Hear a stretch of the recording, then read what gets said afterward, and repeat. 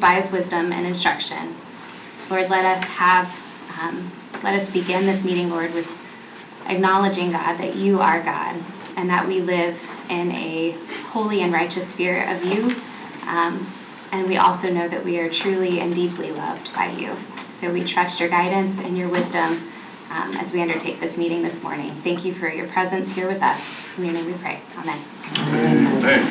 Okay, at this time, I will open the school board workshop meeting for January 23rd, 2024. I'm sorry, let's start with the Pledge of Allegiance. I pledge allegiance to the flag of the United States of America and to the republic for which it stands, one nation under God, indivisible, with liberty and justice for all. Alright, so this morning our agenda is going to be a little bit out of order because we have some special guests here with us to make some presentations. So we will begin with the presentation for bonding from Ford and Associates. I think we're going to start Synergistics. Oh, sorry, another change. So we'll begin with Synergistics cost savings presentation, which is number 2 on our agenda. So Synergistics is our energy partner that we've worked with since 2016, and just wanted them to come in and give a presentation, update you on what they do and what we've done over the past couple of years. So I will turn it over to Mr. Steve Jones. It says Joe Coburn up there, and I was telling Bryce, if this goes really bad, remember I'm Joe Coburn. I like that, Kevin. Thank you for letting me here. My name's Steve Jones. I've been with Synergistic about 7 years. I was in the private or the public sector, public servant for 28 years in Alabama. I live in Montgomery, Alabama. How I got to Synergistic is we hired Synergistic before I retired, looking to reduce our carbon footprint, looking for ways to put money back into our budget, which is a finite opportunity in the governmental world, and we saw that energy reduction, we could be better stewards of the energy we're using. And when I retired, the company came to me and asked if I'd like to travel as an ambassador for the company, and that's what I've been doing. So I've been with the Clay County program for all but 6 months. Y'all had signed with Synergistics 6 months before I came on, and then I took over this as part of my territory, if you call it, and I'm very proud to be here to share some of the fruits of the labor that y'all have done. Am I supposed to point this in? Jill, you ready?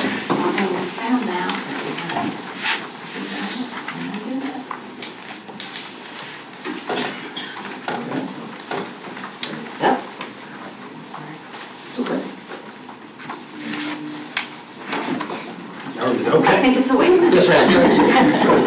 So I see some faces I've seen before, but I think there's some new board members that may not have had any solid updates or any information about Synergistic. So I'm going to go at 10,000 feet, kind of what we do as an organization. We've been around for about 36 years. About 1,600 clients throughout the country. School districts is what we started at. The founder of our company, Dr. Spears, who's still the acting chief administrator, was a school board member in Wichita Falls back in the 80s. They got a grant, a federal grant, to get air conditioning put into schools. They didn't, I can't imagine not having air conditioning in Wichita Falls, but they did not. And that was a great gift, but there is no such thing as a free lunch. They did not have the funding in the budget to pay for the utility cost for the new air conditioning. He put together a program of energy conservation and optimization, and that's how the company got started. And like I said, 36 years later, we are in every state but Hawaii. And I would love to get that territory. I volunteered a couple times, but I think it's kind of out of my range. We average on average throughout the country, throughout all of our partners, higher ed, municipalities, and K-12 is about a 24% reduction. You'll see as we get through this, I'm going to be very brief, that Clay County is at 22%, on the cusp of 23, so we have done some really good things here. When I say we, I mean the district. We are just the conduit for y'all's success. A little bit about what we do that makes a program successful. I'm not going to touch on all of these. One of the things that I do want to talk about is comfort benchmarking. Clay County, your district did an unbelievable job because we see it across the country. Coming out of COVID, there were so many districts and so many school districts that weren't able to get back to where they were pre-COVID on how they ran their facilities. And they're still struggling with that in a lot of districts in Florida, Georgia, Alabama, and the territories I'm in. Clay County was, your maintenance and facility department was very, very, very efficient in getting back to that. One of the main things about our program is that the degradation of the comfort of the learning environment is non-negotiable. We will not reduce the energy consumption by heating and cooling everybody to a level that they're not comfortable. And that is a very big benchmark of ours. Fault diagnostics, we've been able to work with your BMS and EMS groups, which is the controls for all of your facilities. You have a very good organization here. We are able to augment what they do to find better ways, more efficient ways to find these savings. And it's been a very, very, very strong partnership, and we're proud of that. And then the final thing I'm going to talk about this, and Bryce can attest to this, our program is 100% funded through the savings. The line item that you have in your utility budget, that number is already going out the door. It is already going out the door. Our fees come out of what you're paying your utility companies. We guarantee that, and we will continue to guarantee that. And then on top of that, savings goes back into your general fund. So you're taking a good portion of what you're paying currently in utilities and putting that back into the district. Just a little bit more, I want to talk about technology. We have a very robust technology package here, but the core mission of what we do, although technology is fantastic, the basis of what we do is human behavior. We have energy specialists who are, we call it boots on the ground. I hate that cliche, but I'm going to say it. The people that are out in the field. I am proud to say here in Clay County, since the program started, we have had 3 continuous jollies as our energy specialists that are all products of Clay County schools. I think Roseanne was a teacher, is that correct? Her niece was the original energy specialist, and her husband now is currently the energy specialist. We do that, and I emphasize that because our program is education over dictation. And I wish I learned that with my 2 daughters growing up as a part of raising them. We explain what we do and why we do it, as opposed to coming in and saying, this is what we're going to do. And the leadership through the superintendent, we had talked about that. That is a much better fit for a program if you can explain what you're doing. And having people that work on the ground here that know the culture, know the people, know the atmosphere really makes this a much better and successful program. That's our group. That's Mr. Keller over here, the Aussie. Are you from Australia? No, Germany. Right next door to each other. I'm Joe Coburn. But this is a team. We have the 2 energy specialists here, of course, Mark being the lead energy specialist, but we look at it as an inverted pyramid. The energy specialists are on the bottom of the pyramid, but they are supported by a plethora of specialists, boilers, HVAC, irrigation. In the district, if you have a problem in a school with a boiler that you are having issues with, our program, at no extra cost, we will send somebody in there to get a handle on that and help augment your team to get those working. Very dedicated to what we're doing here. Some key facts here, 22% total reduction, on the cusp of 23, I didn't put a decimal in there. Audits. We've done over 16,600 audits. An audit is when an energy specialist goes into a facility at night, on the weekends, during holidays, shutdowns, to inspect what we expect. We are in there to make sure that the building has recovered the way it should be. It comes back on when it should be, but making sure that that equipment is running the way it should be to get the optimal performance. Energy Star certification. Everybody thinks of Energy Star as a little sticker on the refrigerator at Lowe's that says it's Energy Star certified. Well, what it means in our world is that you have 28 schools that are in the top 25 percentile of all the schools in the United States of America for energy efficiency and conservation. That's a big thing. Synergistic has been the Department of Education Partner of the Year, which is not an application process. It is chosen by the Department of Energy for 15 years. 85% of all the schools in America that are Energy Star certified are our partners. That's a big part of what we do, and we're going to continue with that. It's a small process, not a small process, I'm going to make it small. We bring in a professional engineer, we study, we put in the application to the Department of Energy, and then the certification comes in. A secondary, maybe tertiary part of that is federal grants, applying for federal grants. It is really good to be able to say that you have Energy Star certified buildings and you have a codified Energy Star program within your organization. $11 million, over $11 million in total energy saved to date. What that means is, since 2016, this number, had we not been able to have the success within the organization and had the support from the organization, that's $11 million that would have gone to the utility companies that stayed within the district. I think those are good numbers. The Department of Energy, Florida is one of the few states in the nation that requires districts to report their energy usage, cost per square foot throughout the state. As we see here in 2016, Clay County was right at the state average. And it was $1, help me out, Steve, about $1.13 a square foot in 2016. Today, and 2022 was the last reporting period, Clay County is 19.2% below the state average. The state puts it into 4 quadrants. The lowest quadrant being 93 cents to $1.15, the highest being $1.37 to $1.64. Clay County is in the first quadrant. You are in the best quadrant. A better fact, because the Department of Energy, the state only requires gas and electricity to be reported. They don't require water.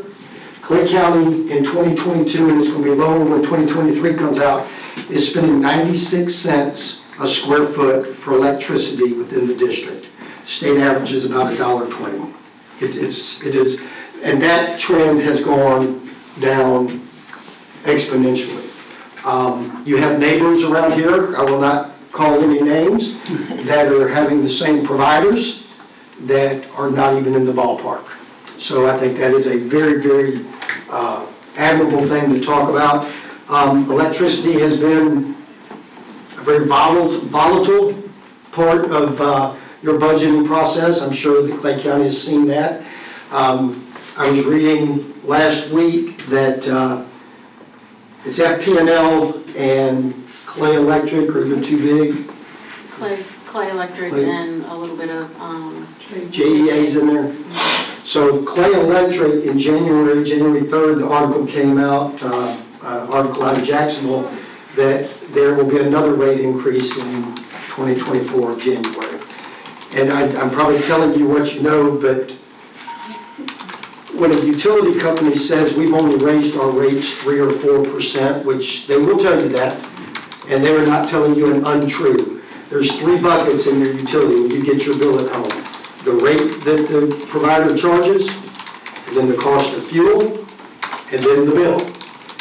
So yes, I live in Alabama, Alabama Power. We have 2 sources of lights, Alabama Power or candles. It is a monopoly. We have to have Alabama Power. But for them to say that they've raised their rates 4%, that is a true statement. The rate has only gone up 4%. The natural gas and fuel cost has gone up 47%. So with all of that, Clay County has been able to actually reduce their energy spend even with the increases.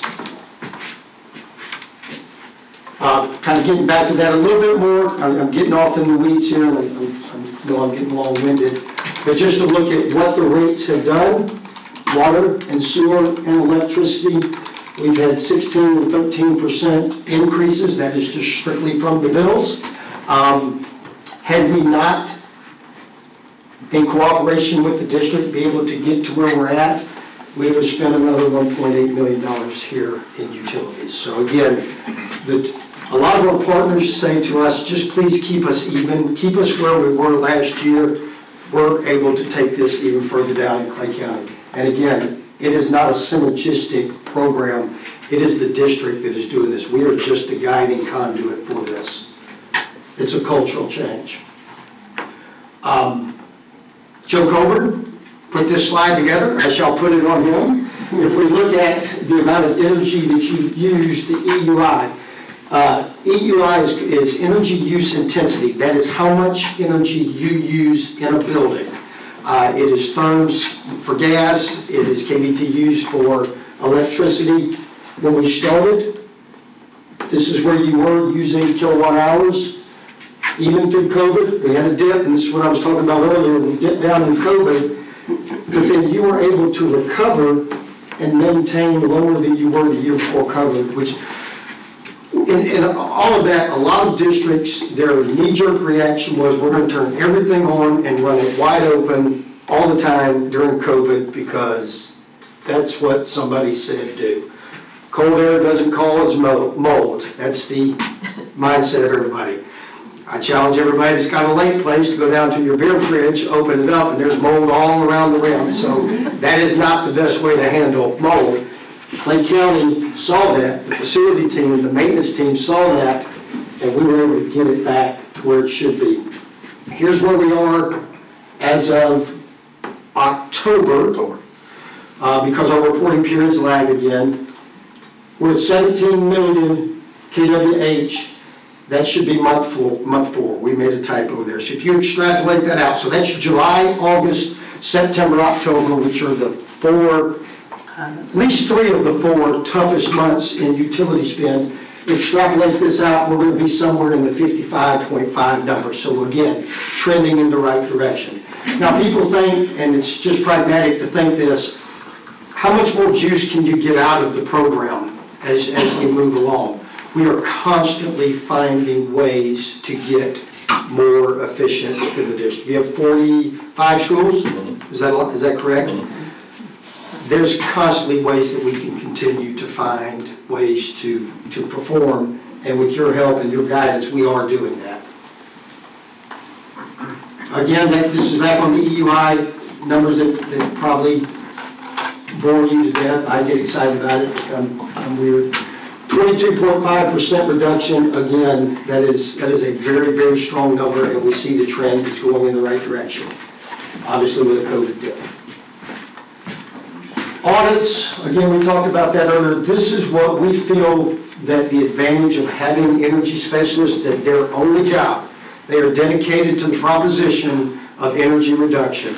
These audits, you can see that 60% of what we do in your facilities is after hours. Well, about in Florida and Alabama, an employee 40.00001 hours is overtime. That's why we hire the energy specialists there on our payroll, because when we say we need to do audits on a Saturday or a Sunday or over Christmas break to make sure that these schools are shut down, we have control of that. That's why most of our audits are in unoccupied time. And it's also to get facilities back. If you have an event, I don't know how much, you rent out much of your facilities, Bryce, do y'all do all of that? Is it in kind or do y'all charge? We charge. Okay. So a lot of times when you have events like that, we are able to, through our analytics, be able to tell you exactly what the cost was for that facility, for that event. And that's good to know.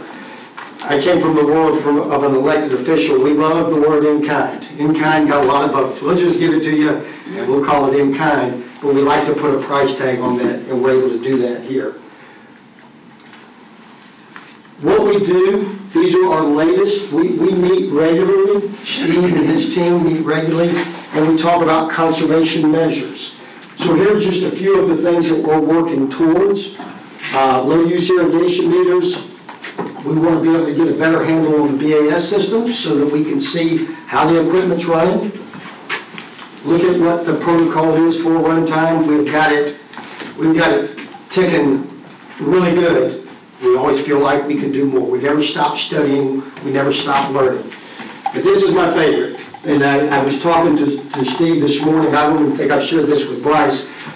This morning, as we're speaking, we're meeting in Pinellas County with their staff and their team, Superintendent Hendricks, and also in Sarasota. We are putting together a student faculty advisory team. That is something that we are really excited about. I'll be coming to you. It's an option. It's not part of the program. But what we like to do is we like to get the students involved with what they're doing. Everything from the elementary to the high school. And it's our goal that in 6 months when we come back for a board report, that we have a student from the student advisory program that's talking about the program and what you're doing. And that's not just for the higher education kids, the high school and middle school, although we'll weave it into the STEM and STEAM. But I was talking to this young lady over here, the elementary school kids.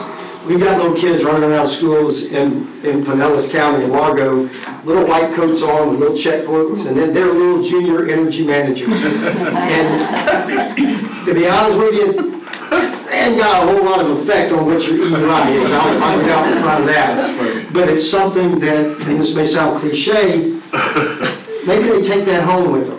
Maybe they learn a little bit about what they're doing and the fruits of their labor, because again, in a behavioral program, it's buy-in. It is buy-in that gets this, and it becomes part of a program.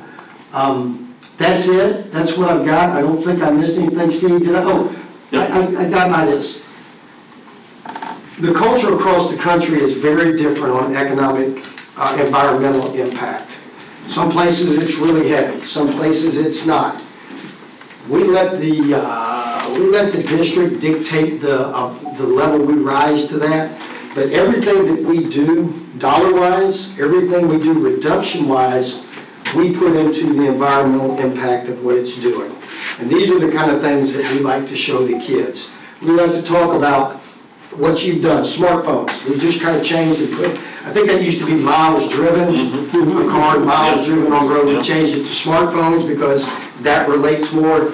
But we like to talk about what you've done in Clay County is the equivalent to planting over 1 million trees for 10 years as what you put back into the environment. And those are the kind of things that are part of the program that we like to talk about. So I think I have gone through that fairly quickly. Otherwise, I'll field any questions, or if the board has anything they'd like to add, I'd like to. Any questions? They do a great job with our maintenance department. They work together very closely, and it's a great partnership. Good. So, thank you. We enjoy it. We're proud. We're proud to be able to say we're partners with Clay County. And I'll be honest with you, I mention Clay County very often when I'm traveling around because it's a shining star. Thank you all very much. Thank you so much.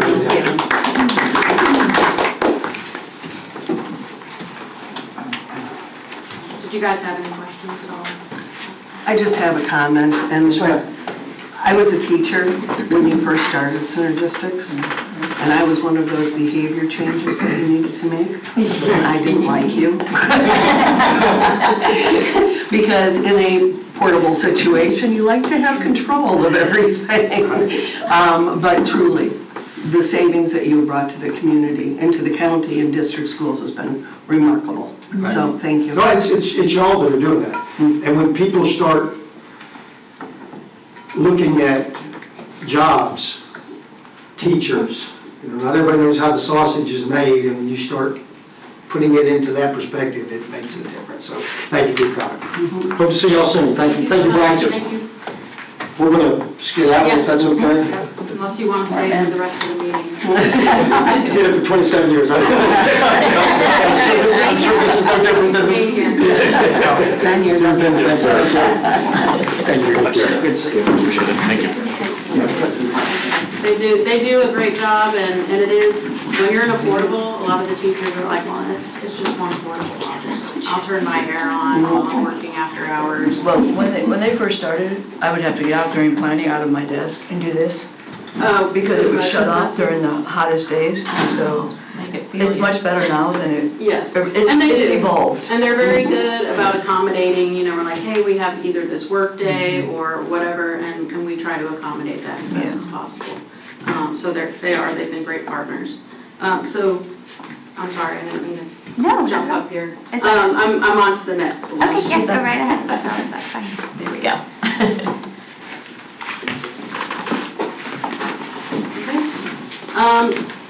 Going to discuss today classroom wing cops, and this is not another presentation on the police department. It's a different participation. I thought it was the little children flashcards. We can work on that. So you might be wondering what a COPS is. The presentation today will just kind of be the who, what, when, where, why, how. There are several new board members that we have not done a COPS with you guys before. So we do have Ford and Associates here, our financial advisor, to go over the technicalities of it. And then I will speak to kind of a why, and Lance will give you an update on the growth. The COPS, right now, it's a vehicle, basically, just to give you a high-level view of what we will use to obtain the funding for these classroom wings without crippling our existing schools. So it does become a cash flow issue. Again, Lance will talk about growth, and then we will close with Ford and Associates talking about the process and a little bit about the timeline. So I will hand it off to Will Reed with Ford and Associates at this time, and he will discuss what it is. Thank you very much. I know that we were up here probably a year ago talking to some of you about the borrowing options that are available broadly. This is going to be much more specific and tailored to certificates of participation, because that's really the avenue that we're going through and looking at. Basically, what is a COP? A COP and certificates of participation are shortened to COP, so if I say COP, we're talking about certificates of participation. Those are lease purchase transactions. They are not a pledge on the district's revenues. It is a pledge on the rent that you're paying for those facilities. You can think of it similar to a mortgage, where you're going through and making that mortgage payment annually to go through and continue using the facility. They're paid from revenues that you already have. So it does not go through and increase taxes. It doesn't introduce a new sales tax. It doesn't introduce new property taxes. It's paid out of the 1.5 mils that you're already levying for impact fees or other dollars that the district already has. Currently, projects that you can go through and finance with these are limited really to educational facilities and school plan. It peels out things like administrative facilities, transportation depots. That is a piece that they are currently reviewing in the legislature to go through and broaden your ability to use these to fund other things that you need throughout the district. But currently it's just focused on schools.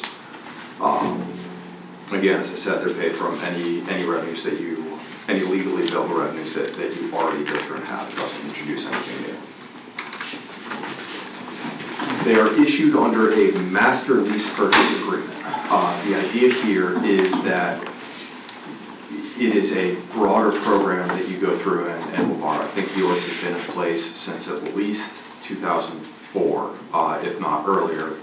The master lease encompasses all of the schools that you're going through and financing under this. Currently, you have 3 series of debt outstanding. They all mature very shortly, and we'll show you that in a little bit. But any subsequent issue would fall within that master lease. The leasing corporation is the entity that goes through and owns the facility, that the school district will then go through and rent that facility from the leasing corp. The leasing corp is you. You go through and probably every November have to have a reorg meeting that you go through and deal with that, but it is made up of the school. So it is a legal requirement to go through and do this and comply with state law. State makes it a little bit more complicated for you to go through and use the funds that you already have. The master lease concept. So you go through, we've got, as I said, you've got 3 series of debt outstanding. Each of those were used to finance schools. the rent that you go through and pay secures the school that you go through and finance under that lease. Investors going through looking at this were concerned because if you're going through and financing a school that is, if you maybe just have a wing under the lease, the credit quality may not be that strong. So what has been introduced and really what all school districts in the state use is this idea of the master lease concept. And that basically ties together all facilities that you've gone through and financed. So in essence, you can't pick and choose which facilities you're going to go through and pay your rent on. You have to go through and either pay rent for all the facilities that you've borrowed or none. That goes through and allows you to really finance schools throughout the district. In the event of a non-appropriation, if you go through and say, hey, I don't want to go through and make my debt service payment, I don't want to pay my mortgage, you give up all the schools that are financed with COPS, and then the person who lends you the money goes through and relets those schools out to try and make up what they do. Same thing with a home mortgage, where if you go through and elect not to pay your mortgage, you have to give up your home. It's equivalent there. Again, this credit strength is made up of the facilities that you have. So it's not just the wings that we're looking at here, but it's looking at those facilities that the 2017s, 14s, and 2012s went through and financed as well. As I mentioned, you've got 3 series of COPS outstanding. You've got the 2012s, 2014s, 2017s, for a total of 21 million outstanding. Those all mature. You'll see that the longest maturity that you have there is 2028, so the average life is very, very low. You are in a very enviable position. There are not many districts out there that can go through and say that they have this low of a level of debt, both on an annual basis and on a term of the debt. To show that a little bit more graphically, this is what it looks like. It is tiny. Going through looking at the proposed issue that we're going through and we'll be discussing today, we'll go through and lay out. This is looking at a $36 million issue financed out, I believe that's 25 years. So again, the debt service going forward is still going to be incredibly low versus the revenues that you go through and have. And with that, I'll hand it over to Bryce.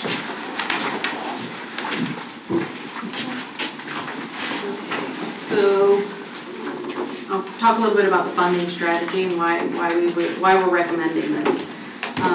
So it's no surprise to the board, I hope, the significant growth that we're seeing out there in Oak Leaf area, Lake Asbury Junior area. With that growth, of course, comes more kids. We need more facilities, right? So I'm going to skip ahead actually to the charts. You can look at that.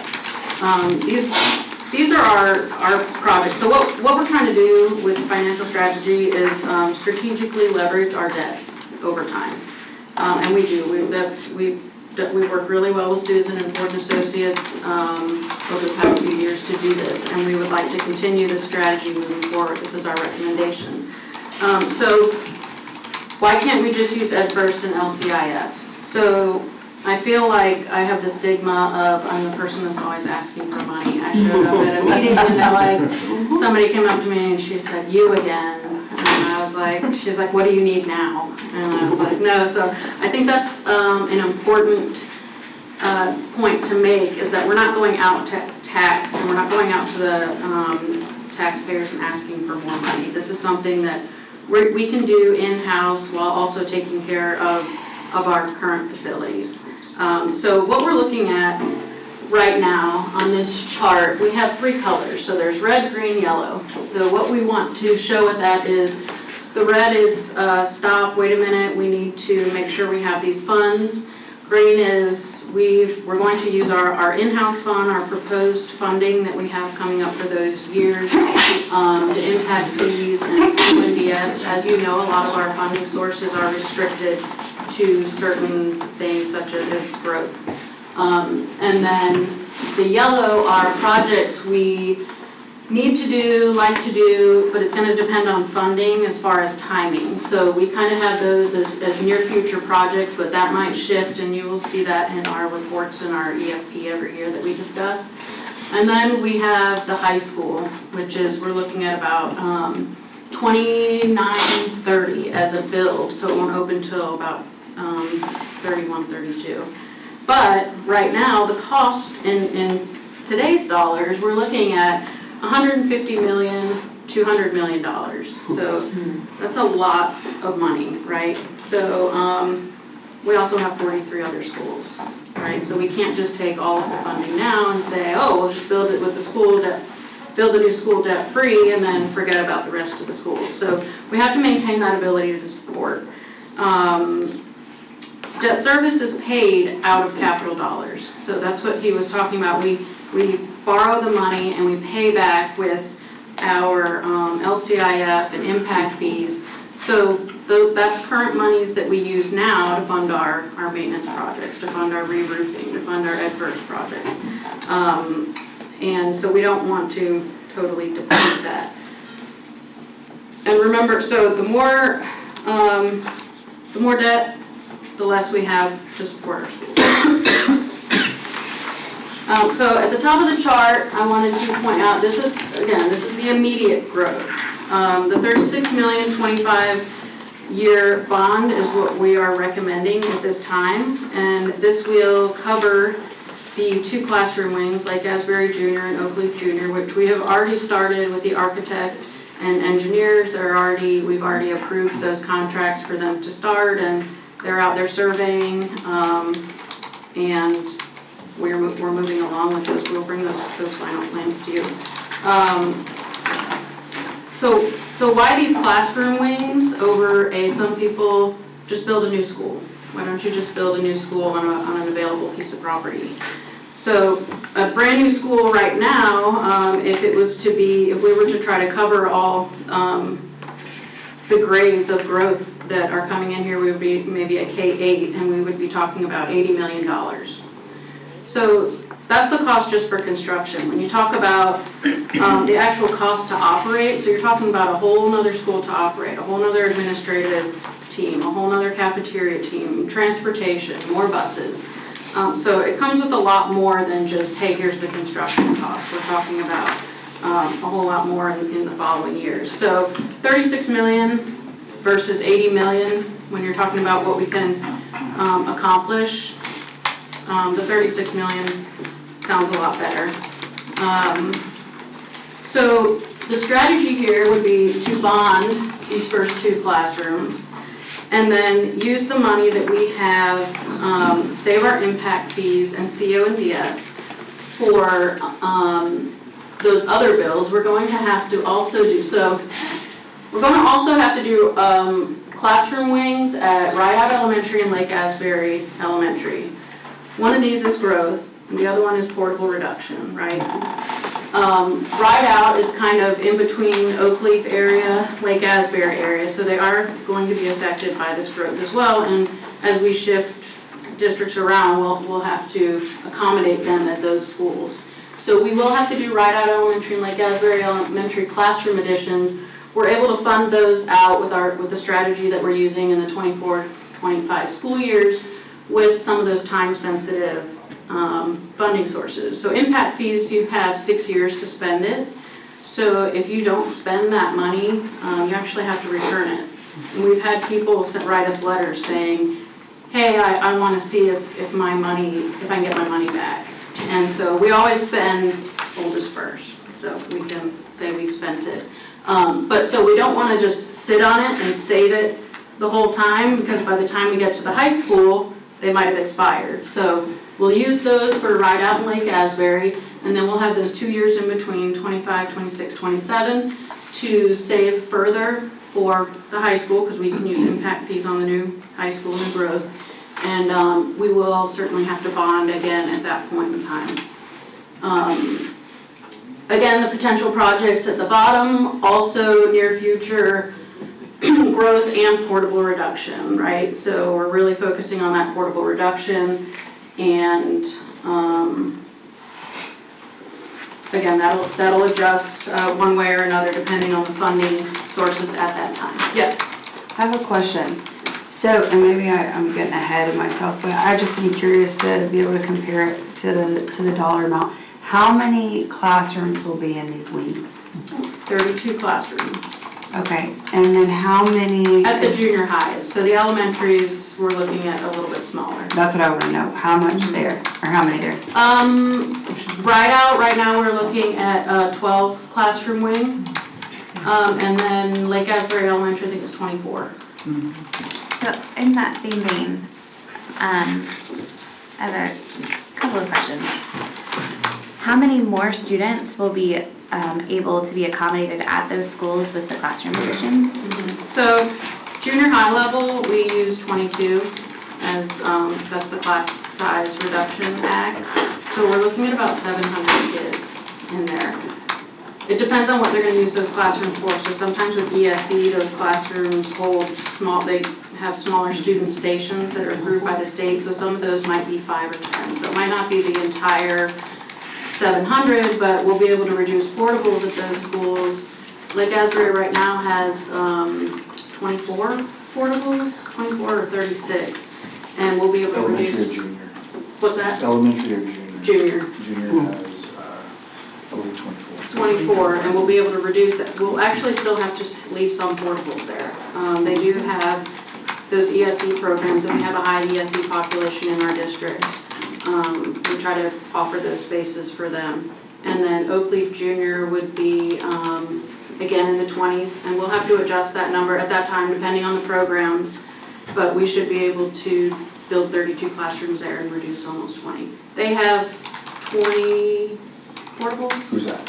Oak Leaf 36. Junior, 30, they're the ones with They're the 36. ones. So you're looking at a potential addition of conservative, maybe 500 students. Yes. High number would be 700. And how many students are there already? Oak Leaf Junior, do we have those numbers? Where they're at enrollment right now. Oak Leaf is, I believe, at 1,004, and I want to say, I'm sorry, reverse. Lake Asbury is about 1,004, and Oak Leaf is, I can pull up my computer and give you exact numbers, and Oak Leaf, I believe, is about 982, somewhere around there. Yeah. So we're looking at capacity building to 15 to 1,700 students total? at That's those correct, schools? yes. All right, so then, in that vein, my next question would be, as we grow schools larger, it's going to sound like a paradox, but how do we grow smaller as we grow larger? Because I know when I think about classroom management, when I think about running a whole school, you don't want to feel like kids are getting lost in the numbers. So is there a way that we could, especially at the elementary school, I don't know if it's like you have a school within a school situation where you're keeping your K1 and 2 and you have an administrator that's designated specifically for that group. I think there's lots of ways that we could think outside the box for how to grow smaller and be relational as we grow larger, because I think that's part of what makes Clay County so attractive, is that we are a hometown community where people know each other. So I don't want to lose that as we grow in size. And I understand building efficiency, saving money, you have to make use of the space that you have. But There is no doubt, and the fourth member, Ms. Gilhouse, makes a great point. That's what makes Clay County great. I will point out that we have several schools with a very low enrollment rate, total overall enrollment. To give you an idea, our neighboring county, east of us, right, because I'm not naming the county, I'm just pointing directions, right, has roughly the same number of school sites, but has 12,000 more students. If that gives you an idea when you're talking about efficiency. Of course, that district has very rapid, even like astronomically rapid growth in that particular district. But to your point, you're right, looking for ways to manage it in which we still have that small, but there's also a little bit of efficiency that has to be factored into it. Well, I know when I was always secondary. In my last 3 years, I moved down to elementary. My most riveting years were the elementary years. But every time you went to, let's say, the Montessori wing, small, parents that like teaching in your own home, I know they're like, if you go to Tynes, your first, second, and third grade wing feels the same way. So I have an appreciation of, and I also think academically, when we put kids in bracketing age groups in that smaller community, your vertical articulation is better than being scattered around. So I have always and will always be excited about classroom wings for that reason of what you can do with academics. And neighboring, I know they have academies and then they have wings, or they have schools within neighborhoods to keep it that small feel. And I could be wrong, but I think adding these wings would do that. But I like that idea. It could do that, but I think we have to be intentional in the planning of how you execute that. So it's, you have a first and second grade, community that has events that's just for them. And I'm sure that the schools are probably already doing that, but that's just where my mind goes as a parent. If I have a 5-year-old and I'm dropping them off at school with 2,000 kids, I don't want my kid getting lost in the mix, right? So I think the more that we can put those plans out for the community of, yes, we're growing larger, but we're also growing smaller and we're being intentional about it, and here's how we're doing it. I think a good example was Spring Park Elementary. And when we were there that first day of school, and we saw the kids being dropped off, and they were told, okay, if you were in kindergarten or first, you come in this door. But if you were in those grades, go to the second door. And that same thing happens. Ridgeview, I know, has added wings in the past. I mean, we're talking years now ago. But anytime they've added a wing, and even at Argyle recently, teachers realize that, I've grown into this classroom, but frequently there will be changes and say, okay, we're growing more in that kindergarten area, so we're going to add a classroom here, and this wing will be kindergarten, that wing will be second and third grade, this wing will be first grade, and at Argyle now the portables are fourth and fifth and sixth. And that's sort of how it's always been. However, even within that they change. So I think there's in management, just in managing the population, it helps to, as you said, keep them within those separate areas to help them get to know each other and to make the children feel safe about where they're going. Right. And empower the children to know where they're going. Right. Also that maturity, changes as well. because when you have 6th graders within elementary school, some of those 6th graders, and I have to pray to God that my kid still stays a little girl that wants to play with baby dolls and stuff like that in 6th grade, but then you have the other 6th graders who have older siblings who maybe are a little bit more mature for an elementary school setting. So I think also realizing that separating those older grades. I think separating them, but I think there are creative ways where you can have a at-large school community, but still have smaller segments within there. And I think specifically about schools that do, like, you get to 5th and 6th grade and you get to join one of the schoolhouses. And, there's different segments, so you're within your community of your house, but at the same time you're representing your house to the community at large. So there's ways to develop that small feel within a large school. And I mean outside of just the building structure itself, how are we facilitating those relationships and that community within the school? And I think just the more that we can be intentional about that and really have a solid message of here's what we're offering in our larger schools, I think that would be. There is also a board policy on the maximum of our school sizes. So I don't want you to think we're just going to keep adding wings. At some point, we're going to build a new school. But capacity is based on the cafeteria size and basically how many kids we can feed is what it comes down to. I have a quick question. Junior high wings are going to be 2-story, is that correct? Correct. The plan is to have them 2-story, including an elevator? Yes. Thank you. And the elementary wings are going to be single-story still? At Rideout, we're still looking at Lake Asbury. We're still looking at ideas right now. Okay, just curious. So we can't be alarmed when we add all these wings at the new roof cost. Yes, We don't understand. That's correct. But I was very impressed with Oakley when it housed both elementary and junior. I mean, it worked well, I thought, being able to separate the two before the second. Elementary was built, and of course, the high school was being built, but it was managed well.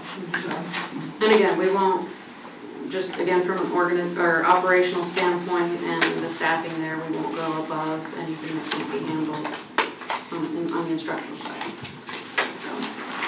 Mr. Bresky, did you have something? I was gonna say, when they see the Y and they see the growth, you'll see the plan here in a second. Correct. So at this point in time, I'm going to hand it back over to Lance, or hand it to Lance to go over that growth and a little bit of the numbers for you there. Thank you, Ms. Ellis, Mr. Superintendent, Madam Chair, board members. Good morning. Beautiful morning. Thank you. Why do we do what we do? So we look at this, I basically look at this all year long. I have to keep up with everything that goes on in the county. As you know, in the county we have hot spots, and Lake Asbury is one of those hot spots. Terry is going to be upset that I don't have my Monopoly houses anymore.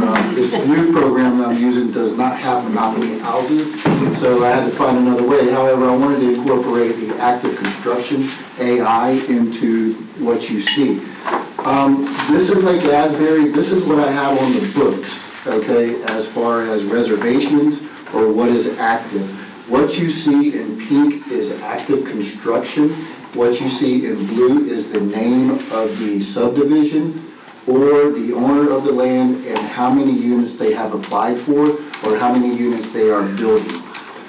It's a lot, okay? And when I get into showing you the capacities and how many overall, you'll see where we stand right now, okay? I'm gonna unconvolute this a little bit, if that's a word, so I'm gonna go on to the next. So I just want to show you how many subdivisions are on the books in this area. I want to show you where the schools are. So this is LAE and LAJ, and that's kind of without all of the subdivisions named. That's the active construction. Now I want to point out that right in here, this is Highland Trail. There's about 1,650 homes going in here, so all this will be pink, all right? All of this down here will be pink. And that's the new. That's correct. That is the road. right. That's the First Coast Expressway. So as you see, all of that growth is kind of centered around that First Coast Expressway. If you don't have to drive through Lake Asbury right now, don't. Yeah, it's pretty bad. It really is. You know, there's a lot of construction going on over there. So down in the bottom right, that neighborhood is Cross Creek. I'm going to touch on Cross Creek a little bit and show you the impact that it has had on it, and not say that every other development is not having impact, because all of them are having significant impact in the area.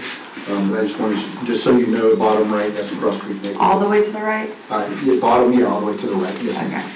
So basically right here, it kind of starts right here, and all of this is Cross Creek. Mr. Addison, where's Yes, the ma'am. property that we purchased? The property we purchased is right here. Thank you. Yes ma'am, it's just north of Annabelle Island. Got it. So if you see right here, this is Annabelle. This is the property. I just got an application in this week for this one, Russell Retreat.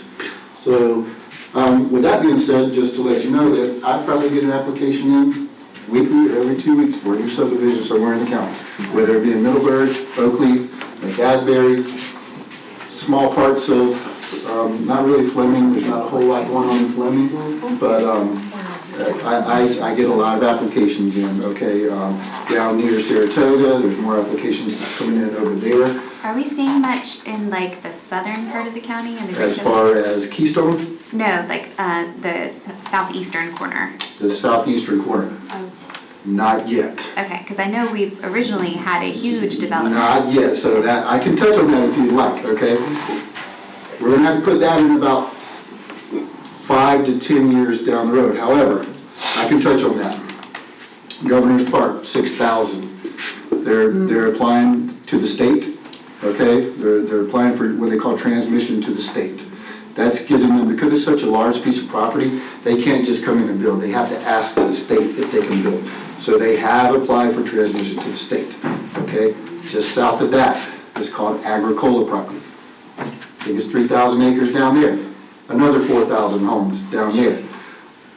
They're applying for the VCC to allow them to transmit to the state, if I'm not mistaken. I'm not real versed in how that process goes. I am in on it a lot, and I do give my comments, but the actual process, I don't really know. All I know is they are applying for transmission to the state. That's 4,000.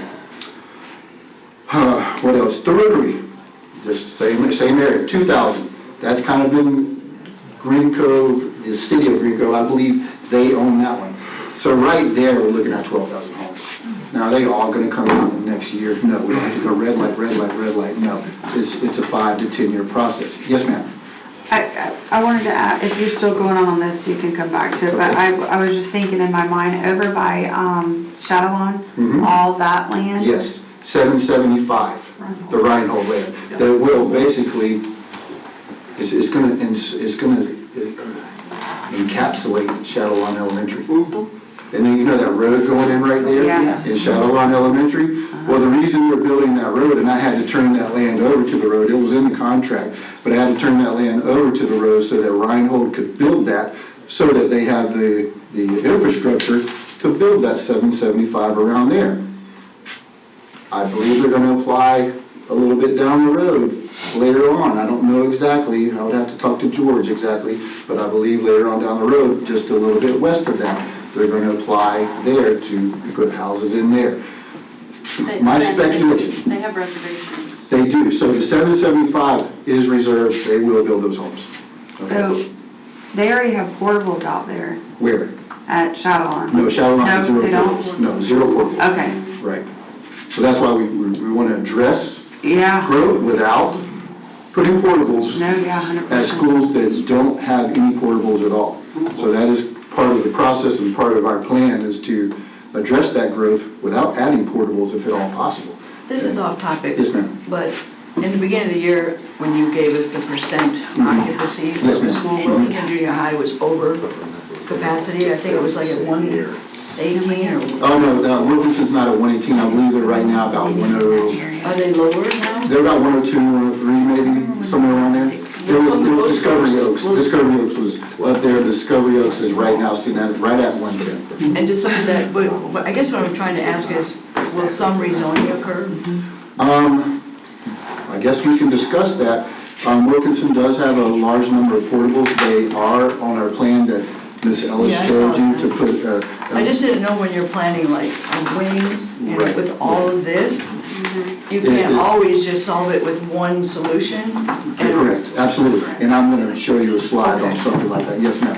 But you're absolutely correct. Yeah, and just to educate the board, so something that you brought up about transmittal, so really just for y'all's understanding, so generally when a project comes up for development, so that you have a developer that wants to do one of these projects, so the first step is really a 6-step process. The first step is going in front of your planning and zoning agency to get approval for transmittal. So the PZA will then make a recommendation to the Board of County Commission for transmittal. So that's the first approval process. It goes to the County Commission, then they review it for transmittal. They will take the recommendation from the PZA. They can either deny it or they can vote to transmit it. Mrs. Bowles is familiar with this from her husband. It's transmitted then to the state of Florida, who does that's the third process. The state of Florida reviews it for traffic concurrency. They look at impacts.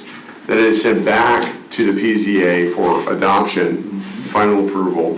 The PZA will make a recommendation at that point to the county commission. It'll go to the county commissioner for final approval. What that does is that gives the developer entitlements. That doesn't mean necessarily that all those homes are going to be built right away because they have a development order that extends over a period of time. But there are a number of different, but transmittal in and of itself, we have to lean forward planning, Right. because we know that a developer's interested in putting that number of homes, but once 10,000 homes, or once they're approved, because of the way impact fees and different things work, generally, they're never gonna hit that threshold. But still, you know, there's a lot of approval processes that go into that. But that's kind of how that process works. There's a multi-step, you know, transmittal, then there's approval, then the state of Florida reviews. Does that make sense? Right. And in my opinion, this is strictly my opinion, I don't see anything holding them back. That's just my opinion, okay? Well, There's a point, though, where you speak for the school district and Yes. say, no, we're not going to approve, let's say. So that's a great Russell Road, point. whatever. I am appointed by you all to sit on the planning commission. That's part of my job title. I do sit on the planning commission. The planning commission is a volunteer commission. They make recommendations. They do not say yes or no. They make recommendations to the BCC. When I sit on there, and please understand that I am one of 8, Yeah, okay? He's not heard is what he's saying. yes, exactly. Aaron Skipper learned that real quickly. I am one of 8. Now, I will base my vote based on whether we have capacity, if it's going to put a stress on the schools. And please remember that per statute, if I don't have capacity right in that zone, I have to look at contiguous zones. So let's say Clay doesn't have any capacity, and that development is in Clay's zone. Well, guess what? Plymouth Island is contiguous, and Plymouth has capacity. I have to grant capacity based on Plymouth Island's capacity, not Clay's. So those are little things that I have to look at, and the nuances of how the vote goes. I can't say, no, we don't have capacity, when the state law says, well, you kind of do. So that's kind of how I have to look at things. May I ask real Yes, quick? ma'am. Saratoga Springs was Great. supposed to come in Great- before. Great point. So I don't, So Saratoga Are we Springs set? Saratoga Springs is kind of right here. Now, I don't necessarily consider it part of Lake Asbury. I consider it more of a Green Cove area. And because you mentioned Governor's Park, and I Right, don't know if so- we're set. And, Right, you know, so- since the park group moved out, I don't know if we're set at 6,000, because we keep hearing different numbers. They are, and the BTI, I believe, owns it now. They have come, and we have had meetings with BTI.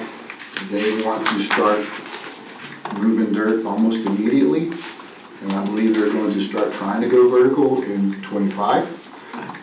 The word I have is that Saratoga Springs, that they've pretty much worked out everything with the water management district. So they want to start moving dirt in '25, so that's kind of where I was gonna get with why I do some of the things that I do, and I'm kind of getting down in the weeds, and I'm gonna do that when I get to where I'm showing where the capacity is and what the percentages are. How many houses in Saratoga Springs? 5,000. 5,000? well, it doesn't look like we say no very often. Well, we do, but. So, As a county. So and that's another great point that you bring up is, the way this works is, if the land use is correct and the density is correct, we can't say no. That's right. They can do whatever they So if want we to have with their 26 land. new car washes, we don't say no. They can do what they want to with the land, as long as the land use is correct and the density is correct, as far as residential. When it's not correct, they come to the planning commission. And then that's where I have that 1 of 8 vote. So that's kind of how it works. We really just can't say, I don't want you here. It doesn't really work like that. So the Watkins property way over on the right, that one, they're having a little bit of issue. I still have them on the books. They still have reservations, but I think they're going to be they're kind of going back and forth with the BCC right now. So that one's kind of going back and forth. Other than that, most of those are pretty much set. They will build. Any other questions about around the county? I love this stuff. This is what I do. This is what I do. I'm glad you're saying this out loud though, because like myself, you know, you don't realize that these statutes and laws are in place and everybody's like, you can't stop them, you can't just tell them to pause or tell them, you know, all the things. And I mean, that's why we live in America. We can do what we want, Yes, but at the same time, That's correct. it's trying to catch up. So we have to, so as the school district, we have to manage the growth, keep up with the growth, Try to reduce and eliminate portables, make sure we're doing it in the right areas. We have all of these things that we have to look at almost, on a daily basis, and that's where we come together as a team, and as Dr. Kemp will say, we will scrimmage a lot on, hey, what are we gonna do? How are we gonna do this? How are we gonna tackle this? So we go through this quite often. Aren't you glad you're just in charge of schools and not roads? I do not want to take that beating. I do not want to take that beating. No, that's another beating that I think the BCC takes quite often. All right, so let's look at the Lake Asbury student generation and the capacities in the area. So as far as the number of homes right now, of all of those developments that I've shown you, I've gone through and I've counted one by one, they have approximately 1,550 COs. That means they've already issued it, they're living in something to that area. Of the new areas, don't get me wrong, we have other areas that obviously, legacy neighborhoods that have already been around. That leaves us about 5,840 to build in the area. That's 1,500 elementary, you can see the numbers total, 2,885 students.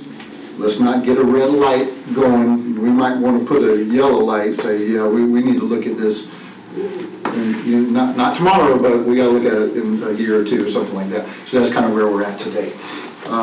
You see Lake Asbury Elementary, 91% when we started. This year, we were at 85. Last year, we were over 100. Why is that? The reason why is because I took Cross Creek, and I took it out of Lake Asbury because they were over capacity. And I put them in Rideout. Rideout was at 70 something last year. Took Cross Creek and put them in Rideout. Look at Rideout. Why'd they go up so fast? Well, I have to look at how fast they're building. Last year, Cross Creek, and I'm not saying the other neighborhoods are not building, but last year, Cross Creek did 200 all year.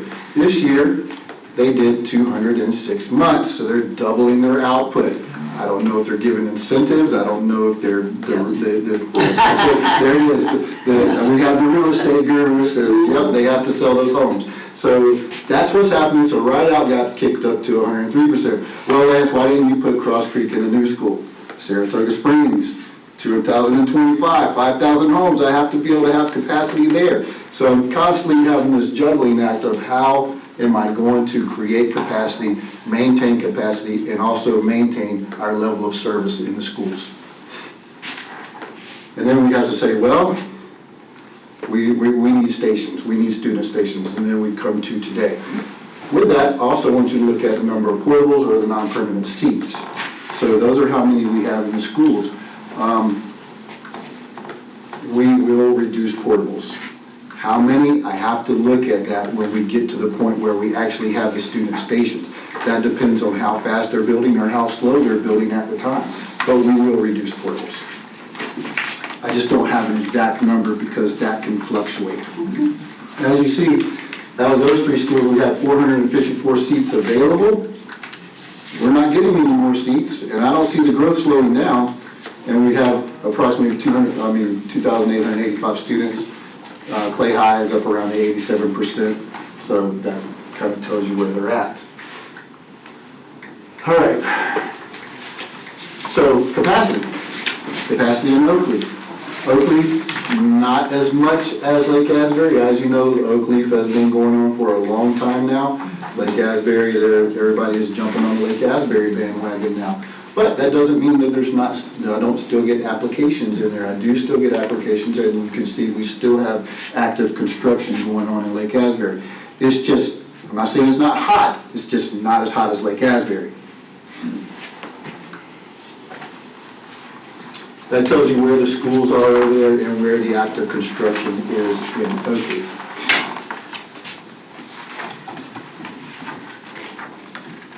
Well, why are we looking at Oakleaf? That's a great question. This is why. We still have construction going on. It's still kind of hot, and we still have construction going on. But look at the capacities of the schools in the areas.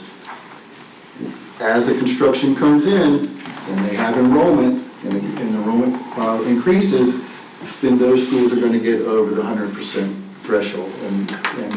And then you look at how many portables we have. Well, so we can take a look at if we have student stations available, permanent student stations available, then maybe we can address our capacity issues and also address our portable issues that we have so many portables. So we're trying to tackle many different obstacles here with one thought. We have a total of about 579 total seats available with our 665 students on the books. I get applications all the time. So I'm not saying that that's not going to increase, because it probably will. There is still land available out there. I don't know if the Spencers are selling more land. I don't know. You never know. I thought they weren't, and all of a sudden I get an application for 600 homes. So, yes, ma'am. I have a question. Yes, ma'am. So Oak Leaf Junior High is at 65%. Yes. I guess my question is, and they have 34 portables. Mhm. They're at a low enrollment. Why do we have that many portables? So that's a great question, and a lot of times, and the way I want to address this is, and maybe Dr. Sanders can help me out with this a little bit, is sometimes the capacity of what they show, I have to go by fish. I have to go by what the state has and the fish. But sometimes we have programs in there, and let's say we have, for example, 10 or 12 units in Lake Asbury Junior, then the capacity is a little bit skewed, because it might say that that classroom can hold 22 students or 25 students. However, we have a unit in there and they only have 5 or 10 students. So it kind of skews the capacity a little bit to where I think in Lake Asbury, maybe we should really truly reduce the capacity by probably 144 students, but I can't do it on the books because that's what Fish says, that's what we have in Fish, and I just can't go in and just change the classroom. I'm not allowed to do that. So with your question, yes, we have capacity in Oak Leaf, and yes, we want to reduce portables, and we still have capacity issues at the other schools also. Right. Yes. And we want to use that capacity. We No, want to be yeah. able to use that capacity. I just don't understand why you needed 34 portables with low capacity. It's just what I was getting at. When Oak Leaf was first built as that K through 8 school, it technically should have waited, I think, another year. And there would have been more permanent buildings, if I'm not mistaken. Well, and we just emptied Oak Leaf out a few years ago. Not emptied it out, but we moved 6th grade, right? That was, okay, so we were literally dedicating Argyle Elementary that day when we were told Oak Leaf Junior, K through 8, is going to open next year, and we're all standing there going, really? So they built the buildings, the administration building, the cafeteria, the library, and one of the main classroom building that they have, and put the junior high there. And then the rest of the school was built, the K through 6 school was built with portables, okay? That was the decision made at that time, because they had just opened Argyle to relieve the 1,400 students, I think we had at W.E. Cherry, 12 or 1,400, moved over to Oak Leaf to build that, then followed up with Plantation Oaks and Oak Leaf Village.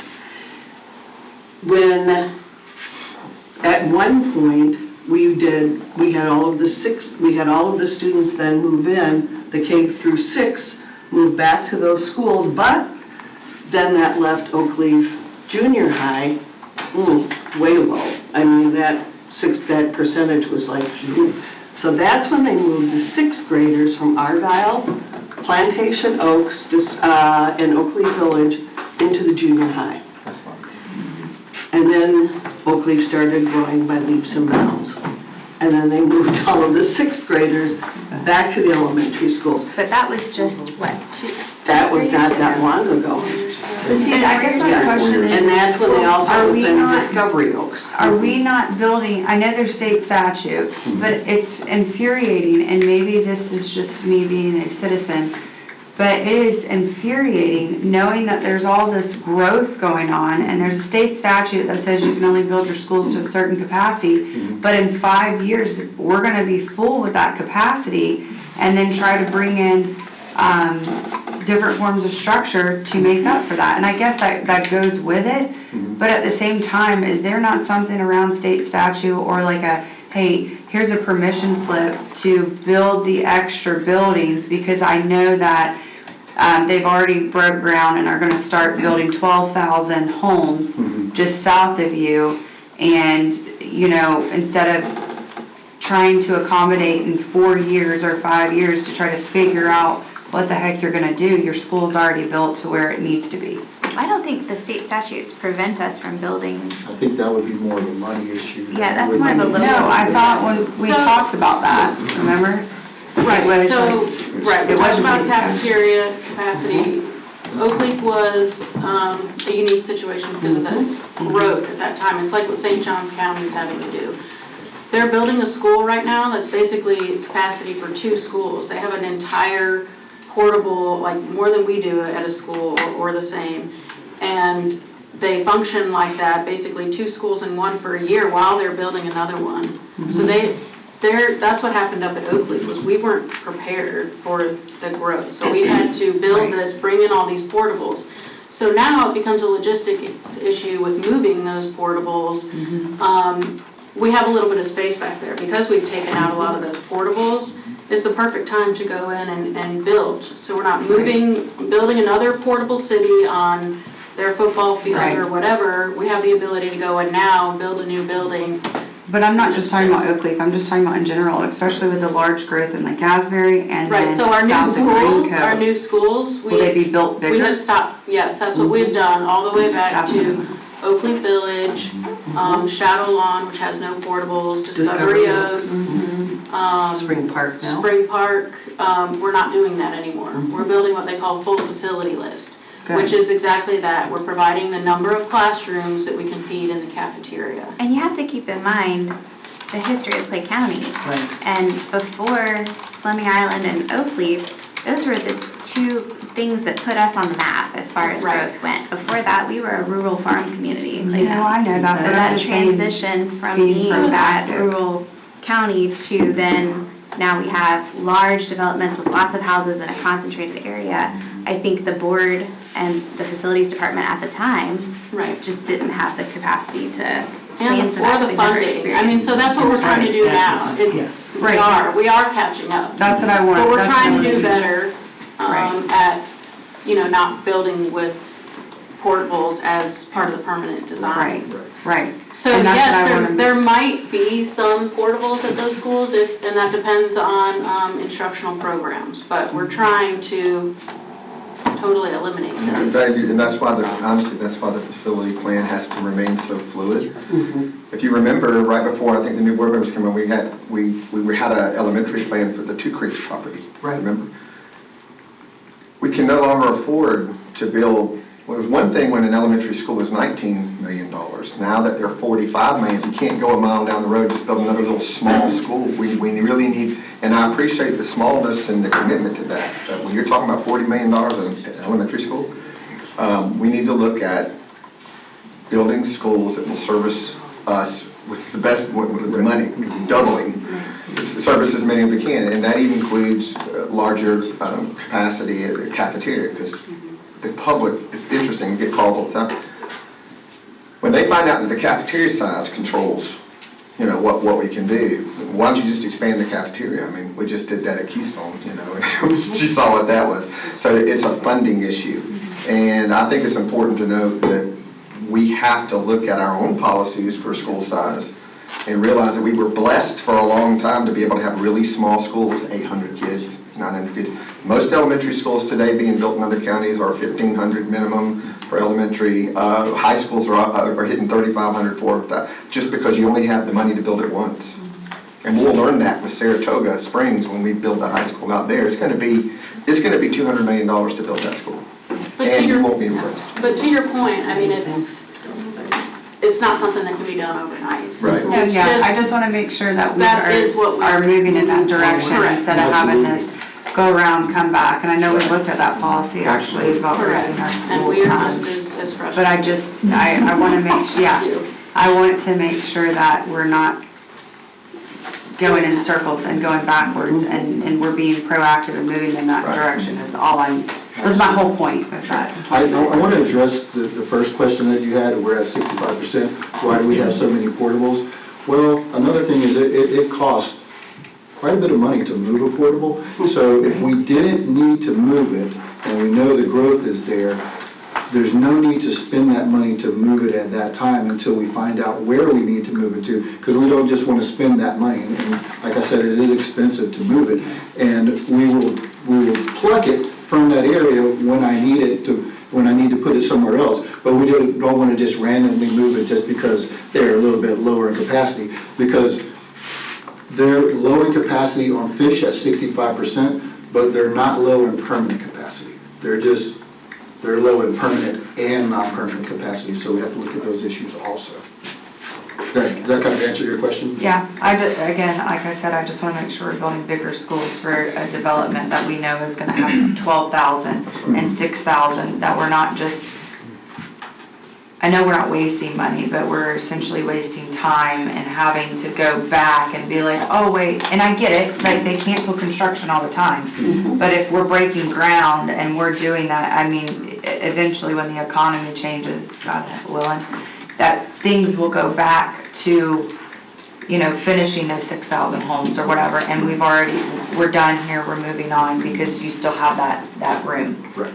And remember, that was a perfect transition. You have school board policy that limits the school size. That's Right. something that you guys might have to take up as a team to start looking at those policies for school size, because we limited ourselves over time when we could afford to do it to stay Right. really small.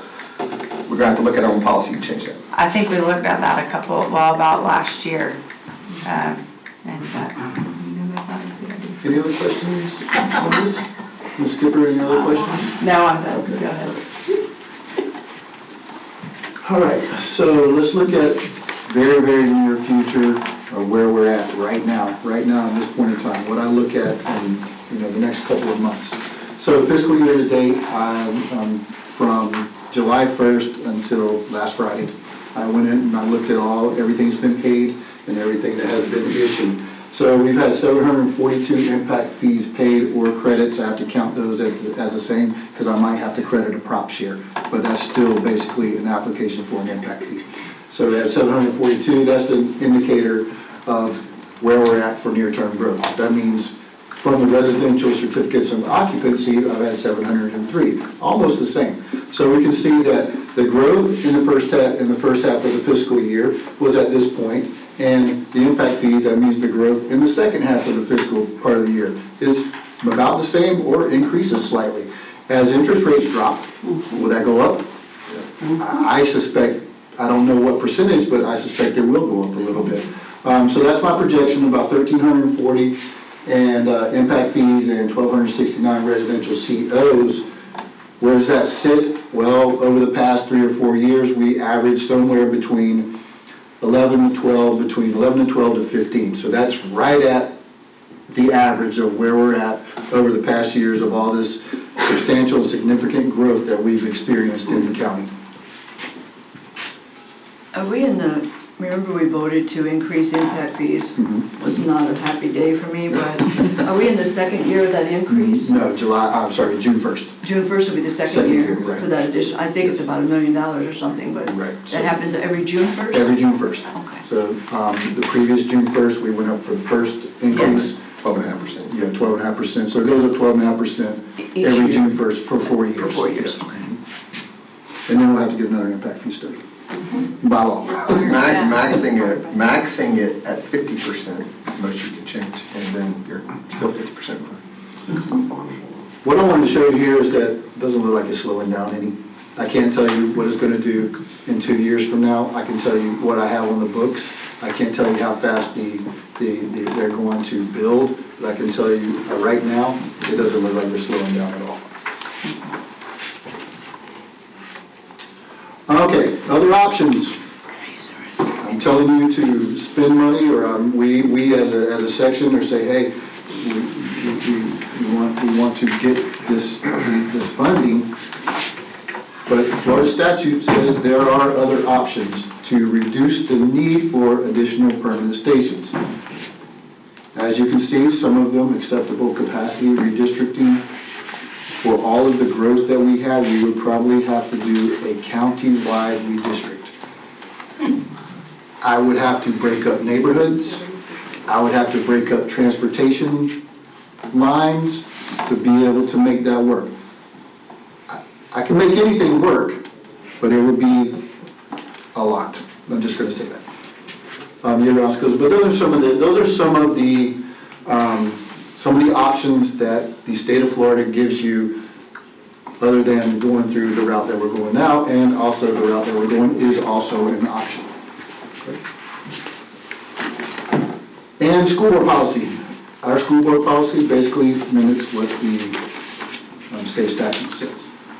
It says we can redistrict, or we can include in the capital plan to add more permanent student stations. I believe that's all I have. Can I answer questions? I love this. I love looking at maps and numbers. You are such a geek. I really am. You are absolutely correct. Yeah. Thank you. Mr. Abbott, thank you. Now we'll talk about the process for giving a next step for the district, as a district, what we need to do moving forward. So this slide right here is the process for moving forward. I do want to go through and highlight the fact that your team has been working for years, going through identifying funding sources, identifying need. As you can see here, this is just a small snapshot of what they've been going through. They really have been turning over every stone trying to find any available way to go through and meet the growth that you're facing. So as far as what we're looking at here, the next step here would really be to go through and create the legal framework that will go through and create this bond issue. That all will go through. It's occurring at some level now, but we'll continue sort of going through. The step following that would be to bring those documents to you for approval. We're currently looking at that being sometime in the March timeframe. At that point, the board would go through and look at it and evaluate whether or not you want to move forward with issuing COPs. There would be within that a maximum par amount, basically a maximum borrowing amount that you would go through have there, a maximum interest rate, and those are the primary parameters that you would go through and look at, saying, hey, we're going to authorize the district to move forward as long as the transaction falls within these parameters. And you delegate authority to the board chair and superintendent to go through and sign documents. Yes, ma'am. Sorry, just because I'll forget in a second. You said this is just like a mortgage, right? So if interest rates go back down, are we able to refinance those interest rates just like a mortgage? So it's similar to a mortgage. Going through, what we would be looking at doing here is a public offering. You'd be going through and offering bonds. They are able to be refinanced. Traditionally, that comes with what they call a 10-year call. So the first 10 years, you would not be able to go through and take those away from the investor. But following that 10th anniversary, you would be able to go through and refinance. And then it's periodically after that, correct? So when you go through and reach the public markets, actually, once you hit that 10-year time frame, you can go through and at any point thereafter. Okay. But the process of doing that is, in essence, going through and issuing new debt and using the proceeds from that new debt to pay off the existing holder. So it becomes a new issue that would then have its own. Right, the term is And we longer. have done that, haven't we? We have, that's why Yeah, we've I done that. don't know within the last year or two, but I know that we've done it within like the last 5. I just know interest rates are up and, When the interest rates went down. it was like- I was going to ask when the Yeah. interest rates were down. Did Yeah. we refinance them? Yeah, we took advantage of that. And That's what I we've wanted. traditionally gone through and followed that closely to see whenever there's opportunity for savings. And just for clarification, at this stage of the game, we're just going for the 36 million. Correct. Correct. And that we would obviously revisit this issue as the need arose for any building that we would need to do in 28, 29, or any there. Correct. Within And at that a time- certain period. Right, and at that time, if the interest rates are lower for the high school, it's something, we can discuss about rolling those in together and getting a better interest rate. I just want to make sure you could do that. I just want to tell you, I'm very appreciative when you look at when the current bonds expire, is right, I mean, the amount of planning and thought that must go into something like this, that the current bonds right now would be expired at the time we would need a new high school.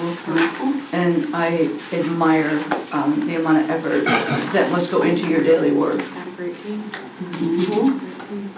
And as far as discussing why we wouldn't go through and borrow from the high school now, one is as these new houses come online, that's going to go through and presumably increase the tax base to go through and provide the additional revenue to go through and pay that debt service. There's also issues because you would be going through and borrowing on a tax exempt basis. There are rules around how you can go through and use the dollars that you borrow, because the federal government views that as them subsidizing the debt because you're getting a lower rate than you would were you to go through and look on a taxable basis, that they really want you to be able to go through and spend all the proceeds within 3 years. So this is something that we've been working very closely with your team to go through and look at, not just what projects do you have coming up, where are the needs, but also how quickly can you go through and build the schools that you need to go through and build and make sure that you're following the applicable tax law that comes with any sort of a borrowing. But going through that meeting in March would be when we basically take this to the board for approval. Once and if the board elects to move forward, we would then look to go through and price the issue, which is when the final rate would be determined. Again, fixed rate, not looking to go for a variable rate because you don't want to necessarily take that risk that you could see rates spike. But locking in the certainty of what the costs are for those facilities allow your team to go through and plan all the other expenditures around that. Basically, once that pricing occurs, then there'll be the documents get finalized, and then they come to the board and the chair for basically to sign off on the documents, and then the funds get wired. I think that covers pretty much everything that I have. I'm happy to answer any questions on what these are or the process. So the timeline right now, we're working on the documents. We'll bring those documents to you at the March meeting, and then closing would happen in April, around April. Do we have any idea of what the interest rate might be? We're still going through and looking at. I'm always uncomfortable to make any sort of prognostication because I usually either go up, down, or sideways. I think what we've been looking at has been in the sort of the high 3s to 4% range. The curve is sort of, the yield curve now is a little weird because on the short end, it's actually higher than it is out 10 years. Any of the potential changes at the Fed level are really going to drive the short end of the yield curve, the near term, 1, 2, 3 years. And it's uncertain what sort of impact that will have out the 10 or 20 years. And what about, this would probably be a question for you. What will it look like in your budget to make the payments on these bonds? What are you allocating or thinking that you will need to allocate for that? Right, so he had a chart early on that showed right now, actually, let's go back to that, what we're paying on now. The annual principal and interest requirement? Right, so the gray is our current debt service. Right. So we will have a couple of years that overlap with the new debt service, and we're looking at about $4 million a year Okay. for that. So you can see right now we're at about 5. We're going to add that little bit on top, then those will expire, and we'll be below where we have been at actually for the last couple of years. So it's going to be 3-4 years of A little bit more. tightening the belt and then, Correct. yeah. Drop off. Okay. When are you gonna break ground? That's, Soon. I was going to say, timing is everything in construction, right? So we're looking at no later than, because the superintendent has looked at us and said, August 25, no matter what. So these 2 classroom additions at Oakleaf Junior and Lake Asbury Junior will open August 25. The funding for this, what we're doing now in March, is critical. The urgency of it is critical to get funded because we cannot move forward. We can only go so far. We're in design now. You guys approved false dressing design, classroom addition. We're in design now. We're preparing for it. The funding has to hit the line before I can award a contract to a CM. So we're looking at August 25 to open the facility, and we timed it out, waited as long as we could with the interest rates, and strategically leveraging our current debt expiring so we can minimize debt service. And I know Ms. Boss Ellis said it, but I can tell you, debt service payments come out of capital. My biggest concern is having too much debt, especially when we take on a $200 million high school. That's going to impact our ability to support the other 43 schools. So we're really conservative when it comes to taking on debt. So we're only going to do what we have to do, and timing is everything. So August 25 is going to open. It'll start as soon as the funds as soon as you approve, we're rolling. And I don't want you to think we're trying to force your hand into this.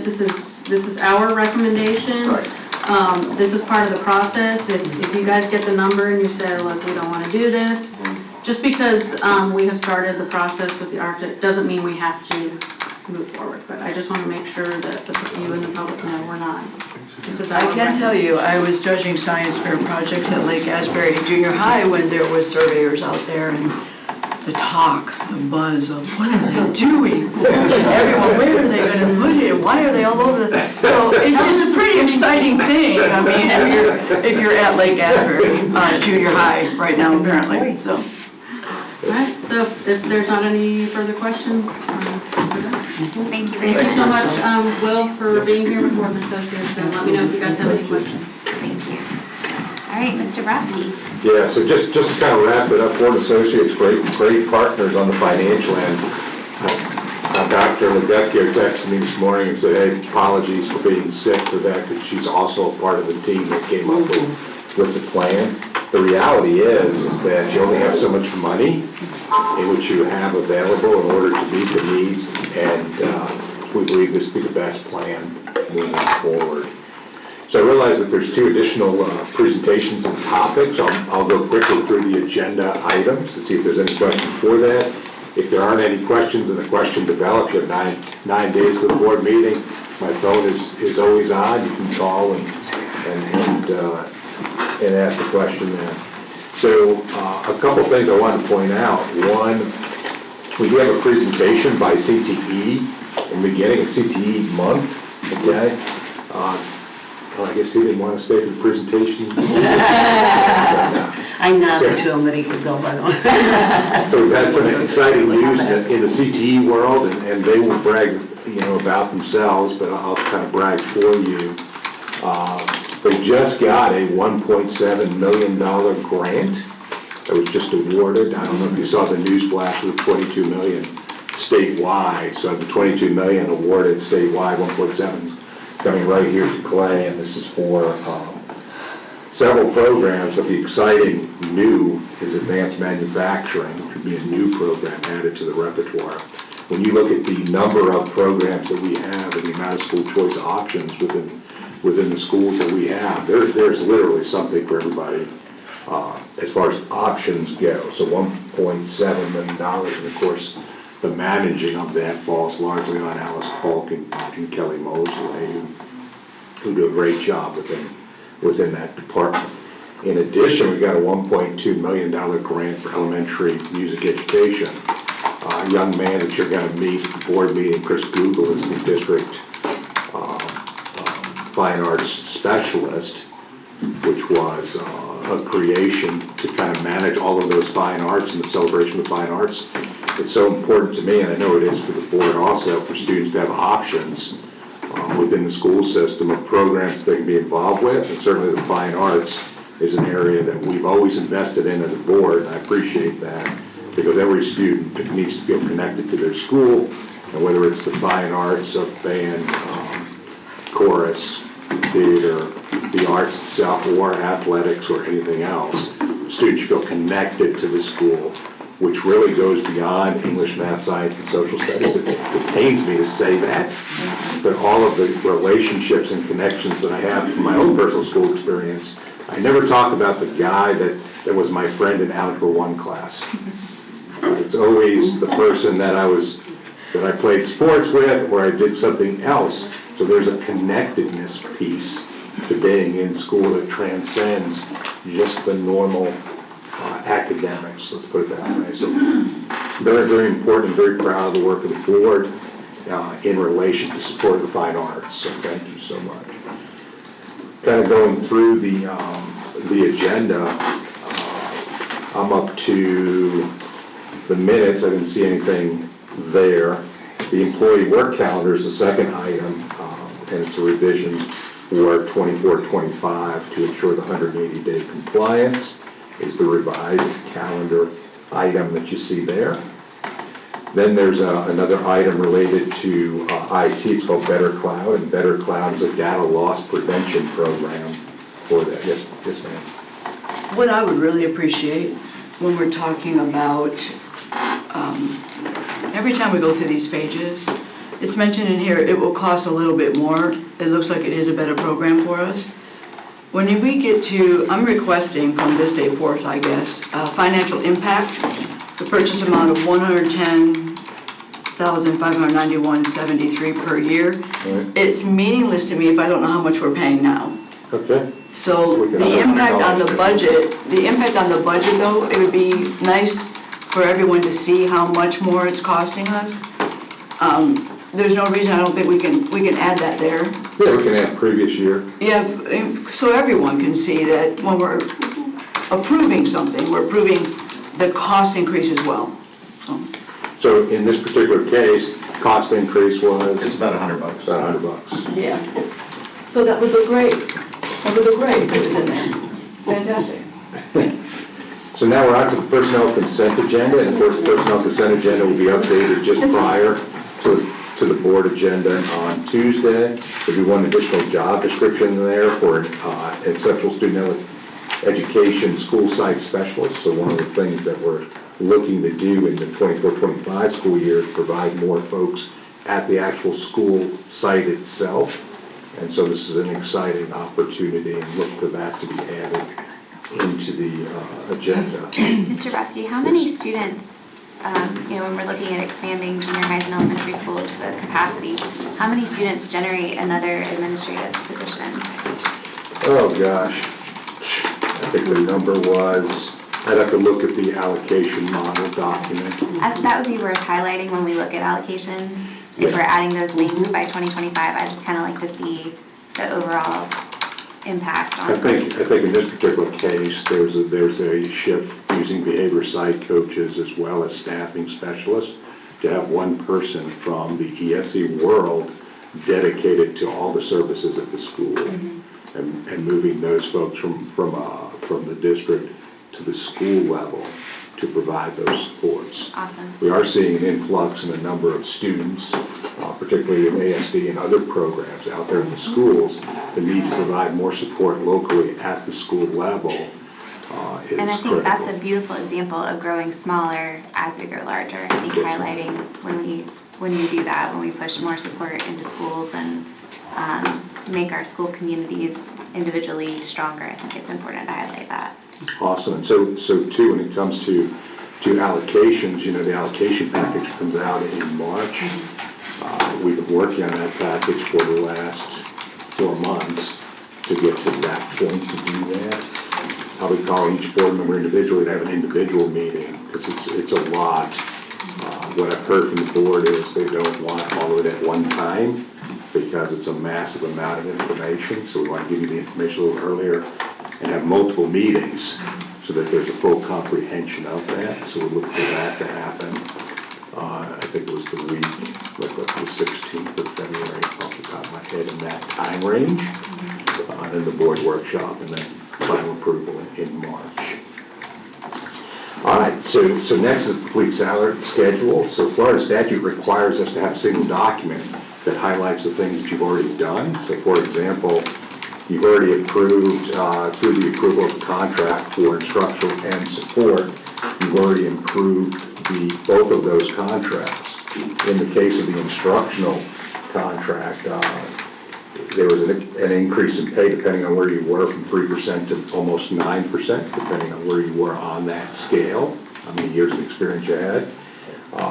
I would say this, that the majority of the money went towards teachers that were in veteran status, related to 18 years of experience or more within there.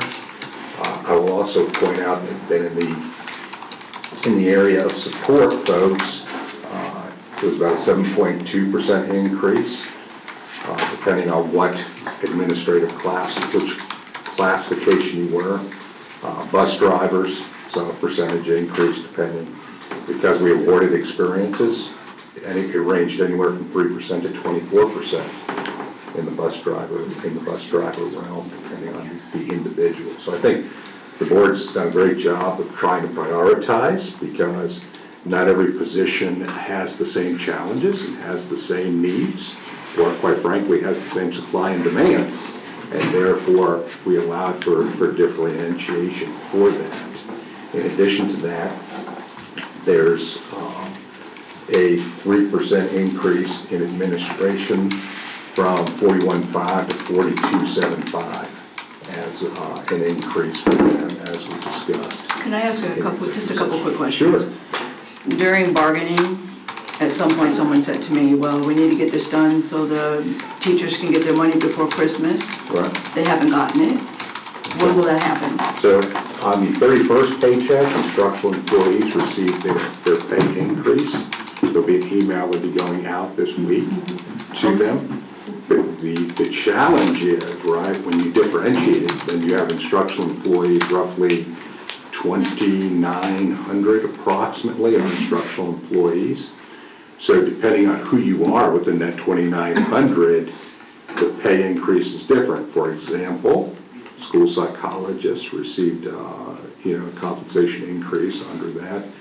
Each person, depending on the number of years experience, would receive a different level, with the highest amount going towards our veteran teachers. Like, this is one of the first years where the law allowed us to do that. So you're going to see all of those. We had to put a communication together that will explain to a variety of people how this impacts them. And one of the biggest things on the email that'll come out, and I'll forward it to the board, is at the bottom it says, if you have a question, please contact Jeff Schreiber. But people still hit reply, and it comes back to me. And I forward it to Jeff Schreiber, right? We all know that sometimes people don't hone in on the details of an email. They just quickly want to know, like what does this mean for me, right? So you'll see that email come out. So, and then there's the challenge of retroing everybody, because remember the increase is from July 1st. So that retro was, and CESPA was the 15th. Correct. And then CCA was the end of February. The end of February. Because a lot of that has to be hand done in Synergy. So all of that is in the works. So then I only have one question, because you answered a couple of them right there. And I've had quite a few emails about this, I can't pick and choose what I get, but my question is, last year teachers, not this year, but in 22, 23, they received highly effective or effective pay, correct? Correct. So if they get it again, that's not actually an increase, that's just they get it again, right? No, once you get it, it's your new base. Then if you get it again, you increase to the base. So this here is the increase to their base for everybody asking? Increase, yes ma'am. It's not just a continuance of what they had last year? Correct. Thank you. Correct. So just I just to wanted you to be, clarify that, because there's a lot of questions surrounding it. yeah, It's so you're gonna confusing. see, I'll forward the email to you, because I've read it, reread it, Yeah. and read it again.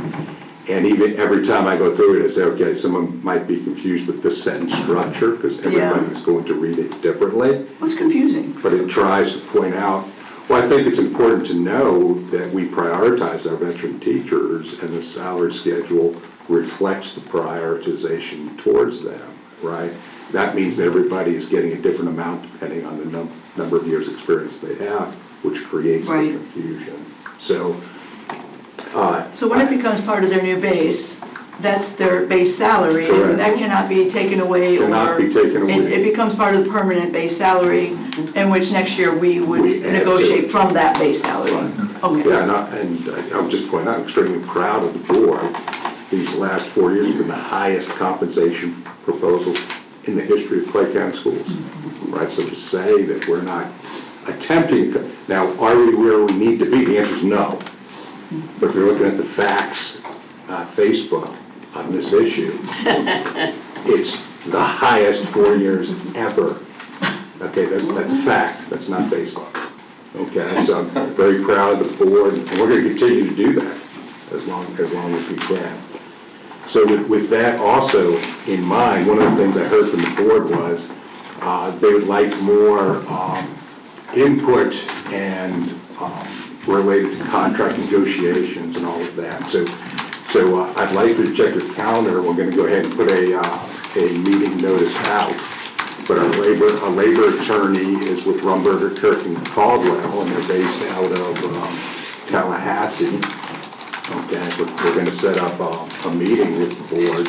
It'll be an all-day meeting. It's so important because what tends to happen is we'll believe that everything is good, and then all of a sudden at the end, someone will say, well, hey, what about this, what about that? The input has to happen at the beginning of the process. Otherwise, you can't maneuver and negotiate with that. So we looked at a date, and we'll send an email to you, but because I know everybody's got their own stuff going. We're looking at April 10th. It'll be basically a full day meeting. It's a large topic. Is April 10th before or after the allocations come out? It would be after. So the purpose of the meeting would be, one, to go ahead and get the direction of the board as to contract negotiations. The actual number, as far as salary increases, like what can you do as far as the amount, that wouldn't be determined until the budget is proposed. So that's not part of the process. There would be a description, and I can't speak for the attorney, there would be a description as to the process and what the laws currently say related to that, how that can work. But the purpose of this is not to come up with an exact number, per se. It's not going to be a meeting in which you say, yeah, this is what we're proposing, because Dr. Gutko would be the first one to tell you, she wouldn't have an idea at that point, because we wouldn't have a budget prepared in order to make those decisions. Mr. So I Vasquez, went to yes. the, oh, sorry. Oh, that's okay. Just real quick question. Would that be a special meeting or an executive session? Be an executive session. Okay, thank you. Go ahead, Ms. Haynes. So when I went to the FSBA seminar on bargaining, having frequent and more often executive sessions, the trouble, I appreciate April 10th actually putting aside, it's more executive sessions than we had this year, so that's one good start of a whole day with a labor attorney. But I also have a bit of angst about if the board wanted something waiting this long, because honestly, in my mind, the goal for this county should be to ratify contracts before the school year starts. Many counties do it. I don't know if we need to call them and figure out how they do that, but waiting until we're hard up on deadlines is not the best way to operate. And it absolutely, many counties get it done before then. I don't know how their CFOs manage that, but I would like someone to look into how that time scale of events happens, because I am firmly against this negotiating up to a hard date of like an October 1, and everybody's like, we want this, we want, I mean, it honestly should be a process and we should be able to move through that process before the school year starts. Yeah, no doubt the goal is, and we have settled contracts. So April's kind of late to do that. Prior to the start of the school year, and we've done that. One of the challenges is that the budgetary amount that DOC would propose is based on the number of students that we have that generate the funds. At the start of this year, it became apparent that the number of students weren't there to support. So to give the maximum amount to our employees, there was a delay in the process. Oh, no, I understand. So that we could provide the maximum amount of compensation. Well, my understanding is every county has to go through that same process. I mean, every county is getting the same financial Right. reports, the same amount of Right. money at the same time, and there's absolutely, like I said, I don't know if we need to start a little research team, try to figure out how to, maybe this year we move it up a little bit, we get done by August, and then maybe set a goal for 2 years from now, we could ratify before the next school year. But there are, I mean, probably half the counties ratify before the school year starts, and I don't know how you feel as a board, but we just maybe should try to look into figuring that out. And each of the counties is different. So there are a lot of counties in the state that are not experiencing growth, for instance. That's But we also have more students every year because of that, more money. If you've got that number of students, and you're anticipating a very similar number of students, yes, it's much easier to. Or if they're much smaller. But we're growing too. We're And big growing, counties and we're do it as assuming- well. Big counties do it We're as assuming the well. money, I agree, but here again, we don't have our first financial meeting ever, and it's not allowed by the state, if I'm not mistaken, until July. The trim. And that the trim meeting, that very first trim meeting, now we can I deal don't know if with, that's the end date or the beginning date. that's the beginning date, and that is set by the state. I And think- so there are certain things that we So they- have to wait on. So they must ratify right after that, because they are ratifying before the school year begins. Well, I think the nuance is when you're in a season of growth, and I have read an article that said Clay County is surpassing a lot of other counties in the state with our rate of growth. And so we're making promises based on projections, and then when those projections don't meet realization. No, I understand the process, yes. So I think that's the nuance that Mr. Broski's pointing out. We have, in years past, we have How did settled they do it and contracts. we can't, was my question. Because their projections must have lined up and ours did not. I don't know that, because I have not researched how they got to that place. Yeah. Right. So I think I can't make it's, assumptions. I think it's a goal, that's a good goal, I was just merely trying to offer. I mean, I think it's a good goal what was as a district, to Absolutely. not wait until, if we don't get it done by this date, we're in trouble. I mean, that, I just don't like that, so. Well, I want to say too, I've talked to a couple of other districts, board members across the state, that they have a minimum of 3 executive sessions before they actually finalize or What come is to an that agreement. agreement? But a minimum. We have 3 this year. But that's what I'm saying, a minimum. I wouldn't call it. I thought we those meant are more not what- executive sessions, but what are we? The way we I guess did our the question executive is, sessions, what are we going to? where we're presented a topic, is not the executive sessions that other districts are having prior to negotiating. That's what Right. this, That's that's what what this this would is. be. Yeah. And it's led by the guy that leads 20 different school districts. But I believe we should go in open-minded, because if we always talk about Oh, absolutely. the difficulties of something without going outside of that box to find a way to do something better, then we'll just be a stuck county saying the challenges, the challenges, the challenges. When I feel like we are a bright group of people who can actually attack a challenge and actually move forward with some of the concerns. I don't disagree, but I think it's also important to understand why we do it the way that we do it before we change. Well, they do tell us that every year, so I know the why. For sure. And just to clarify, so the shade shed, the executive session will be to talk strategy. So general education, we're not going to do the shade meeting per Florida statute. So we'll kind of break it up. We'll notice it for a shade meeting. But general education, I'll talk to the attorney as well, make sure. But I think he's also going to go over some general guidelines and education. We don't want to do that in the shade meeting. So when y'all are in a room behind closed doors talking about, so we want to make sure that it's very, so we'll define that, but we need to notice the shade meeting, which we'll work on and define Should that. we have a dual meeting where we have a public meeting, and then we go into a shade session and then close out in the public meeting? Yes, ma'am, and I think it depends on what he's gonna cover. So if he's gonna talk about strategy, which I believe he is, we need to do that in the shade meeting. But I also believe that he was gonna make himself available to talk about general kind of labor negotiations and kind of just some general thoughts on that. So I think what would be helpful is I'll get with him before that, let's kind of define that a little bit, maybe get an agenda together. And I think we can just simply roll right into a shade meeting, maybe start with the educational component, then roll into a shade meeting. That way we don't get run afoul of anything. We have a few months to prepare this, so I think at this point we're just scheduling and trying to figure that out, so. And then between then and the type of meetings we had this year, we could request another executive meeting with the Absolutely. superintendent about ideas or concerns Yes, about ma'am. bargaining, right? Yes, but within the confines of the so the 4 extension is very narrow in what triggers a shade meeting, and generally what's helpful to me is you always want to think about is if there's a strategy that you have to discuss, right? You're not going to discuss a legal strategy in front of a team or, in front of the public or labor negotiations. So it's a very unique carve out where we are allowed to have those discussions confidentially. But we have to make sure we really stay within those confines, because the courts have been very hard on local governments to try to skirt around that, and sometimes just simply by they're trying to do the right thing and make a mistake. So part of my job is to make sure we stay within that. Can the board have, or ask questions or have input about what the shade meeting could be notified as? Well, Or is it? Yes, ma'am. Well, so technically, the way a shade meeting is supposed to happen is the board attorney is supposed to notify the board at a public meeting that we need to have a shade meeting.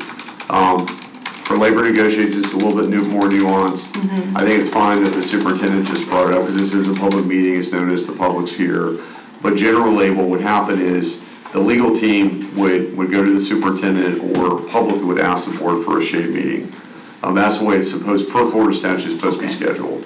So I know sometimes local government gets in a hurry and we have a lot going on, but we want to make sure we stay consistent with that. And if we have questions about that procedure, we can ask you. Please, absolutely, I want you to. To make sure we stay within the confined. Absolutely. And I think the best way to do that, if y'all believe that something's coming up or there's some litigation that y'all would like some additional discussion on as a board, then you can have that conversation with me. Let me help y'all by making that determination. That way it's on me and not on y'all. And then we can kind of go from there. I think in the beginning, there was some litigation I sat down with y'all individually and went over. We also can handle it that way as well. We don't necessarily have to have this. Shade meeting is really for y'all as a board to give direction to your legal team, to how to move forward. Does that make sense? Does that clarify everything? So we looked at that meeting as being a kickoff to provide introductory information about that, because there's not only the process of how negotiations go and what the statutes say related to that, but this particular year, also it's a full book year, which means that all contract language itself is also going to be discussed, and the process by which that's done back and forth would be described. That's why having the kickoff meeting is so important, because the board would need to provide direction up front. You can't at the very last second say, hey, somebody told me this. That would interfere with the whole process as a whole to add it on. That's why you're going to get everything up front reviewed thoroughly by the labor attorney. Your input will be garnered, and then we're proceeding forward. So when you're talking about redoing the master contract, this is the year to do that? Yes. Will there be like a special meeting? It's so long. Do we do it in parts? What? Part of it's going to be during that meeting. Okay. How to do that. Some of it, when you look at a contract itself, some of it is very basic. Like there's usually a page on management rights. There's usually a page on grievance procedures. There's usually a page on this. What we're looking for is the input of the things that you would like to either see in a contract or not see in a contract. Okay. Can I make a Related request? to board direction, yes. I know when I was first on the board, they used to give us every year a paper copy of the master contract. We can do Could that. we get that as soon as possible? Sure. And then that Start way your- we have it, start look your it reading. over, highlight, make notes. And then when we get to that meeting, we've all had Yeah, 2 exactly. months to look it over and decide what we need to discuss. Does that make sense? That makes a lot of sense. I can have a paper copy for you at the board meeting. Awesome. Perfect. Thank you. I have that's a good idea. Okay, I feel good? like you have to look at it for the Okay, first time. okay, so we'll send you an email about the April 10th. Good. So we're on to K-12 academic out-of-state overnight travel. Usually no questions on that one. If they need chaperones for Puerto Rico, You're willing to go? Very good. contact me. Plans. Andy's awesome. Then we have proposed summer school programs. That's the next title. Proclamation for Black History Month. That's the next title. The next one is a charter renewal contract for Florida Cyber Charter Academy.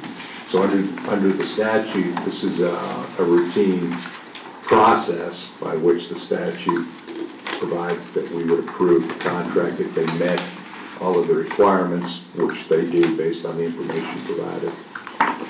The next is the proclamation for Career and Tech Ed Month.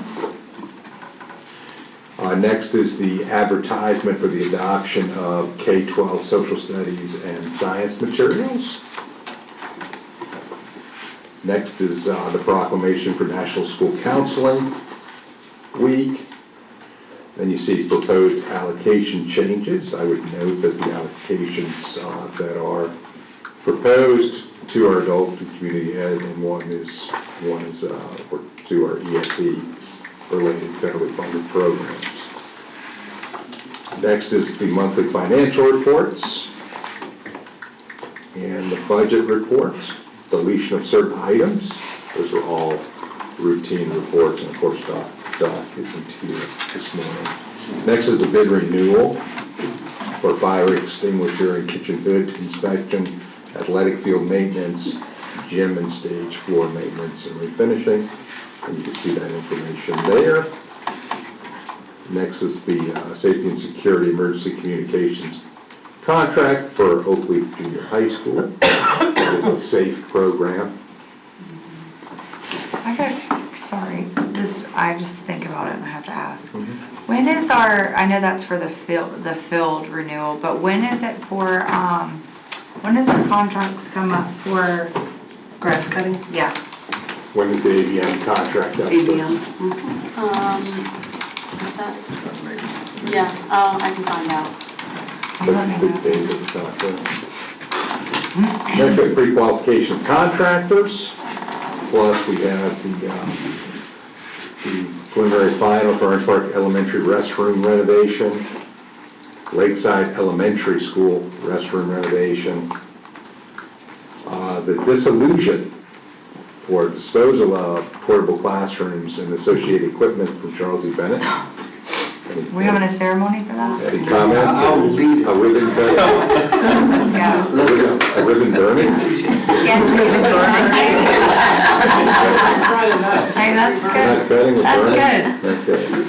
You should put that on the Everybody still calendar. has a sense of humor at this point. Okay. No. Purchase agreement for portable to go out to Penny Retirement Community. They wanted one of those, and so. Mr. Brodsky, I personally feel like when we go under 900, we should have a celebration. And then under 800, like, could I have like a little schematic where you put a little, We could have one like a little thermometer? Yes. Can we put a thermometer behind you over there? Because I think it's a great idea. Work on that. Lance, I think you need to work on that. Great idea, man. Get down there. Next, we have the purchase agreement for that .16 acre for Montclair Elementary. Remember the person that has the adjoining property, that Lance showed you the map up on the screen and all of that. Next is the change order for Clay High Gym renovation. And you can see the change orders there. And then the final for SBJ fire alarm system repair and Orange Park High School Media Center renovations. And then the change order for Middleburg High School cafeteria expansion, that's open and fully functioning, beautiful Good out there. pictures. And then Fleming Island's batting cage and the erosion issue at Fleming Island. And that completes all of those for the agenda. Do you want me to go into the next item, Madam Chair? Yes, are you wanting to do the supplemental math program first? Yes, so we do have one last presentation on supplemental math. programs, one of the things I heard from the board is you wanted information sooner than later, as well as being apprised of that. So really, when it comes to being prepared for next year, we started about 4 months ago, starting to get ready for next year. And all of the things you see now are the product of 4 months of work to get to this point, because we're constantly planning for the year ahead. So one of the things that the board had brought to our attention was a couple of things. We talked about allocations, we talked about contracts. We also talked about computer-aided instruction and wanting to see those programs ahead of time. So each year we've always have, but intensified our efforts for return on investment studies related to each one of those programs. We've surveyed teachers as well as provide information to board members related to how these programs are used, what are the percentages, what are the number of minutes, et cetera, and why we do the things that we do related to that. So this item that you're going to hear about for a couple minutes today is not on the February agenda, it's on the March agenda, right? And so we've kind of planned out a systematic step by which we survey teachers, by which we analyze data, and we make informed decisions about the programs that we use. So this will be the first in a step process. A lot of time, a lot of effort by a lot of people to get to this point. So with that, And I commend you, Mr. Browski, because everybody I know loves this program. So it's probably a really, really great one to start with. There you go.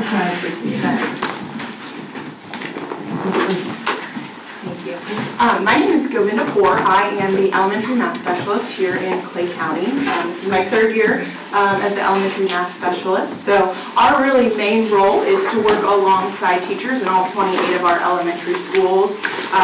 We train teachers on the new test standards, on our new curriculum, and absolutely we help implement iReady into our classrooms across all 28 of our elementary schools. So I just want to give you some information. I know that it's very important for the school board to have a complete understanding of iReady and how it is used in our classrooms.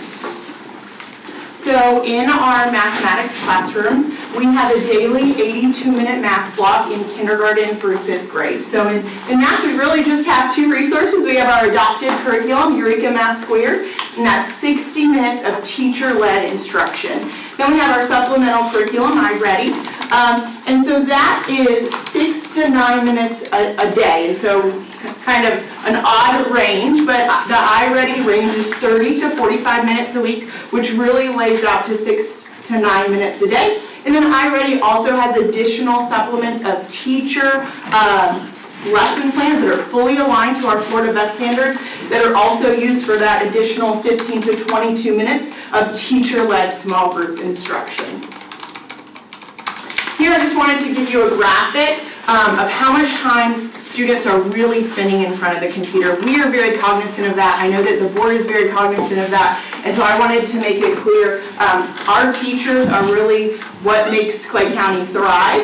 And so our 82-minute math block here, again, we have 73% of that in our whole group instruction. We have about 20% in that small group instruction. Teachers are really targeting or enriching the skills that individual students need or small groups need. And then we have that 7% where teachers do have students on the computer really to spend some time on iReady. And so obviously we know that 30 to 45 minute is a range. And so lots of, different people can say, well, I spend less time on iReady, or I spend more time on iReady, or I hear different things. So what we did is we actually wanted to go into the data. We wanted to know what exactly and how much time students are spending on iReady. So this is data from last school year. So we have the complete year to go on. And what you're looking at here is broken down by grade level exactly how many minutes students approximately spent on iReady per week. So you can see in kindergarten, a kindergarten student spent about 31 minutes a week. That's about 6 minutes a day. When I say that, typically in kindergarten, they're not going to have the students logging in every single day because we know it takes a little more time to get the kids to log in. Typically, our primary teachers will break it apart into 2 15-minute sessions a day. That's what we've seen in classrooms across the district.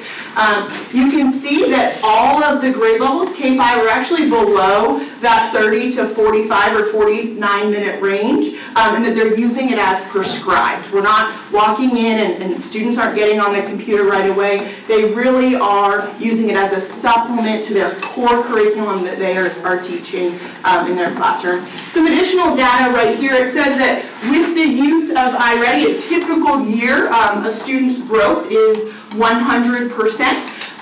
And for the last full year, it says when students are using iReady between 30 and 45 minutes with 70% or higher increased past lessons, that they're having 127% growth.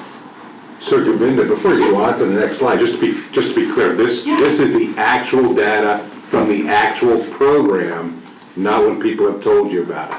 Absolutely, and this is from Clay County in our actual district with our students here. So this really made me realize teachers are using it as prescribed. They're not sitting students in front of the computer, and we see this. We see in our classrooms, again, I'm in classrooms across the district, and teachers are just using it as a complement to their instruction. Again, when you look at all of this blue here, this is teacher-led instruction, and just that little bit of green there is when they're in front of the computer during that math time. So let's go into what is iReady, just so you can kind of get a full understanding. So iReady for kindergarten through 5th grade starts students on a diagnostic assessment, about 30 minutes. And what that does is it provides teachers with a report and multiple reports that tell exactly where a student's strengths are and where their areas of growth are. So if you're a 5th grade teacher and you have 3 blocks of 20 students, you have 60 students. It's very hard to know where each individual student has specific strengths and specific areas to grow. So that diagnostic assessment is going to give a report for every individual student that says this student is accelerated in geometric reasoning but needs a little bit of a boost in number sense and operations. Based on that first diagnostic assessment, it puts students on an individualized learning path, and that's going to provide them lessons that meet at their ability level. So again, do they need enrichment or do they need a little bit of scaffolding? There's also teacher-assigned lessons, which what me and my team have done is taken our core curriculum of Eureka Math Squared and aligned the lessons in iReady with our curriculum. So that gives teachers the opportunity to go in and assign a lesson. They teach a full 60-minute whole group lesson on a particular benchmark, and then the students are going to go onto their computer for that computer time, and then they get an additional amount of instruction on that same benchmark. And what we've really noticed is that has increased student achievement because they can see the math in multiple modalities. Some learners may learn best from a teacher. They may be paper pencil. I know I prefer paper pencil, but in today's generation, some learners may get a lot from their teacher, but it all clicks for them when they're able to see it in this digitized world. And another addition to iReady that's available in 2nd through 5th grade is Standards Mastery. And one thing I really want to highlight with iReady is that iReady really has worked to mirror some ways of our state testing with the FAST assessment and the STAR assessment. We can't control how the state tells us to assess, but they have told us we're having 3 assessments and they're all going to be on the computer. So Standards Mastery is a benchmark-aligned practice questions. There's 5 questions for every benchmark that offers the same level of rigor that we see on that FAST assessment and has the same type of questions. It has the drop-down menus. It has the drag and drop. It has obviously the multiple choice, the gridded different type of responses. And so this has been a game changer for allowing our students some more familiarity with what they're going to see in that online platform from the state. If they're only seeing this online platform 3 times when they're in these kind of high stakes testing, we know that they're not going to be as familiar, and we really feel they're not going to be as prepared to answer those questions because they're going to be trying to figure out the program. And iReady has really allowed for the students to gain some some familiarity with that. We also have Fluency Flight, which is a new addition this year to iReady. So this really came as a request from the teachers. So they were constantly saying, our students need more practice with fluency. Anyone who has school-aged children know that. And so teachers were trying to explore other avenues to get students more fluent and explore other websites, Reflux and GimKit and Prodigy. And we know with House Bill, I think 379, that is no longer allowed because technology in K-12 public schools is very regulated. So we can't have teachers registering their students for free, absolutely free websites because of data sharing and different selling websites. So we went to iReady and said, what do you have to increase specific fluency? And they said, we have Fluency Flight. And I think it was like a Wednesday, and I went to them Thursday, and then the administrator meeting the next week, we said, this is an option, we're rolling it out, let's do this instead of having teachers search for websites that may not be vetted, that may be selling children's data, and that we know is not allowed based upon the state statutes. So this was a great addition this school year. Does it add any extra time to that 30 to 45 minute range? It doesn't. We still stay within that 30 to 45 minute range per week. Hey, can I ask you a question? Yeah, that's what I'm here for. Why didn't we do that to begin with? Fluency Flight? Yes. That's a great question. So initially, iReady didn't provide Fluency Flight. We've had iReady for quite a few years now, and we are actually one of the few districts who are piloting this program. And so when I came to them, I said, hey, what do you have? And they said, well, we haven't rolled this out nationwide yet, but a few districts in Florida have it, and a few other districts. But if they had it when we started, I'm sure we would have gotten it. Any other questions? I just like the part about no speed anxiety.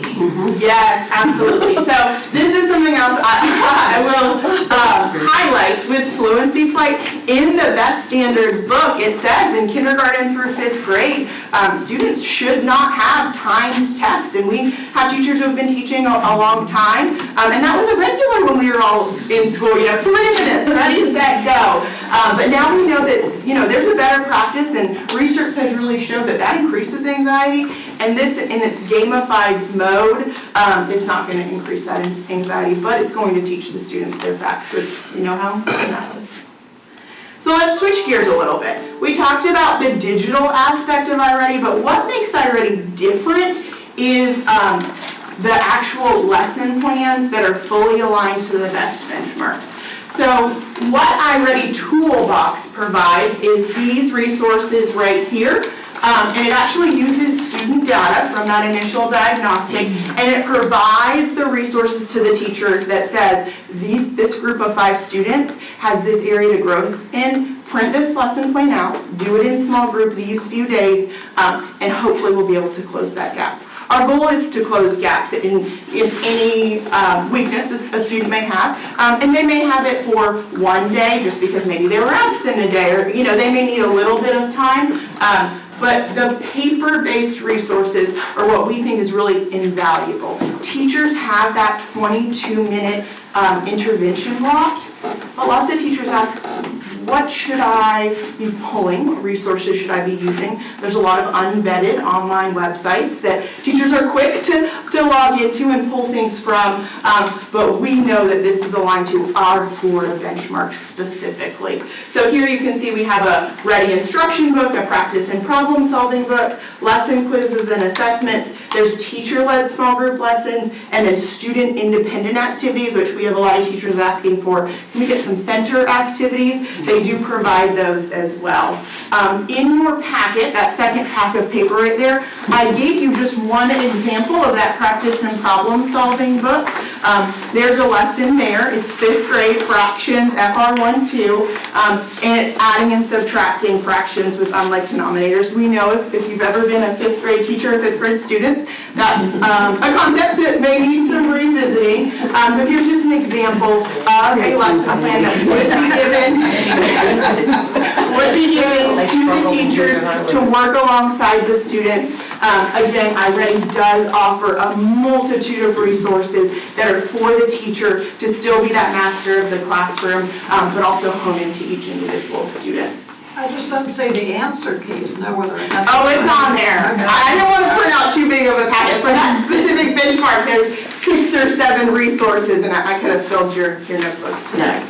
I did want to point out that iReady with these teacher-led lessons is one of our main sources here of Tier 2 resources that we use to target a specific area of need, obviously to ensure that our students are successful.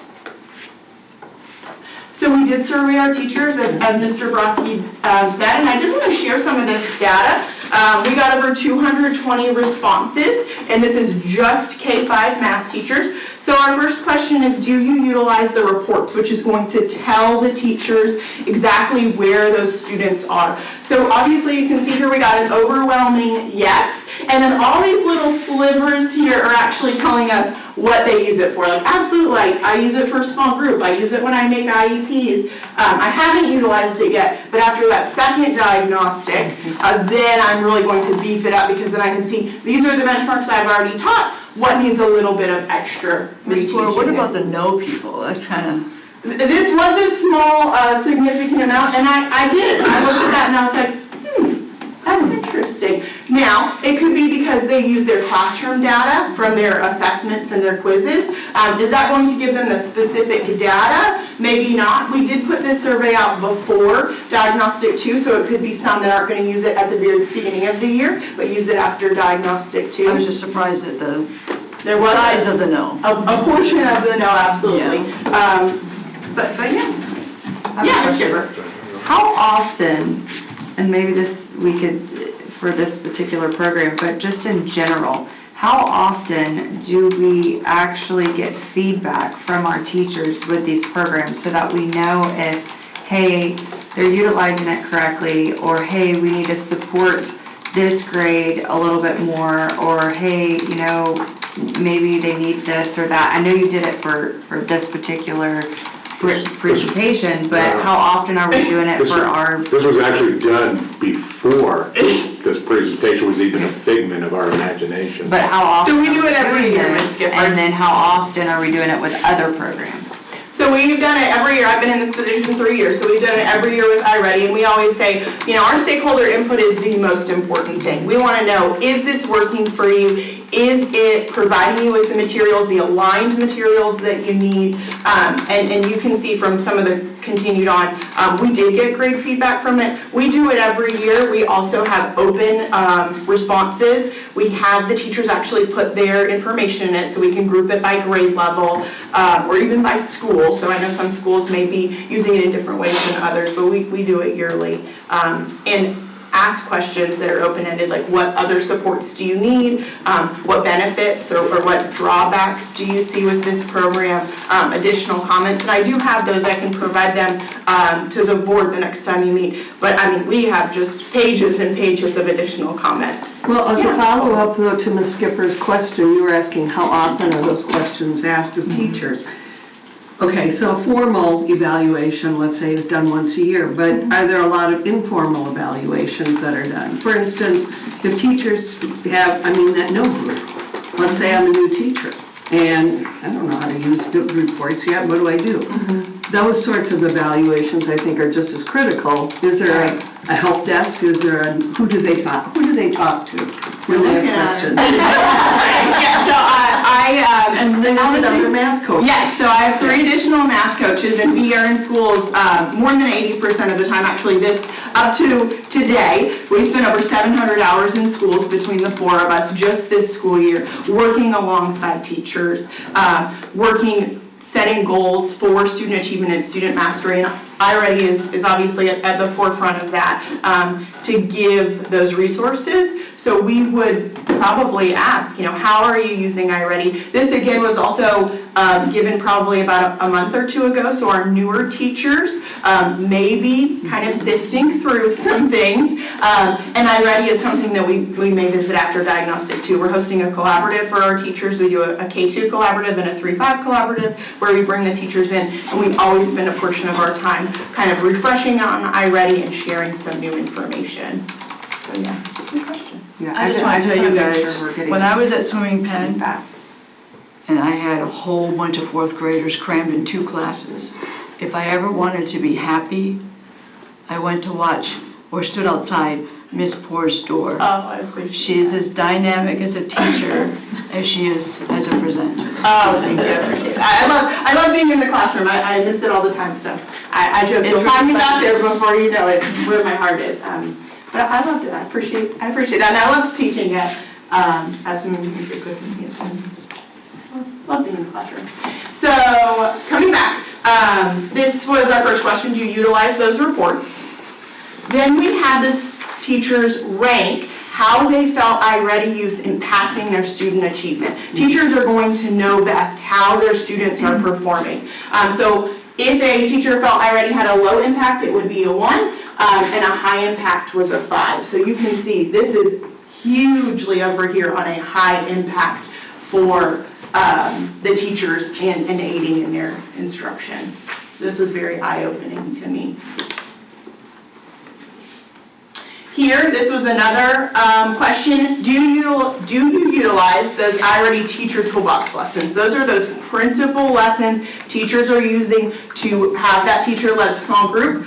Nearly 70% say yes. This 13% here wanted to tell us how they were using them. So yeah, I use it for a small group. I use it for teacher-led instruction. I'm like, that's also yes. But I appreciated them letting me know how they were using it. We use it to plan IEPs. I'm not yet. We did have some say we just adopted a brand new curriculum. So I'm really trying to get my feet under me with that. But I'm going to come back to using it like I did regularly. With the new curriculum, we know that there's a little bit of a learning curve. So where their typical 60-minute whole group lesson may be taking 65 or 70 just until they get familiar with it, it may not leave as much time for that. I'd also say experience, when I used iReady Reading, you're in the red box for a while. It is really hard to learn how to master and navigate all those resources. So it doesn't mean they may not be, it's difficult in the beginning. Yep, and you're kind of trying to figure out all your resources, and every year is going to be different with the needs of your students. Absolutely, thank you for sharing that. Do you utilize those teacher-assigned lessons? So that's what we had talked about, how me and my team have aligned our Eureka Math Squared to the lessons in iReady, because iReady gives students lessons at their specific need, but we also need to make sure that students are seeing their grade level content. If they were getting lessons from iReady that may have been above their grade level, that's wonderful, but if they were getting ones that were a little bit below and kind of building them up, we want to make sure they're seeing the same thing that the teacher is teaching, obviously for that various modality. So 74% said yes, and then again, all these little slivers are telling us how they did. In the past, I'm familiar with it, I have in the past, but with the new Eureka, I'm kind of getting my feet under you. This last question was just kind of a broad, like, what is your recommendation? Do you feel this is valuable for a mathematics computer-assisted instruction program for next school year? A resounding 88% said absolutely, continue with iReady and Fluency Flight. There was a small portion here that said don't offer a program, but again, it was very, very small out of 223 teachers. I can look at the exact stats, but I think it was only about 5. And then we did have some teachers who did a little bit of research and said, like, maybe we should try a Zern, which isn't aligned to the best standards, so I would not recommend that. Or a Khan Academy, there's Alex, which we use in that secondary, but a very small amount. These here, just one person maybe had said that. Overall, the familiarity, the resources that iReady offers, absolutely teachers are saying yes. And we have explored all of these other programs. Ms. Tito will tell you we've brought in a lot of vendors over the past 2 years just to say, you know, we're always trying to grow here in Clay County and make sure that we're giving our teachers the best. And none of them provide the aligned teacher lesson plans where teachers get to be the master of their classroom and provide learning to students. All of the others are full online instruction programs. You teach for your 60 minutes, then you get on the computer for 30 minutes. And we really wanted to make sure the teachers had that time in their classroom to get to know exactly what their students need. Here's just some data. Again, it's from last school year because we have the whole picture of the entire school year. It's fall to spring, so obviously we don't expect students coming in knowing content for the next school year. So we had a significant amount of students 1 grade level below, which would make sense, they haven't learned any of that yet. And then in the spring, here the majority of our students are on grade level, a much smaller amount that still need that scaffolding up. And then I just kind of wanted to give an overview of our iReady resources. So what I really want to highlight, and this actually hit home for me, last week I was at the Florida Association of Math Supervisors, people in my position from all 67 districts in Florida come together at a conference. We were talking about assessments. How are we getting our youngest students, including kindergartners, ready for these online assessments? And many districts had shared they're even doing their weekly quizzes, their bi-weekly kind of unit tests on the computer, or they have them available to the computer. I said, even in your primary grades? And they said, yes, they're, even if the kids have a paper and pencil, they're expected to go back in on the computer and enter their answers. And I really felt like that's not what we need to do in Clay County. What we have is iReady, and it's allowing students to have that familiarity and that format and function, what they need to be prepared for the STAR and FAST assessment. So I was like, I'm going to draw the line right there, but I think iReady is giving us the resources that we need. Obviously, those aligned teacher-led instruction resources for small group, for Tier 2 instruction. I list a whole bunch of resources here, but it's, again, all of those things available in the teacher toolbox. There are tools for the teacher to be teaching. We absolutely need those data groupings and profiles that iReady gives that allows each teacher to know exactly where all potentially 60 of the plus of their students are.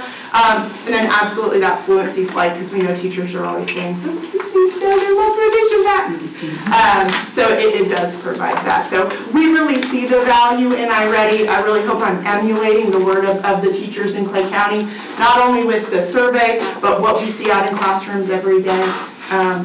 I think that's all I have for you. Quick question. So I'm here for all your questions. You have the slide that shows the student growth. I do. Can that, or is that already used for progress monitoring within the district? Can that be used for that?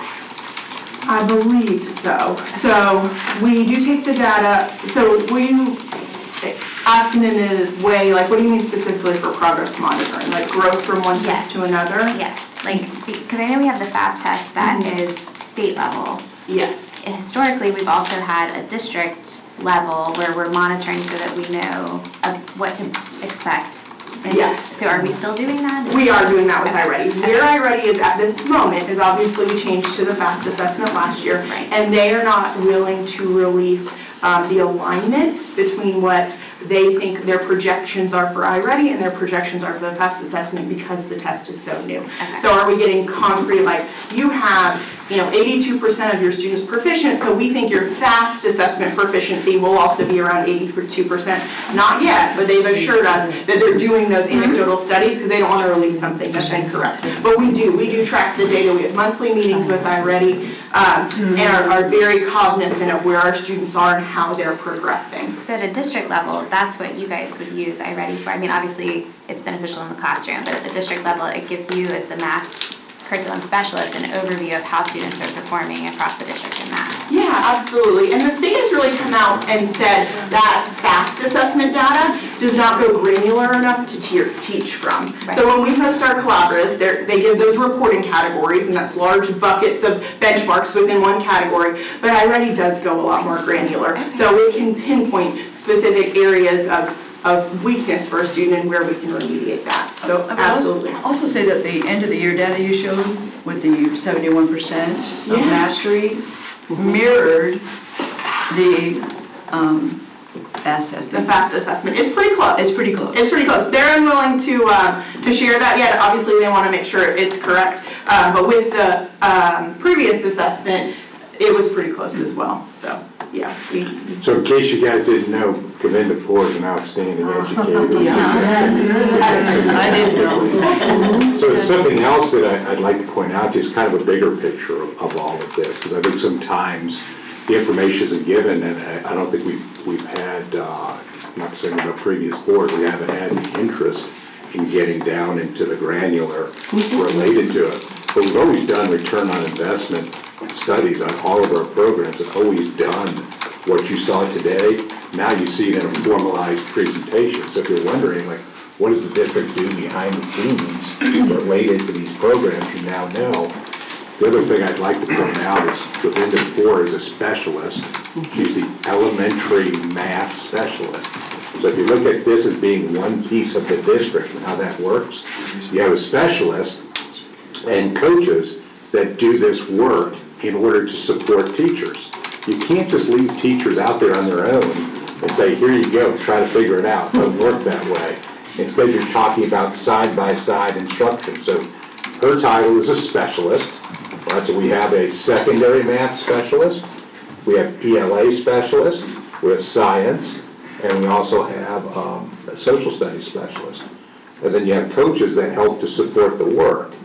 You know, so I'd also like to point out that Clay County is 9th in the state of Florida in mathematics education.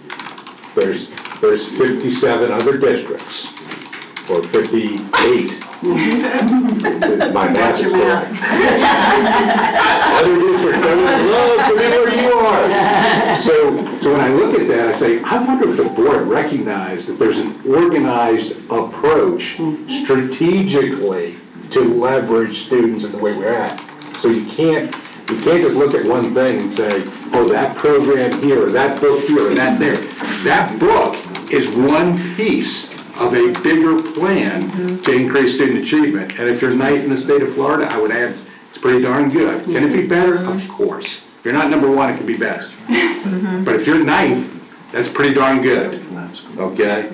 So you can't just take a process or a program away from the whole strategic plan to develop what's been developed. And I think that's why. Like I said, this program, this is an ideal program. I went to elementary school. iReady reading was valuable to me. I never heard a math teacher complain about iReady. She's absolutely right, but I will tell you that our contract for Penda Learning's coming, and I do have data and information on that program that I would appreciate this type of presentation, because we use it in 3rd grade, not everybody's utilizing it the way it should be. We're using it for homework. It's not going to be this ideal, they're using it a lot more for computers than they should, and I know that is for a fact, so if I can request that for Penda Learning so we can have that discussion. Yeah, we already have a way to do that, to bring that forward, so the board can see each one of these programs and how it's integrated. It's coming up, I think, next month, Penda Learning, or March. And how it's part of the overall process. So again, one of the things I'd emphasize to the board is that there's a whole strategic plan for this. It's not isolated. It's not as simple as this book, this program, this person. All of it's interconnected. So I thought Govinda would be a good person to start with so you can see the interconnectedness, right? How it aligns to the curriculum, how the people then are strategically utilized to improve teacher performance and thus improve student achievement is all part of a whole plan. You can't look at every little thing in isolation and pluck that out, because then you're taking away a piece of the overall program. That's what I wanted to try to emphasize from it. But some programs utilize technology a lot. There's kids spending a lot of time on technology. This program, as you know, small group is the most valuable time that we have with our students. So this program is designed around small group, not the technology. So that makes this the perfect. And you heard me emphasize, is this like, did you get that data from the program itself? Yeah. Again, facts, not Facebook. We'll give you the data from the actual programs in that analysis. And I have a question. When we do these moving forward, can we, if there is a specific grade, like you did 5th grade, these 223 were from 5th graders, can we ask all stakeholders that utilize the program? Because if it's not the best fit for 1st grade, or why would we use it? If it's not, and I mean, I get it with iReady, but I'm talking about just any program moving forward. And then also, she showed us on one of her slides how many minutes that they're actually utilizing a week. I know before in the past, our biggest concern was kids being on screen time and not, being in front of the classroom, et cetera, whatever. that was one of our concerns, and I think Ms. Gilhausen was actually specifically asked this question, I don't know if you remember, but for some reason I do. Is there a way to figure out how much time our kids are on these screens? And you showed us this for just iReady alone. So each program moving forward, or maybe before we move forward, if we find out all of our programs that we're utilizing, the time, pulling this data to give us as board members a total number of, okay, our kids are utilizing about 3 to 4 hours a day or a week or whatever on screens. Right, that's the plan, to provide you with that data. That's what I would like. And then, Ms. Cooper, I did just want to clarify. So our survey results were 223 teachers from kindergarten through 5th grade teachers. Okay, So I we think sent it's just 5th grade. No, kindergarten Sorry, I through 5th missed grade. that. So we sent it to all math teachers, kindergarten through Okay. 5th grade. And then we got 223, I think, responses. So it was open to all of them, but obviously we know in a survey, every teacher's time is very valuable. They're all not going to respond to the survey. It was quite brief. You can see it's probably a 5-minute survey. But 223 responses out of the 400K 5 teachers, I thought was very representative. Yeah, no, 100%. I was just making sure it was all grades. Yeah. I misunderstood you. I thought it was just 5th grade that you. No, absolutely. Thank you for. Because I was running that number in my head earlier, and I'm going, well, that's a great turnout. It is. We really feel like they want a voice. We do this survey every year. Last year, it was very similar, even though we're always, out meeting with vendors to try to say, what do you have that's going to better serve our students? This really is what we feel like is the best for our teachers at this moment. Thank you so much. I would love to sit and listen to you teach math one day. Oh my goodness, I would love it. I would love it. That would just make my day. We do teach a lot of math with our new Eureka Math Group. We go out and work alongside teachers because with new benchmarks 2 years ago, even our most veteran teachers are new teachers to the benchmarks. And with the new curriculum this year, our most veteran teachers are brand new to our curriculum. So we go out and model quite a few lessons. So That's I'll awesome. take you anytime. Thank you so much. Yes, of course. Thank you so much. All right, so our next item is to discuss revisions to the procedures manual for library media services. Can we recess for, let me stretch for like 2 minutes and use the restroom, because it's almost, we saved me till noon. We've been listening to 3 hours of speaking, so. Sure. Maybe just a short. Reconvene at, I'm with you. okay, 5 minutes? Yeah, 5 minutes. I just need to.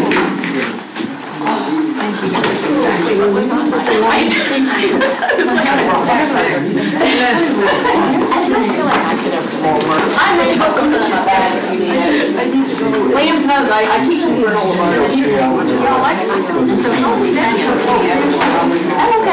Hold on, I got you.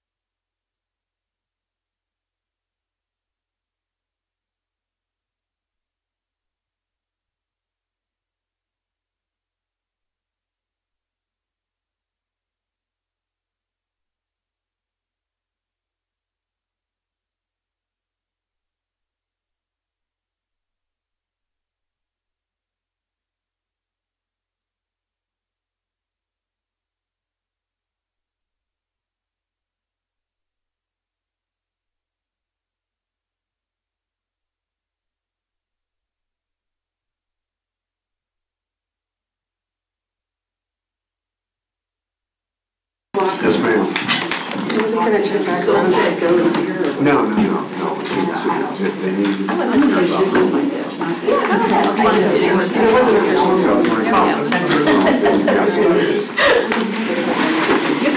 It's the teacher in me. You don't want it. So, I'm good. No, I don't need anything. I know what I'm and your teacher. Someone.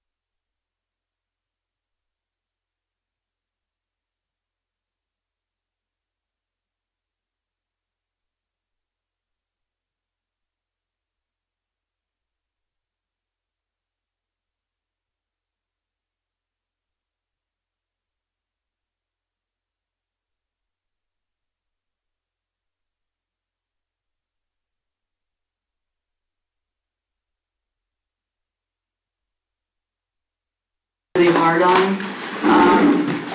Before I start, I want to give the board a little bit of a timeline. I think it was the end of October. I called for a meeting with Mr. Blocker, Mr. Daly, and Mr. Broski. When I called the meeting, I had a packet similar to this, but I had written on it in pen. And the goal was, at the time, there was a couple other sheets. But there is nothing new in this policy that was not given to somebody back in October. It might have been on separate sheets to look at, it might have been in ink, but I have been working on this copy since October. So in November, the county asked me if I would present the policy or parts of it to the secondary media specialist. And that's important because most of these book challenges affect the secondary media specialist. Yes, some happen in elementary school, and there's also a bit of angst with the media specialists about this topic, as you probably understand why. So I did the meeting on December 12th. The district, quite frankly, has monopolized our board attorney. So what you see in front of you is me for 3 weeks working, trying to figure out how to strike things out, looking up laws, typing in red, trying not to make a mistake. I spent 12 hours in a seat yesterday providing this document to you. Mr. Blocker has since looked at it and he will make his recommendations, but it was painstaking. In addition to creating a policy that is not, no offense, a bathroom policy, it was a page, right? This policy is very, very intimidating, to say the least, if you're not involved in the inner workings of the policy. Another thing that I knew had to happen is state law, many, many times, if you read the education law book, State law says stakeholders over and over and over again. I feel like, as a board, we will never move forward out of our box and our normal way of thinking as a district unless we start to bring diverse personalities and diverse thought into meetings where we can expand on what we believe our current knowledge is. So what you have in front of you is we had 39, I'd like to round it up to 40 participants from all walks of life at this forum. Ms. Kidwell can vouch for that. She showed up. We had teachers show up. We had librarians show up. So we had people of all walks of life. And what I learned, instead of being afraid or leery of talking to stakeholders, is that stakeholders all have something in common. One, we love our kids. Two, our stakeholders believe that every single parent in this county had the same rights as another parent. And three, there wasn't a single person in there that wanted our kids to read pornography. I'm just going to throw that out there, all right? Where the groups of people divide is because challenges separate out books based on the challenger's opinion, right? It's a pretty terrible concept because if you are challenging multiple books and you have a preconceived idea of what's right and wrong for children, that's how we get into this mess that we are in today. So I started the meeting with saying one thing, and then we'll get into it. If you were here to talk about banned books, this meeting's not for you. However, if you are here to work towards the better of our students and the betterment of our schools, then you are welcome to stay and say whatever you need to say. 40 people is a lot of people. The other thing that I think you guys need to know is that this group of people understood, to different degrees, that compromise is the bridge that leads to progress. We really don't have any experts, because if nobody wants to hear what you have to say, you're not an expert anymore. If nobody understands what you're trying to say, you're not an expert anymore. So it's really about communicating with the people in our community in the best way that we can to help people understand that the best compromise will be the best for our district. Because we cannot make 100% of the people happy all the time. So on that note, I made the PowerPoint. If you notice anything misspelled, this PowerPoint was put together at the end of my 12-hour day yesterday. And I did the best I could to uncomplicate what I think, as a school board member of 1 year and 2 months, a terrible experience when it's coming to a policy, all right? Oh, I'm not good at this. Is it? No, it is. Okay. I had to wake up. Okay, so I'm trying to do this like a business. I used to have a business, right? So it's gonna be hard to follow along in here, but when we get to it, I'm gonna want you to flip through all those deleted pages.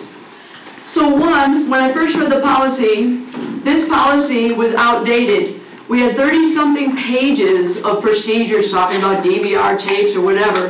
The district, when they read through it, realized that, hey, we need to really, so what you see is the district lining out a whole bunch of pages that we no longer needed in a board policy. In addition, there will be a procedures handbook created that will need board approval. And my hopes is I will get with the district, because I have met with the media specialists, some more than once.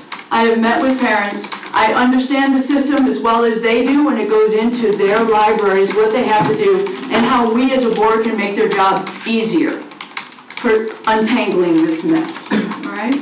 So number one, what drives a policy change? The rationale. Parents have the right to determine what they believe is and is not appropriate reading material for their students. No parent, guardian, or resident has the right to determine the reading, viewing, or listening resources for students other than their own. And the school district of Clay County, I'm assuming, supports the principles of freedom of speech and the right to redress of grievances inherited in the First Amendment of the United States. Issues with our current policy. This is not to hurt anybody's feelings, but you would have to be from Mars not to understand what I'm about to say. Extensive backlog of challenge titles. Lack of solutions for books that do not violate Chapter 847, but still may not be appropriate for students, i.e. mature content. Lack of informed parental consent. Parents are confused. Opt in, opt out. I can just tell you right now, they're all confused, and hardly anybody has the true story. Our current policy is obviously not working for us. And lack of stakeholder input.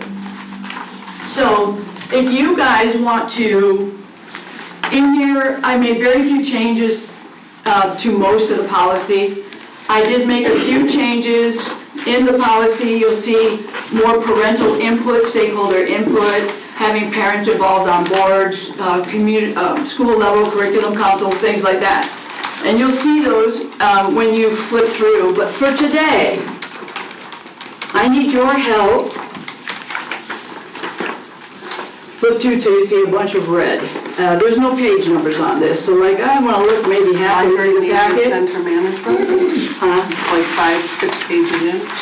It's actually halfway in, just challenge materials. You'll see it all of a sudden, Mary, it's just all red.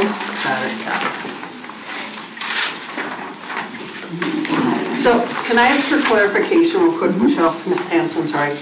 So the lined out items that I see on this were lined out by the district? Mostly. Okay. But when it comes to the challenge part. No, we're not there yet. That would be my line I'm out. looking at the beginning, to the very beginning. Yes. So then the red Would be is me. on that first page. Yeah, a couple little words on a couple That's- pages to got include it. parents and Okay. stakeholders. That's what I wanted to The know. lined out parts of the challenge part would be me, but all the rest of these lined out pages are not me, okay? And just, if I may, Got Mrs. Bullock is correct, so Mr. Daly and his staff went through and, found a substantial amount of this policy probably was not policy per se, so. And they made their changes and sent it back to Mr. Blocker for And me. for further clarification, we're talking, this is a procedure manual, and from this, we're building the policy? Well, I think, and candidly, this is an issue with some of your policies and procedures. There's a mixing of policy and procedures. Correct. Those are really two different things. I think a lot of this is inherited from decades ago. It's kind of been added onto. This is a problem the superintendent pointed out to me in one of our first meetings. So this has kind of been the policy/procedure. A lot of it is procedural and outdated. So I think what we want to do is extract a policy From this. right, have the board adopt a policy, then the procedural aspect will follow as far as the how the input. And I believe the district crossed out the procedural stuff. So what's left in the policy, I believe is what, right, Mr. Brodsky, what they left is what they would think would be included in the policy, not procedures. Right. Right? I got a nod in the back. Okay. Yes. But we do have a policy. Yeah, it's in here. The policy is also in here? Yeah. Okay. It's, if you go about halfway, the one, so there, you'll see anything left in black, so I just got a nod from the back. If you go like, if you're looking, let me explain to the board. If you're looking through how to barcode something and stick it into computer or copyright laws, I'm not a media specialist. Everything in black is what the district left, That's a procedure. okay? Okay. Everything they crossed off is everything that's crossed off. So I'm skipping through these pages because we can't sit here and talk about how to put a book on a shelf or whatever librarians, whatever they do, they do. But what we can talk about is the meat of the policy. And the meat of the policy begins with challenge materials procedure. So I have a PowerPoint where I'm going to try to. Can I just make one more point? Just to also, the board sets policy, so y'all as a board are the policy holders. Y'all determine what the policy is. Procedures, for the most part, really should be left to the superintendent and the district. So to highlight what you're saying, this discussion is more on the policy. Policy. Not the actual procedures of And in this packet somewhere, Ms. Bola, there is a line that says the district will create a procedures manual, Right. which the board will give approval. Right, And it's which just is like, what we do. it's a line somewhere in there, in the pages. But if we don't get to the part that's gonna help solve our lives, Can I get just a Yes. clarification? So, when we voted on this policy, because we passed the policy, it went into the procedure manual? yeah, it's Did all not go- together, It did not go into the board policy? not by itself. Correct. I think it was all. Everything's in there, how to label a book, how to By de-weed. definition, it is a policy once you approve it. Well, we did approve it, but it's all together, so we're It's hoping in to the separate the procedure. policy Yeah, I was gonna say, from that's part of the issue. She wants it separated with board policy. policy. And it's similar Like we to what we discussed. did with the bathroom That's policy, correct. because it was in the procedure manual, Uh-huh. and we moved that statement into the policies as well. But in That's this why I was case- pointing out we're in the board procedure policy, now. It there's gets- not really a spot, if you look at the chunks, Mm-hmm. the chapters, I guess, of board policy, there's not really a heading where this would fit, so I guess that's why. Yeah. It would be under, No, I'm sorry. I think y'all as a board have identified this. So policy management is critical for any government body. And I think y'all collectively, each of y'all individually, this doesn't violate sunshine to say this, because y'all are sitting here, y'all have all highlighted this, the superintendent's pointed out. We want to make sure that we improve our policy management. So the policies are, you can quickly find them. Procedures are a little bit different. So there should be a policy and a company procedure of how to carry out that policy. So one is, if you use the military terms, is the order from the general, then how the staff is going to carry out those orders and implement it. And quite honestly, we do not have, first of all, legislation drives a lot of changes. The districts has been changing their procedures and their media centers a lot without changing it in this book. They need to be separated for that reason. The other reason is, if the superintendent gets with somebody and they decide this is not the best way to do things, they're the ones that can change that procedure and bring it up to date without a vote. They can do the day-to-day operations, and we are not experts in media procedures. So that was but we can become experts in our own policy. I want everyone to understand it's not perfect. It is a working fluid document. Yes, Ms. Skipper? I was just gonna say, this is also something that Ms. Hanson said during board comments at the last board meeting about being able to locate our policy and how our website's a disaster when it comes to all of this and So, separating. I'm just gonna throw it out there again for your consideration. I think Neola would help us format and streamline our policy, and then we review it and adjust it to meet our needs and our preferences about, what we want our policies to say. But the formatting of them, to have a template to start from and a searchable template, yes. I think it would Well, meet the well, quite needs. honestly, it's about $60,000 if we have a board attorney. Yeah. And when we have a dedicated board attorney, I'm assuming part of that salary is supposed to be going to do this, that we don't need to pay an outside. IT.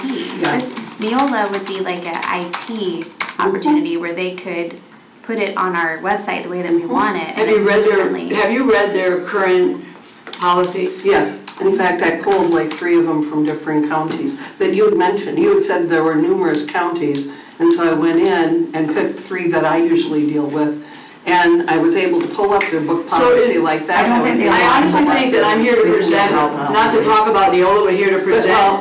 Whether we have Neola or not, Neola's wording is similar to the old document that we have, and we have specific problems that we need to address as a board. If we want to address spending $60,000 on something, when I believe once we have a dedicated board attorney, and I think Mr. Block will agree that he is able to and will have the time to do whatever we need him to do with policy.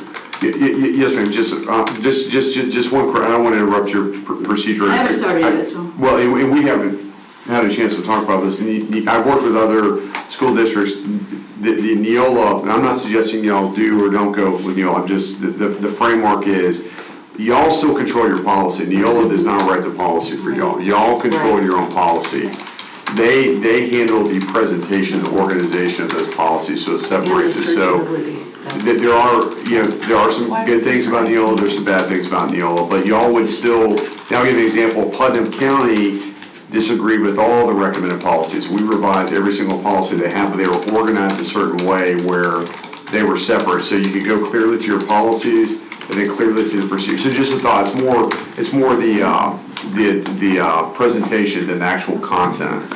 Well, it is, in my opinion, and it's just my 1 of 5 opinion, Neola counties have what we should have when it comes to organization. Every single, I gave you guys a copy at the last board meeting of 12 different copies from 12 different counties, say student, and every single policy is listed there. We should always be in a place where our policies are clearly listed and understood and searchable and be able to find by our constituents or anybody having a I problem. think we all agree on that. Yeah, because right now, That's it, so yep. we can, if you'd like, maybe we can talk about that another time. I just wanted to, whether we get it or don't get it, this part here has to be resolved because Clay County is special in this country and that we have some challenges that we need to move forward on. No, I don't disagree, Yeah. and I didn't mean to side. No, I'm just saying, I I was confused. don't want to keep you guys so long that we're just, Yeah.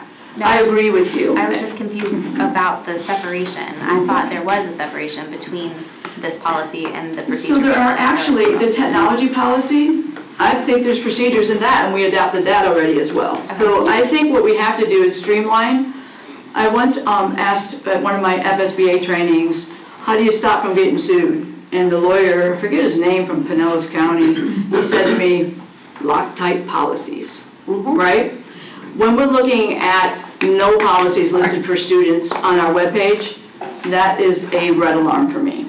And as a board, that will be our challenge, is to recreate and put us in a place where our policies are Loctite. And if you look at how much jargon was in here, honestly, if we had to go find something, we had challenge pages, the pages didn't match, the jargon, some of it was from the 80s. I mean, honestly, we really did need to, and all the associations with the American Library Association, all the Bill of Rights, all of that stuff has been taken from this document, and the county put in a brief of their own, so. They haven't taught in a long time, kind of winded. All right, challenge procedures. When you get home and when you look at this, you will see these in red. I kind of summarized them to take us through point by point. You need to understand that in legislation, when it comes to media collections, the principal at every single school is responsible for every book in their collection. The principal guides the media specialist. Problems in their library are the principal's problem. Because of that is why the majority of counties, and you can go home and just start clicking on county school board policies and try to find it. I want to call this decentralizing the workload, okay? Decentralizing the district and us from the actual problem. Legislation clearly says that principals can handle this. I am assuming that Mr. Superintendent, when he picks someone to be a principal, it is a fine, outstanding leader with great communication skills that knows their school community and understands the parents in their school community. The principal is the number one place to start when we are trying to decipher what kind of book might be suitable for what kind of a community. All right, so on that note, under this format, which Neola format does put the principal in there, Ms. Bola, as the first line of defense. I don't want me to sound military, but it's kind of what it is. So the petition form, which you do have in the very back of your packet, shall be publicly available by visiting any school in person. So the schools will have the forms. Easy to find, easy to get to, easy to fill out. Or by visiting any school in person or by accessing the link on the board's website. Most counties have that link on the front page, not scrolling, not anywhere. It just, they know it's a hot topic and they provide the link, okay? The petition must be in writing on the prescribed form by the signed parent or resident and include the required contact information based on the criteria set forth in 1006. The principal will review the objection. and should meet with the teacher or parents, or both, in an attempt to resolve the objection. Mr. Brodsky was a principal for a long time. He was the point at his school to resolve objections. And I would not want to be the one to tell a principal, I don't think you're qualified to talk to a parent about a book. I mean, that's where it belongs. They might even know the parent. All right, school curriculum council review. If the objection is not resolved to the objector's satisfaction, the principal shall refer the matter to the school curriculum council for review. I need to stop there. You know, this is how it used to always happen. Ms. Tito knows that. We used to meet monthly. We'd have little clips we had to watch, little books we had to read. We all get excited. We get copies of books. We'd have challenges once in a while. We'd talk about it. This is how we've always, and most counties in the state of Florida have handled it this way. So our challenge procedures prior to this unique time were effective for everybody, right? So what I'm going back to is what we used to do that was effective. So at the time, if a petitioner says, hey, I'm not happy, and the principal says it's going to go to our curriculum council, the principal will upload a copy of the petition to the appropriate district. I don't even know who that would be. I was hoping the district would have some time to type on it or tell me, but didn't have a lot of time. But the district representative will notify the superintendent, hey, we got a problem over, swimming pen with this book. All right, whatever, however they do it up there. I'm not delving into the business of the district and how they would notify. So, of the challenge, in the case of an 847 violation, or if the principal is unsure about a potential violation, it's our obligation to protect the kids. The 847 title will be pulled immediately from the school and sent to the director of, I don't know who that would be, to make an immediate, and I'm sure Mr. Blocker can help us with these things, to make an immediate county-wide decision. Some counties say in 5 days they'll remove the book. Well, if it's truly pornography, we just need to take it off the shelf. And that's what we're talking about here, truly pornographic books by statute. And they have like an A through M, and anybody can read the A through M and go, oh, yeah, no, all right? That can't be in this library. So that part's pretty simple. The challenge to any library material applies only to the individual school where it's challenged, because all schools have a different culture. Mind you, it's not 847, right? And so some schools, their community culture might want different kinds of books, and I'm hoping they do, right? I'm hoping that the kids in Keystone are getting the kind of books they want to read, right? So that's the intent of the library, is to build a collection for the culture of their school. And that's in their procedure manual. So, the challenge originated until a final decision is made. During the pendency of a challenge, library material under petition will not be accessible to students. In a normal situation, maybe Oak Leaf High has one challenge. They'll pull it off the shelf, and they're going to go through the procedure. Right? It might not need to go off the shelf of every school, but that parent has a concern at that school. Okay? The principal calls a special meeting of the curriculum council unless it's scheduled already, because they happen once a month, like third Tuesday of the month or whatever. If it's scheduled already, within 5 working days or a week, the complaint to address the petition. Mr. Blocker said he's going to look at this and make changes he feels need to happen to make sure we're compliant and this is accessible and everybody could follow. Because you don't get sued if you all follow the same procedures. It's when you veer from what we're supposed to be doing. So, the principal or library meeting special will notify the director of about the school committee meeting. The SEC, School Curriculum Council, will meet and give their decision to the principal within 30 days. The petitioner may be present to make a verbal or written statement to the SEC committee. We've always done this. People have come and talked to us. This was always the way it was. So, some considerations for the school curriculum council. The age of the children who normally could be expected to have access to the instructional library material. No one knows this better than the media specialists at every individual school. The educational purpose to be served by the instructional library material, the degree to which the instructional library material will be supplemented. This all comes from legislation. The legislation. Consideration of the broad racial, ethnic, socioeconomic, and cultural diversity of children. So, the principal notifies the petitioner of the recommendation once the council meets, okay? The principal of the library meeting special will notify the director, hey, we met, this book is cool, this book is now good, this book is gonna go in a different section, this book belongs better in high school. That's what they're gonna talk about in the curriculum council. If the petitioner is not in agreement, the district level curriculum will meet with the objector and attempt to resolve the objection. At this time, the district's not gonna waste anybody's time yet. They know exactly what needs to be done. And I would suggest, instead of going through the whole rigmarole of everybody jumping hoops and meeting and reading books and doing all this kind of conversation, that someone at the district office becomes an expert in not negotiating, but having conversation with people. If all else fails, the school library media advisory committee activities review and make recommendations of challenged materials and resources. It's not currently in our policy. It is ludicrous to me that that's missing, because that's what the whole last almost 2 years has been about.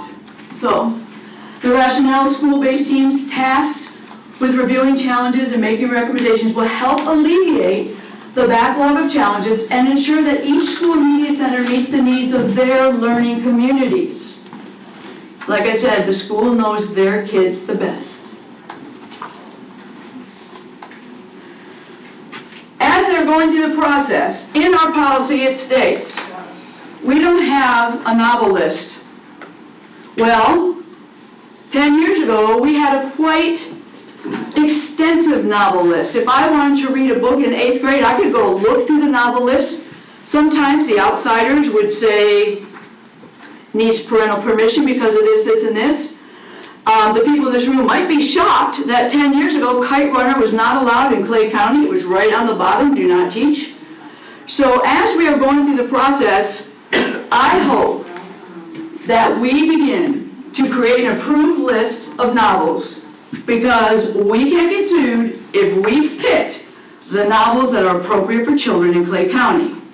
And people have access to that list. If you're a new teacher and you want to read a novel, there are some that come with the curriculum, but I personally, I don't know what happened to this list, if we can unbury this list from somewhere, but it was an outstanding list and resource for teachers.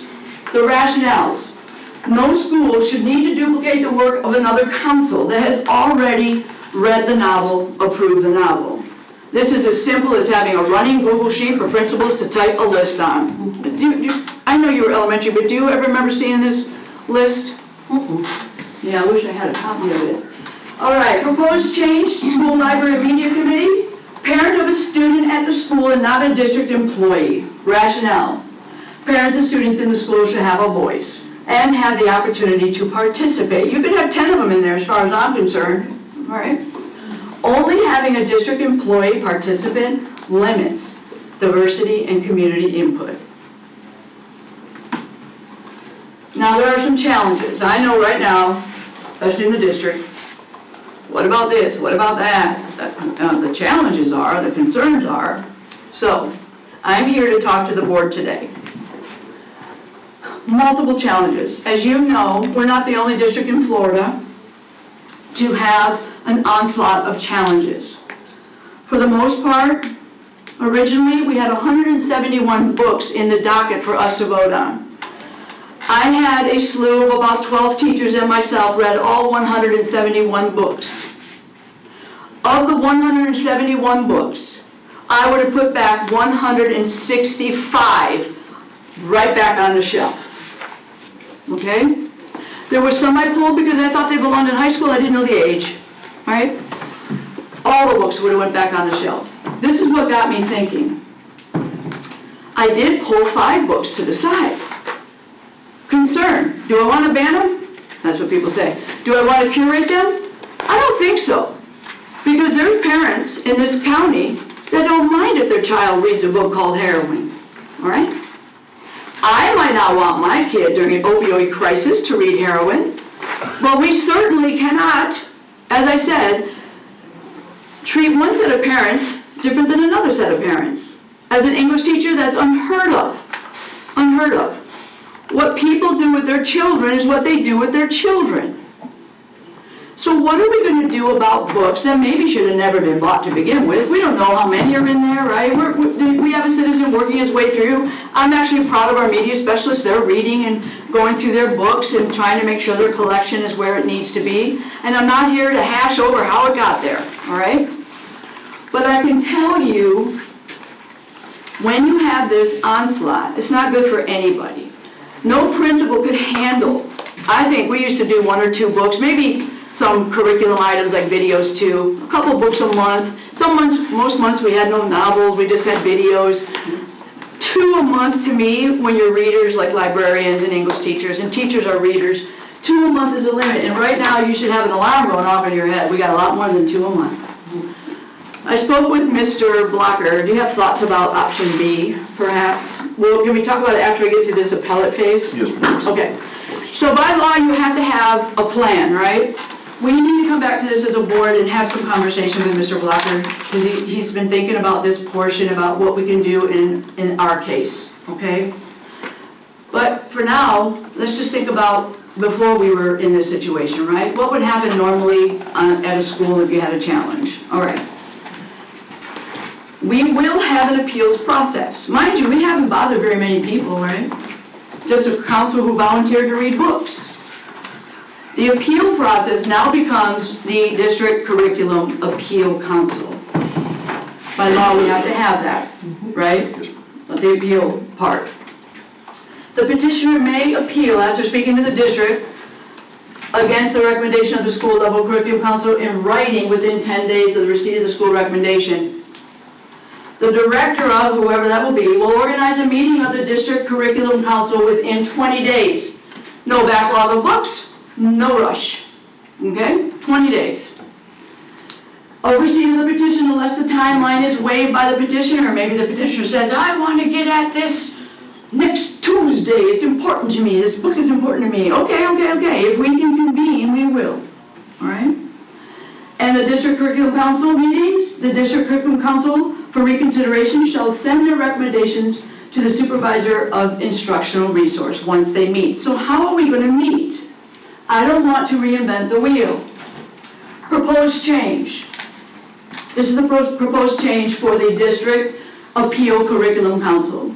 For reconsideration shall be comprised of a team consisting of, a lot of this is the same, school-based library media specialist, a curriculum specialist, a principal, a teacher of the appropriate content area. That's key. We don't want a science teacher reading a literature book and trying to figure out what's right and what's wrong, okay?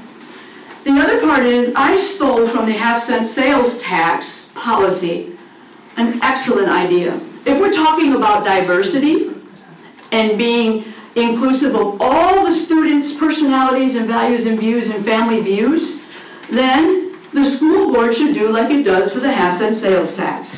Each one of us belong to a district that is a much different culture than the other.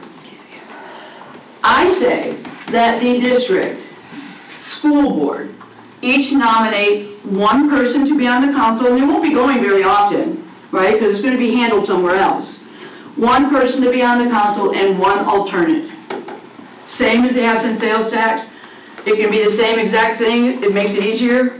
3 years, 2 years, whatever, 1 year. I don't know how you'd work it out, but you don't have to reinvent the wheel on that one. Current district curriculum council does not allow for parental input from all districts in Clay County. You just take a book off the shelf, you could care less what the people over there say about that. So right now, that's what we're thinking about. Each district has a unique culture and there is value in diverse input and challenge materials.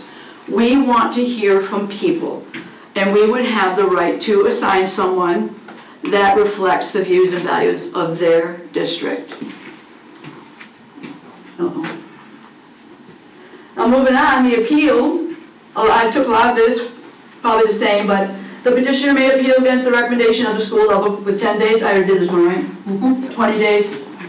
Going backwards. All right. The superintendent designee review. The superintendent designee shall review the instructional library material considering recommendation of the challenge oversight committee. They're still there. They're going to take a peek at it, right? The people of the district who've been reading these books for 2 years. And the district curriculum council for reconsideration. The director will organize the meeting within 20 days, unless the timeline is, did I just do this one? No, listen to me. The board will review the case after the council's done, including all the evidence proffered by the complaint during a publicly noticed board meeting. We still do this. We tried to do it one time with 171 books. You guys remember that? And then it was pulled. So we actually haven't done it, but it was in our policy to do that. Whether the challenge material meets the requirements of this policy.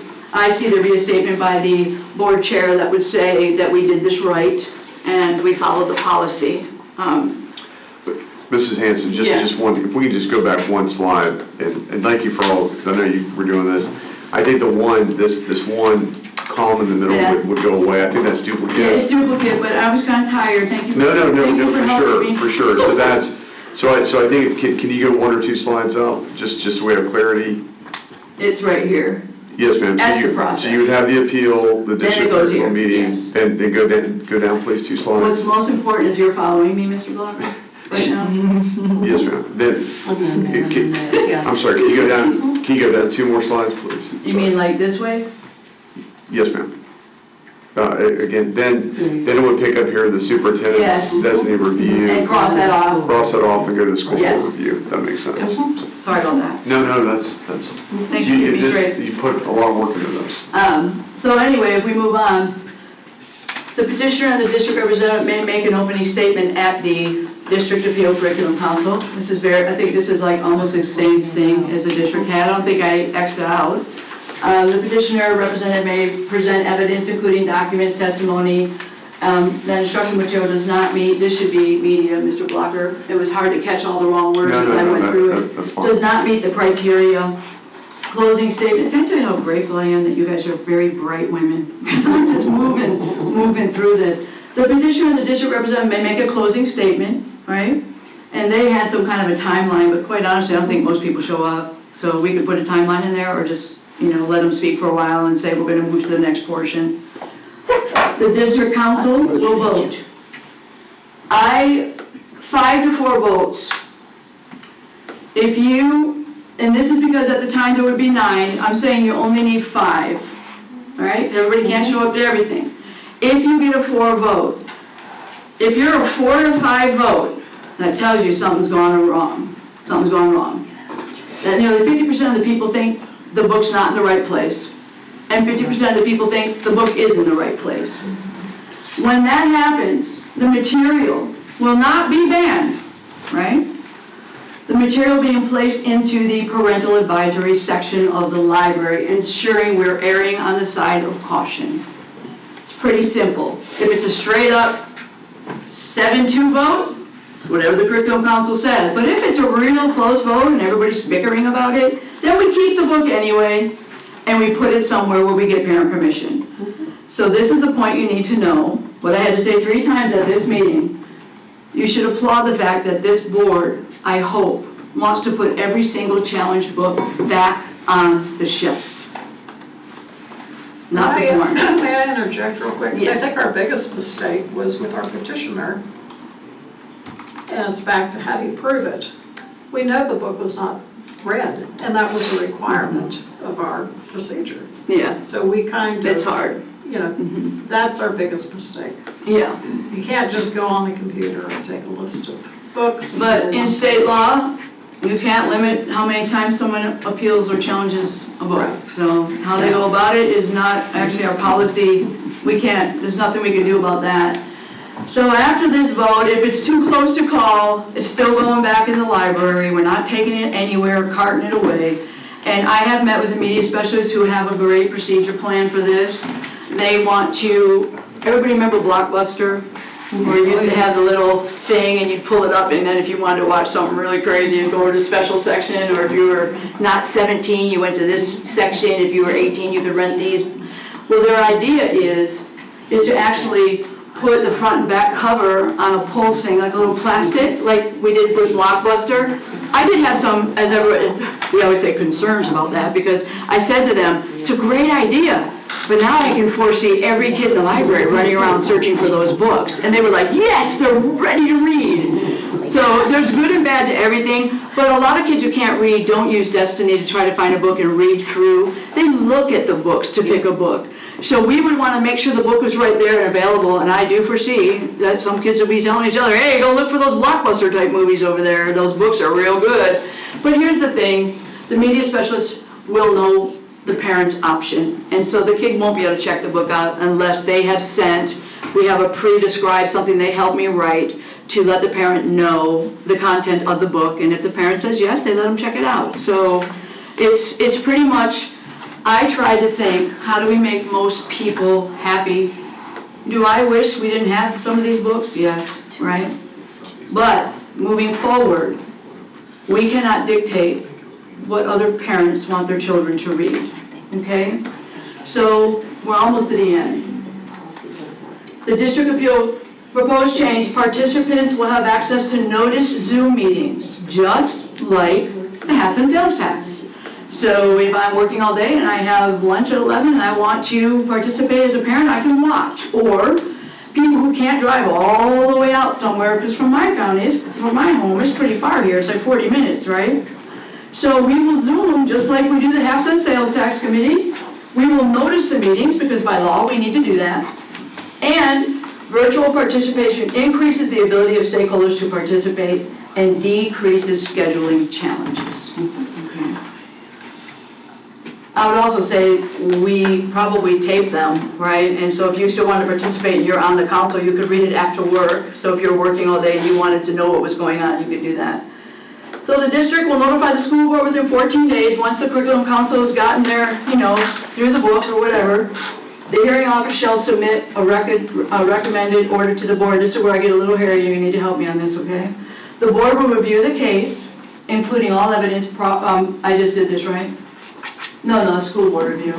The board shall announce during the meeting whether the challenge, so you'll help me with that order, right? Yes, ma'am. So it's gone through the whole process. The district is the appellate court, and we have put the power in the hands of the schools and the school media specialists to control the content in their libraries. So when we're speaking of challenges, we do have a special challenge that we have to address, and I called Mr. Blocker to be thinking about an option B that I hope would look a lot like our policy that we currently use with Mr. Daly's office. Have you put some thought into option B for when there's more than 2 challenges? And let me just say, this is not refined legal analysis, but I do think one of the challenges that Clay County has is that you'll have, multiple, individuals that make multiple challenges. That creates challenges for your staff, that creates challenges for y'all as board members. So I think there's a way that we could maybe create some type of expedited review when there are multiple challenges where, maybe we could put in place a, the key thing when you're developing this policy is you want to make sure that you have a due process path. So when you're removing books, if someone, disagrees with it, you have a process where they can appeal it. Ultimately, the board, y'all as a board have ultimate authority. So if there's a disagreement, the board is ultimately liable for the decision. That's why y'all are the policymakers. Y'all make that decision. So I think we could look at developing maybe a pathway where you have someone that's making 200 or 300 challenges a month, and it's very taxing to staff. Maybe multiple challenges would go into a different category. And the district staff is used to these multiple challenges coming. Unfortunately, they are. That could be an option B where they do what they're doing now. If it's pornography, it's gone. If it's controversial, put it in the young adult section. And if it's okay, put it back. Because the majority of the books are okay to put back. Well, absolutely. And the ones that they don't know, they can't make a decision on, should probably go to the district advisory committee. Absolutely, and I think, state law is very clear on what falls under, what is, pornography has to come out. But even the Supreme Court has said, we're not really sure how to define pornography, but we know when we see it, right? So that's helpful from a legal perspective. You do know when you see it. Right, you do know when you see it. So, so the challenge is pornography's out, but this way, if I understand, this is a policy that deals with more specifically when they're non pornographic challenges. Which is everything else. Which is everything else. So we would have to work and kind of, because I do believe some of the book challenges are for things that are not pornography. They're maybe more preferences and so we would have to work on this. But where you see a lot of the school districts being challenged are because their policy are either insufficient, not in compliance with state law, or their application of the policy is not correct. So, as an example, Escambia County is being sued right now. I'm talking to their attorneys to try to understand. That is generally, I did the application is what's being challenged. They have a policy. So a lot of times the courts will look at it and say, okay, you have a policy, you have a procedure, are you following those procedures? If you're circumventing your own policies and procedures, you're violating the due process rights because you're government. Y'all are government, so we have to make sure whatever policy procedures y'all come up with are being followed. Sometimes the policy itself is challenged because it's discriminatory. I don't think this policy, I think that would survive that test. Again, you shouldn't Putting do that everything back publicly should or survive. practice law publicly, but Oh. right, but we can, I think what's built in here is there's a lot of built-in procedural protections. So if there's disagreement, there's an appeals process. Ultimately, the final decision rests with the board at the end of the day. The superintendent, his staff are obviously involved. So I think these are some, And I had some thoughts for you about this backlog. So my board policy, we should have already had them on a consent agenda, looked at them, pulled what books we wanted to. We have not had any books come to us as a board, okay? Which is the holdup at the media center level, okay? One of the things they said is that it's very confusing to try to do the right things. Lists aren't updated, sometimes something's there, I don't know if I have it, I don't know what to do with it. So there was some confusion in the procedural part that made it really hard for the media specialist to figure out what to do with the book. But I can tell you, I'm not sure what the current number is, 300 and something. I would suggest as a board we go back to the original 171 books. I still have that copy. Maybe we tackle that since I had all my teachers' friends reading it, and if you guys wanted to read whatever, there's the list that I sent to the chair about which books I wanted to talk about. We could do that at the board meeting. I would also suggest that then we tackle 100 a month until they're done. And I say 100 because a lot of the challenge forms are literally, if it is pornography, you can turn to the page and go, hey, okay. I used the word spicy at the workshop, and everybody's using it now. Whoa, that's a little spicy, right? So, yeah. Ms. Right, not to interrupt your train of thought, just Trying to think of how to. No, well, and just as a reminder to the boards, your current policy, I think one of the challenges as talking to your staff is, books that are pornographic are already out. I think what was brought to you all was a list of books that were not pornographic, but then may have objectionable material.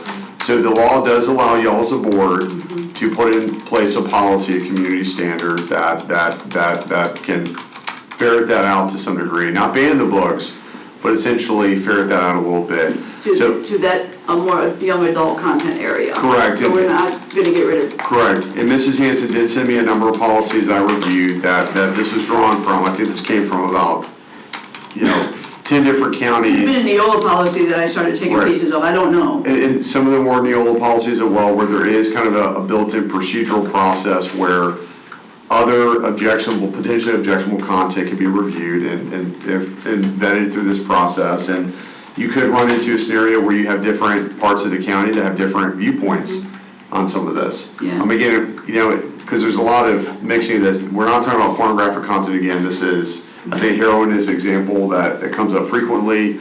There's some parts of the community that may find that non-objectionable, others may find it objectionable. And heroin wasn't in every high school. So like what you're talking about is maybe 2 out of 6, So it'd be those 2 schools that need to decide whether that book's good for their, regular shelf or, sure. young adult section. Absolutely. And Mrs. Hanson, if it's possible, just for my clarity, and it's not to throw off, I'd be curious if we could take a tactical pause for just a moment, because I want to hear kind of feedback from the rest of the board. And then I'll go over the appendix. Yeah, please, yes, ma'am. But if we can just so, because I know this is a lot. Who would like to start? Well, I want to thank you for putting all this effort out. It's amazing. It was for you guys and for us, literally. Unless we want to sit like this at every board meeting forever. Right. No, I mean, we started the process in October, and here we are going into February, so we've got to get something done. Actually, we started this process 2 years ago. Actually, more like 3, when we found the first. Well, it's a revolving living document. Yep. Times have changed. I think that, this needs to be fixed, and it needs to be fixed ASAP. And I think that, I do want to thank you for this, because this was a lot of time, effort, and energy, and I know, and I guess I want to clarify and be very, just to make sure I get this right. You met in October and nothing has changed from what you presented to the district.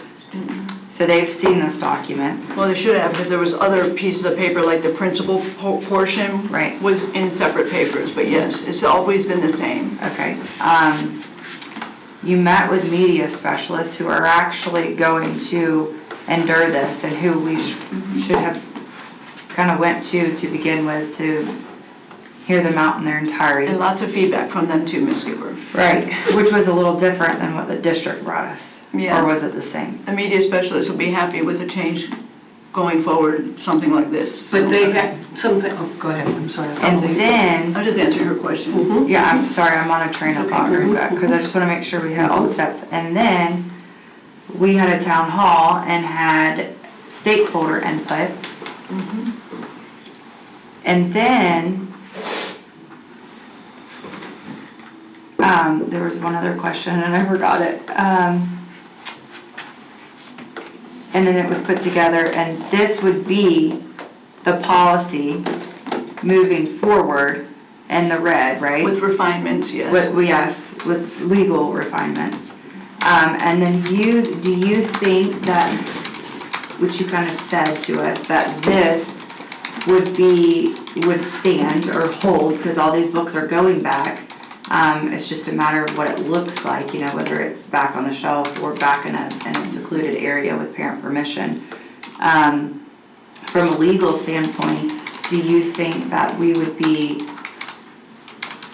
legally secure? Is this a secure document? Yes, ma'am. Policy. So let me give you the non-legal answer first and the legal answer. The non-legal answer is straightforward. We can work with whatever this board puts together. I am confident whatever y'all arrive on will be legal and defensible. We can't stop people from challenging it. Mrs. Hanson has been working on this for some time. I do think we need to tune up one or two things. I think the concepts are defensible. Really what you want to look at is, are there procedures in place? What you can't do is you cannot have a procedure where you're just pulling a policy, where you're pulling books off the shelf, and then just there's nothing, there's no appeal process, and then also you can't have a system where y'all are removed from the final say. State law entrusts y'all are an elected board, y'all have the final say as ultimately at the end of this. The superintendent has a role as well, so we can't have a policy where y'all are not involved to a point. Now, y'all can, to some extent, delegate that down, which I think this policy does. There are arguments for and against that. It's different from what y'all have now, because essentially it's pushing, what you have now is set up a little bit differently. This does push it down to the principal level. So I'm confident if the board approves this, that we can legalese this. We do need to get some input from, the superintendent. I don't know if he's, only because under state law, we can't eliminate his view, but y'all are the final deciders. Well, and also, it's kind of like, again, the military analogy. Y'all are the generals. Y'all give the order. Right. It's his job to carry it out with this team. So that's my question too. I just remembered it, sorry. Should we do these procedures before this policy is passed? Because there has to be procedures in place and the board has to approve it. But at the same time, I want to make sure that these procedures have our media specialist input. Yes, ma'am. So, I guess what I'm saying is if we submit this for I did advertisement. go over this with them. I went over this with the secondary media specialist. Okay. But not the elementary media specialist. So could these procedures follow after advertisement, is what I'm saying, or do they have to go now? No, man, so the way I understand it, and I was gonna go over with y'all, kind of y'all's timeline, 'cause there is a timeline What for. stage we're in right now with all these books, I have no idea. Yes, ma'am, absolutely. As far as just as far as the policy, y'all can adopt a policy, but the superintendent would have to develop the procedures, and that would be brought to y'all for final approval. But again, and I'm sorry to keep using this analogy, it's kind of like y'all give the orders, he's got to carry it out. So I would recommend, y'all decide what policy y'all want to decide. Y'all have a policy now, so this would be a revision to the current policy. And there's a timeline that we have to follow with that, so I want y'all to be aware of that, just so we're all on the same page. Then the superintendent would, develop the procedures. Afterward, and then we'll present those to y'all. Okay, that's what I want. And I would think there would be some training you can't just have people read the document and go with it, So if I could too, the procedures also have to be in mind when we're forming the policy, right? So get a policy that couldn't procedurally be implemented, that's a challenge, right? So, I mean, I would kind of say to the board that, one, I'm so thankful for all the work and the effort that's put into it. And I think that this is a great framework for moving forward, a great direction to move forward in. But I'd also encourage that we perhaps have a meeting so we can talk about procedurally how to get this done, so that the policy matches what the board wants and can actually be implemented also at the same time.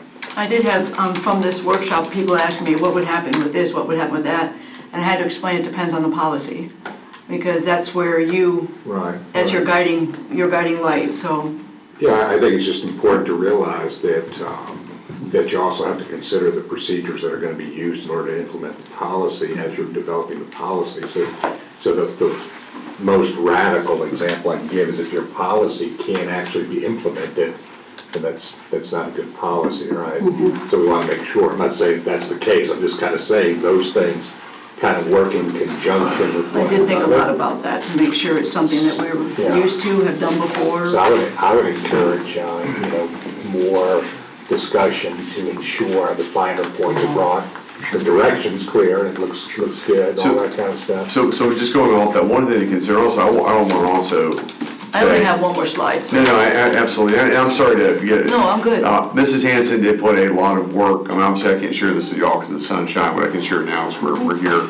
Mrs. Hanson put a lot of work into this, and I think that's great that y'all as a board have really leaned forward. Y'all collectively are not just here to rubber stamp. Y'all really care about this issue and care about meeting the needs of your constituents. I appreciate Mrs. Hanson because I know no one wants to, play lawyer and go through this, but she put in a lot of work and research into this. But they're a great board and we get along. I think we govern very well. And I could sit back and say, I wonder what Ms. Bola would think. I wonder what Ms. Gilhausen would think, because they're a great group of people to work with. Well, 100%, but one thing just going off, I just want to make sure I acknowledge that because, y'all have not had the opportunity to see all the work. And actually, all of y'all, I know Mrs. Skipper's put a lot of work into it, Mrs. Clark, Ms. Gilhausen, but all of y'all have collectively. The one potential challenge, it's not a challenge that can't be overcome, but we need to be thinking about this is, because this is being pushed down to the principal level, the challenge, Mr. Borowski, I'm gonna have to direct this to you. The challenge you're gonna have is, what if the board adopts this policy, we have to make sure that the policy is being followed. This is where legally you're gonna run into some challenges. If y'all adopt this policy, but you have superintendents that are not following this policy correctly, it will create a legal challenge. So there's gonna have to be some training. There's absolutely gonna have to be some procedural development in that, because that to me right now is the biggest, you can't create a policy and say, okay, this is the law for our district, but then you have staff. Well, do we currently have curriculum councils still at each school, right? I think. I mean, we should, I mean. Right, I think. So Ms. Hanson, or sorry, not Ms. Hanson, Ms. Bola hasn't had a chance. Yeah. I know I was trying to make it around all board members. But thank you. And I'm going to defer to Mr. Daly for just a quick question. Currently, when we get a list of books with challenges attached to them. If they are pornographic, they break the law for 847, they're automatically pulled. Is that pretty much That's the correct. statement? Yes, ma'am. So- By law, that has to be clear. Correct. And I know that there have been a couple that have been put back on the shelf that have been pulled since then because of clarification of 847. I understand Well, the that. law changed effective July 1 of 2023. Right. Which, so prior to that, those types of challenges had to go to a committee. As you might imagine, people have different lenses and different capacities of understanding of the law and how it was applicable and that type of thing. So the committees in a couple of cases had more elastic views relative to the 847 statutory language. Subsequent to July 1st, upon revision, those books contained material that did violate the law. And so even though the committees had ruled to retain them, Right. after July 1, per the state, they had to come out. Correct. So have you had a number of committee meetings recently? Well, so this whole thing seems to operate, I think I probably. Could you come on, Keith, come on in. Just for, I need clarification personally. On the premise that there are a number of books being restricted that aren't 847, that's not accurate. What's happened, the only books that have been taken off are the ones that were required to come by law. So what occurs is those books that don't violate 847, but have, gives people pause for concern, like they have animal cruelty or excessive profanity or drug use or those types of things. Those have been sent to committee. There isn't a backlog. We are 100% caught up. Remember, the board brought forward, after much discussion, a policy in April that, in my view, has been extraordinarily effective. And I salute the board for that and for your wisdom and for your leadership in that, because I know we had many discussions about it. You guys probably don't know I actually do things other than working books. And so I've never had a chance to come before you and say, hey, we're ahead of 60 other districts in the state and instruct my stuff as the academic officer, because we're talking about this issue. But the changes from the policy that you brought forward and approved that we implemented last April has allowed us to not only completely catch up on the backlog, but has essentially made this a dormant issue, other than we have one or two community members that like to come forward and speak about it, the board members. The emails have stopped, the phone calls have stopped. Those books that are in the appellate process, I think there had been, now I'm speculating here, I'm not trying to read your minds. It seems like, I felt like some of you were, hey, if I approve the appeals process, I'm sanctioning the content in that book, and that's not what that is. It's just the attestation that we have followed the law and the procedure to the best of your knowledge. And those were the books that we didn't have language to address because the state had not come forward with that language, if you recall. Yeah. Thank you, because I had questions. I was able to attend the meeting last week, I guess. And the questions that I had were, wait, I've gone through the training, why aren't I being used on this committee? But we are caught up. So that ends that. Yes, and now the appeals process. And then when you go on our website and you see the list of books that have been appealed, they were challenged originally, but now they're appealed, and in that list it says many of them are returned to the shelves, many of them have been dismissed, we're not using them anymore. I mean, the problem is the board has the final approval. I'm not sure why they're going back without us. I think that the concern that we had when that first list came up was, and it was pulled because there was some question about community and what reflects community. And that was part of that 847 law that is confusing to a lot of people, myself. Which very much. If you recall, Mrs. Buller, we had that discussion. I know you ladies are faced with so much information each and every month. It's impossible to remember all the gory details of what's presented to you. We had this discussion last spring to that effect. One of the reasons that the policy that you ladies structured centralized that process with us to ensure that there was calibration. In my opinion, it's very difficult for, let's say, principals and media specialists to be experts and statutory language, right? That's something that I hope most people don't spend their time reading Chapter 847. And then the calibration process. What we were seeing prior to that was in the committees, there were wild inconsistencies in the interpretation of that. So we brought it so that our committee would rule consistently, so we would avoid the litigation that might come forward. And we've been able to navigate that with that in mind. And despite the sort of historic number of challenges at this point so far, knock on wood, we haven't seen any litigation because there's been consistency. So to decentralize that and push that back down to the schools with a principal and media specialist, assuming those would be the only two, you'd be at 86 different people interpreting those books. Yeah, that's the point. What would happen if you had, let's say, a book at 5 different schools and you had 5 different interpretations, and well, we're not going to have it at school A, but we will have it at school B, and the various questions, scrutiny, and problems that might. But none of them are censored, Mr. Daly, so that's like and I have to interject here, because every school can keep what books they want to keep.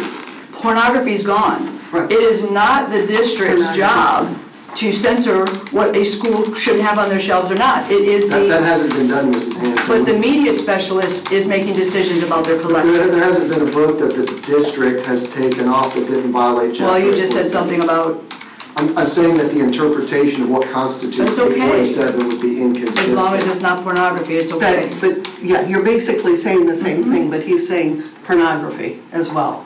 Correct. I mean, I'm just saying that pulling when you have that many You've cooks in seen the it, you kitchen, know it, you know you're what gonna you're have seeing when different you see it in the viewpoints spot. on that. So- And I would be prepared as a board to understand that you're gonna have complications from that.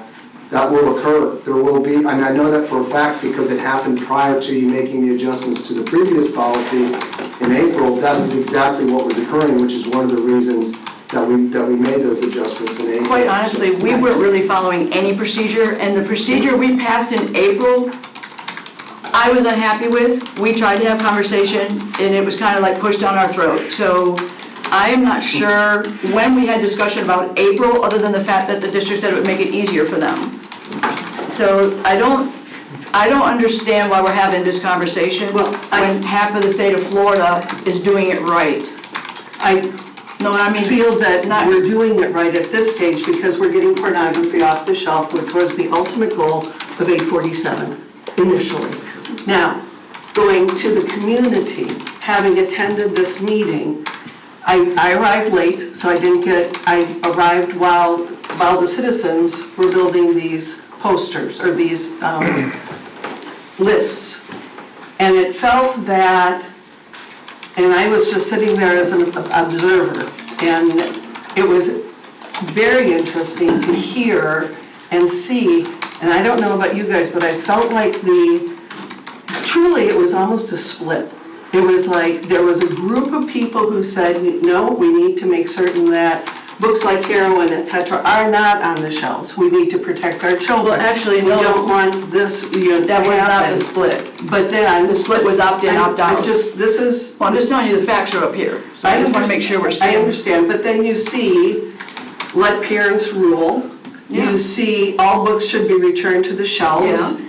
And that's why I'm saying the other half was, wait a second, you've got, if we are following 847, it's imperative that we follow 847. That's the law.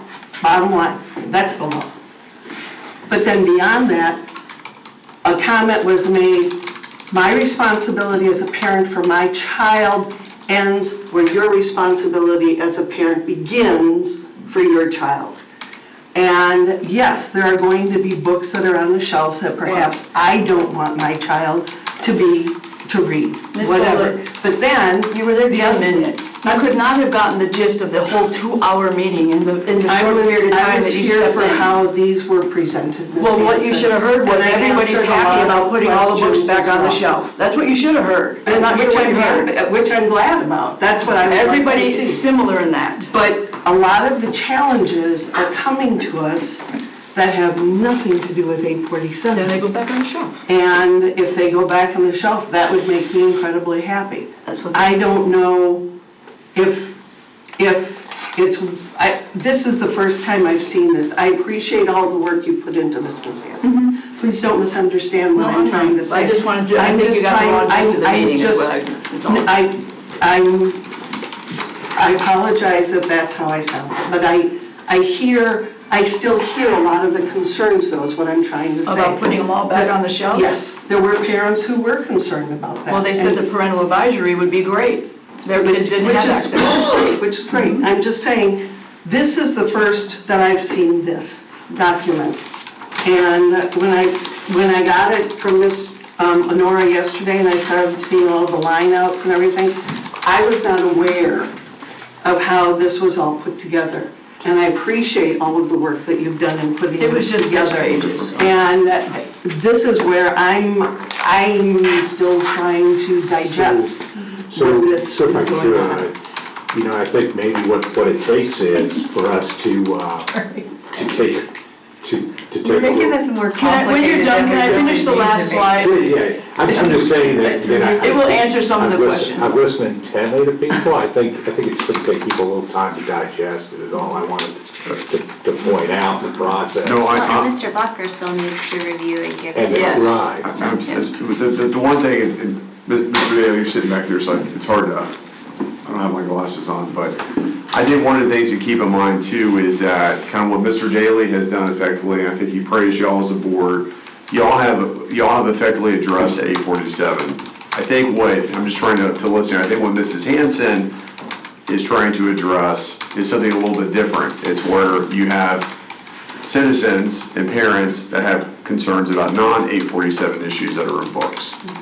So those are really two different things. So and the board, under the law, can develop a community standard and a process to address that. So, Mr. Daly, what you're addressing is really the 847, and that's a good system to get those books off. But right now, and use the example of abusing animals or whatever, that doesn't fall under 847. No. Abusing a dog, as horrible as that is, in a book describing in great detail, or Dahmer, or whatever, those are not 847, so they're not going to fall under that.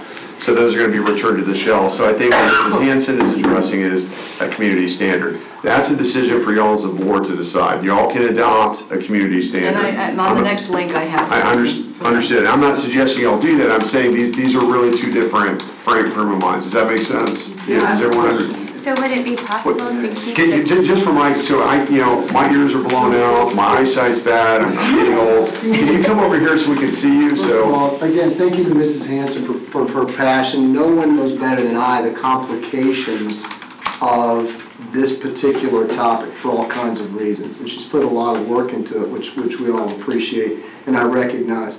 It's not an easy issue, right? And there's no way to come at it and have everyone be happy with it. That's simply just not realistic because of the subjective nature of books and people's personal attachments to them. Yeah. So what we've done from the beginning is to navigate this in such a way that we're following the law. That's all we've ever done. I've enveloped us in that because I was concerned about litigation, not knowing more than I did when we embarked on this. As I've gone through it and learned more, I agree with Mrs. Hanson that those types of books fall into the purview of parents' rights. Most of those books I looked at, I would never have my own sons look at. And I don't know how I would feel about it as a board member. But if you were to put them in a special section, none of those books have been taken off. They're sitting in the appellate. So if you said, we vote to retain them, but to put them in this thing, that would be a simple adjustment to this. I don't know that we'd have to do anything different than you've already brought forward, knowing that what you've brought forward already is already working, from my view. We're missing the point. Ma'am? We're missing the point. It's called diversity and stakeholder input. This problem belongs to everybody.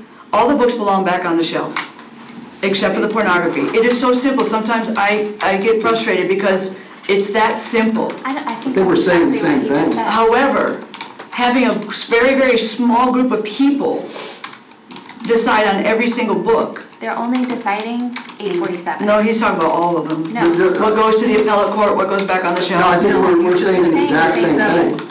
You and I are in accord, is that the books that are 847 by law have to come out. The only thing is, who gets to determine that? Because if you have too many people, my concern is if you have too many people determining that, you get inconsistency, and then one gets returned. Not without the rubric. That is an 847 violation, which invites problematic issues for the board. So Can I finish my slide so we can address what he's talking about? Because what he's talking about is a community standard. I understand. And what you're saying. I have something to show you guys that deals with that. I just haven't gotten there yet. Okay, can I, because I've given everybody else a turn, I'd Yeah. like to. I just feel like you don't have all the My 2 information, cents. so it's hard. Well, we can come back, let me just get while it's fresh in my mind. So, from hearing from Mr. Daly, from hearing from you, from hearing from Mr. Blocker, I don't see why we can't, keep the current system that we have for the Chapter 847 books. So that initially, we have a committee who is interpreting 847 and vetting the books, and then immediately discarding those. This policy does say send every 847 right to him. This Okay. one does. Okay. Yeah. So see, I think we're saying the same thing. And then for those books that become appealed based on the district committee's decision, or those books that are challenged based on something that has nothing to do with 847, that's where I could see this process that you've outlined, where it's a school-based decision. So I think the two could coexist.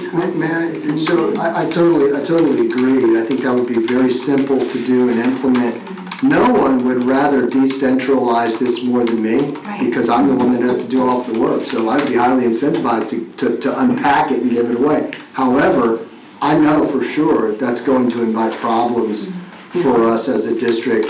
Why would it are we not as smart as the other counties that do this? I mean, how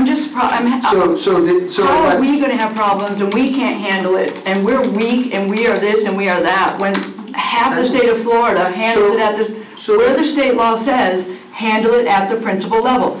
I don't appreciate the fact that this doom and doom, it happened at the Library Media Center meeting too, doom and lawsuit and gloom, this is what's gonna happen. We are better, according to Mr. Brodsky, than the majority of counties in Florida. And we're saying our principals aren't good enough to handle a book? That's not what I'm saying. What I'm saying is that you have different viewpoints. And they have a lot of things on their plate to become experts in, and this is another thing. I also like offering a layer of protection for our principals and our media specialists, because the statute doesn't say that they have to do it. It says they're responsible. If I'm providing the guidance for them from the district level, then that gives them a layer of protection that they were given direction from us, rather than the pressure being Well, the put on them policy is the directly. district guide. The policy is the district guide. So, Can we have Ms. Hanson finish? So that Yeah, I think it's gonna make a lot more sense if I just show you one more thing. Okay. Could you guys flip, it says library access forms towards the back. If you go to the back,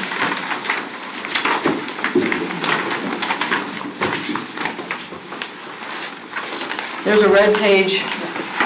I also have something to show you, but this came from the state of Florida. It was a template on how to do challenges. It was just a suggested template. I kept page 1, which is section 1 and 2. It looks like this. This is the criteria. This is the criteria for everyone. If you're going to buy a book, you're going to look at this list. If your eyebrow goes up, I suggest don't buy the book. If you challenge a book, you're going to go through this list. If there's nothing on the list, then the book's probably not challengeable. If you're going to talk to a parent, the principal brings this out and goes through the list. This is the rubric developed from the community standards, which I've had to talk to people who are actually in the room, because we didn't put all of them in Clay County's community standards. Ours is the same as Duval. So I had to talk to some people that were in the room from different sides of this, right, to figure out. Most people agree this is the list of goes back on the shelf, but might need parental advisory. And so if you look at it, the first 2 sections say, the material is pornographic and prohibited under section 847. In that case, the principal sends it up to Mr. Daly. The material depicts or describes sexual conduct as defined, predominantly appeals to the prudent, shameful, and morbid interest. The principal's not sure, sends it up to Mr. Daly. They never have to deal with an 847. The 847 expert is the only one dealing with an 847. Even if a principal is unsure, he can send it to Mr. Daly. Pull it off his shelf, send him an email, and let him go look at it. If you stop there, there's no need to go further, because if it's pornographic, it's gone. It's just gone, right? What do we do with part B and C? B and C of 847 addresses the age-appropriate material, ability to comprehend, grade level, things like that, right? We say the state's going to define it one day and we can cower behind it, but it's not true. I talked to 2 representatives that said we left it that way because Miami-Dade County is different than Clay County. We will never tell you what to put on it. He basically told me have the kahunas to figure out what your county wants to do with the books that aren't 847. Mr. Daly, they will never tell us what to keep and what not to keep. We are one of 67 counties. What we can do is if you're looking at this checklist and we use this as a rubric, these are the topics that the majority of people around the country, and you can research this all you want, as they come to complain about a book, there's boxes. There should be an online form like everybody else is doing where they just check it and then the Google form records the record and the timing of it. And it says, excessive profanity, obscene language that cannot be said on broadcast TV or radio. Heroin has 63 F words in it. Maybe that's okay at some schools, maybe it's not okay at other schools. You would check that for heroin. Horror, description of pervasive gruesome behavior, arousing feelings of extreme fear, shock, or disgust. There is a little bit of that. Jeffrey Dahmer was that. Violence, intense behavior, morbid behavior involving physical force intended to hurt, abuse, damage, torture, or kill someone. These are things parents agree on. I don't want my child to read about a child who was raped by their father, okay? But if another parent thinks that's helpful for their child, then that's what they're right. But they're going to check that box so they know what's bothered. Glorification of weapons. Glorification of suicide, self-harm, and mental illness. We can talk about it. And we're not talking about removing the books. We're talking about just putting them somewhere. And it's so simple in my mind that we tell the parent, I just wanted you to know this girl goes into detail about cutting herself and the blood dripping on the bathroom floor. Like this is a very graphic book. Unsolicited theories or strategies that are biased, racist, sexist, or could lead to student indoctrination. I'm not the one to tell somebody what that is. It goes in the young adult section if that's what the school decides. Gender theory, medical transitioning, sexual explicit content beyond LGBTQ relationships. I'm fine with LGBTQ relationships. I had books on my shelf that had that. The relationships in a novel are acceptable. But some parents don't want their kids to read about how to medically transition. This is putting the power, and if our roadblock is our principals, I'm going to go on record to say I know a lot of principals, and our principals can read this list and decide if it needs to be in an adult section. We can also refer to the movie rating, which, by the way, Ms. Bola, was the common theme, and I have it in my backpack. Yeah. If your kid can't go into an R-rated movie and it's explicit, what's in an R-rated movie, why would we let them check it out if they're 15? I'm only frustrated. I don't care about how much work I did because it's not perfect and I know we're going to change it. That's not what I'm upset about. What I'm upset about is convoluting ideas. Convoluting ideas that are actually not that complicated. If you have procedures and you follow your procedures, you cannot lose. You cannot lose. And we always hang that fear in the media specialist meeting, fear about being sued. It's really, and I wouldn't want to be a board member to tell a principal, I don't think you can handle looking at this book with your curriculum council, because that's how we used to do it. And Mary knows we used to do it that way. Nobody was up in the district telling us, you know, what we should or shouldn't do. But you're right, most of it was videos and things at that time. And novels at high school. Very, very few books for When us. you were elementary, that's correct, and most of it was videos. But- And I guess, and here's where I'm confused, Ms. Hanson. We're saying all books should be returned to the shelves. Yep. All books should be returned to, that are not pornographic, okay? So all of these, the excessive profanity, the horror, the violence, the glorification. As a parent, I know my child is well-versed in reading. I know my child is mature. And they are whatever age, but they may be more mature than what their age indicates. I know that my child, I trust that my child will read a book perhaps run into something that offends them. I didn't read that book beforehand. And I trust that that child will probably question something. That, to me, opens all sorts of avenues for discussion. No, but that's from a fine, parent because you are a perspective as parent. well. What we don't want is a parent, I'm gonna use myself. I don't want my kids reading garbage. They can get enough of that watching a movie. I don't want my kids reading garbage. It is not our public school system's jurisdiction to provide Dahmer to my child. My kids read way above grade level. It has nothing to do with whether the content of the book is appropriate or not for my family values. This is giving every parent in the county a choice. If the book is like this, call them, give permission, let them read away. This has nothing to do with your child, my child. This has nothing to do with you as a parent, me as a parent.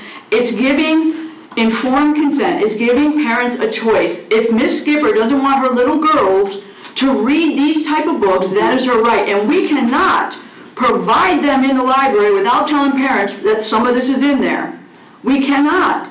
So where do those books go? That's my question. Well, the librarians have a policy for that. First of all, I want to let you guys know there's 200-something books. At the media specialist meeting, it was said to them, you're going to have hundreds of books behind your desk. No, you're not. Heroin's in 2 schools. The book Choke We Removed was in 1 school. None of the high schools have every single one of these books, and that's where most of the books are.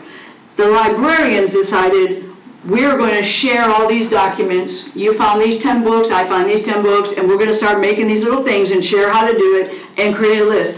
The media specialists are brilliant. They already know how they're going to implement it, where they're going to go, how to tell kids, how to tell parents. What I do want to tell you on the last slide, Ms. Nora, is we have a communication problem from the district to school level and district to the community. What we need to do is quit talking among ourselves and educate people. That's what we need to do. So at the school level is the best place to do that. The next slide should have some. I need to send it to her. No, it's just this thing is not.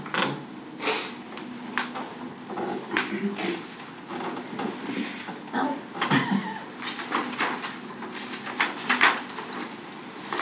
Is that it? All right. Where we went wrong with our opt-in policy, the reason parents are, and there's a lot of confusion about opt-in, opt-out at the meeting, okay? Opt-out, nobody reads any letters, everybody just doesn't return the form, right? But we do have a problem. We've removed 300 books. Our parents need to know that that kind of smut is in our libraries. They just need to know the truth. And then they need to make a decision. That decision is, my kid will have unlimited access. They can go look at everything in the library. My kid has no access, or my kid has limited access. The limited access is the place where the kids just can't go to the 50 books behind the librarian's desk, but they can check out anything else they want. Where we went wrong is we don't communicate to our constituents or to our parents. We just don't. We make decisions and we just go about our business without considering the impact it has on parents. This video from Escambia County, they made a video. Let me tell you real quick why this is important. Here's what our librarians have to do to opt in. They have to take every single piece of paper, and I'd love for you to make sure you pay attention to this because you're going to be the key for this problem. Every paper, you're at a school with 2,000 high school students, and they got to bring back this paper to go into the library, right? They have to enter every single student by hand, 2,000 of them. Then they have to send it to the record secretary who has to put them in, 2,000 of them, into Synergy. Are you kidding me? Why don't we just load them all up, and then as they get the forms, the librarian just checks the ones who can't have the books, right? They spent countless weeks, countless hours. When a parent does challenge a book or doesn't want their kid to read a book, you know what they have to do? They have to go into Destiny, they have to print it out, they have to put it in a folder, they have to send it to the record secretary, and the record secretary is the one that makes it the parent call.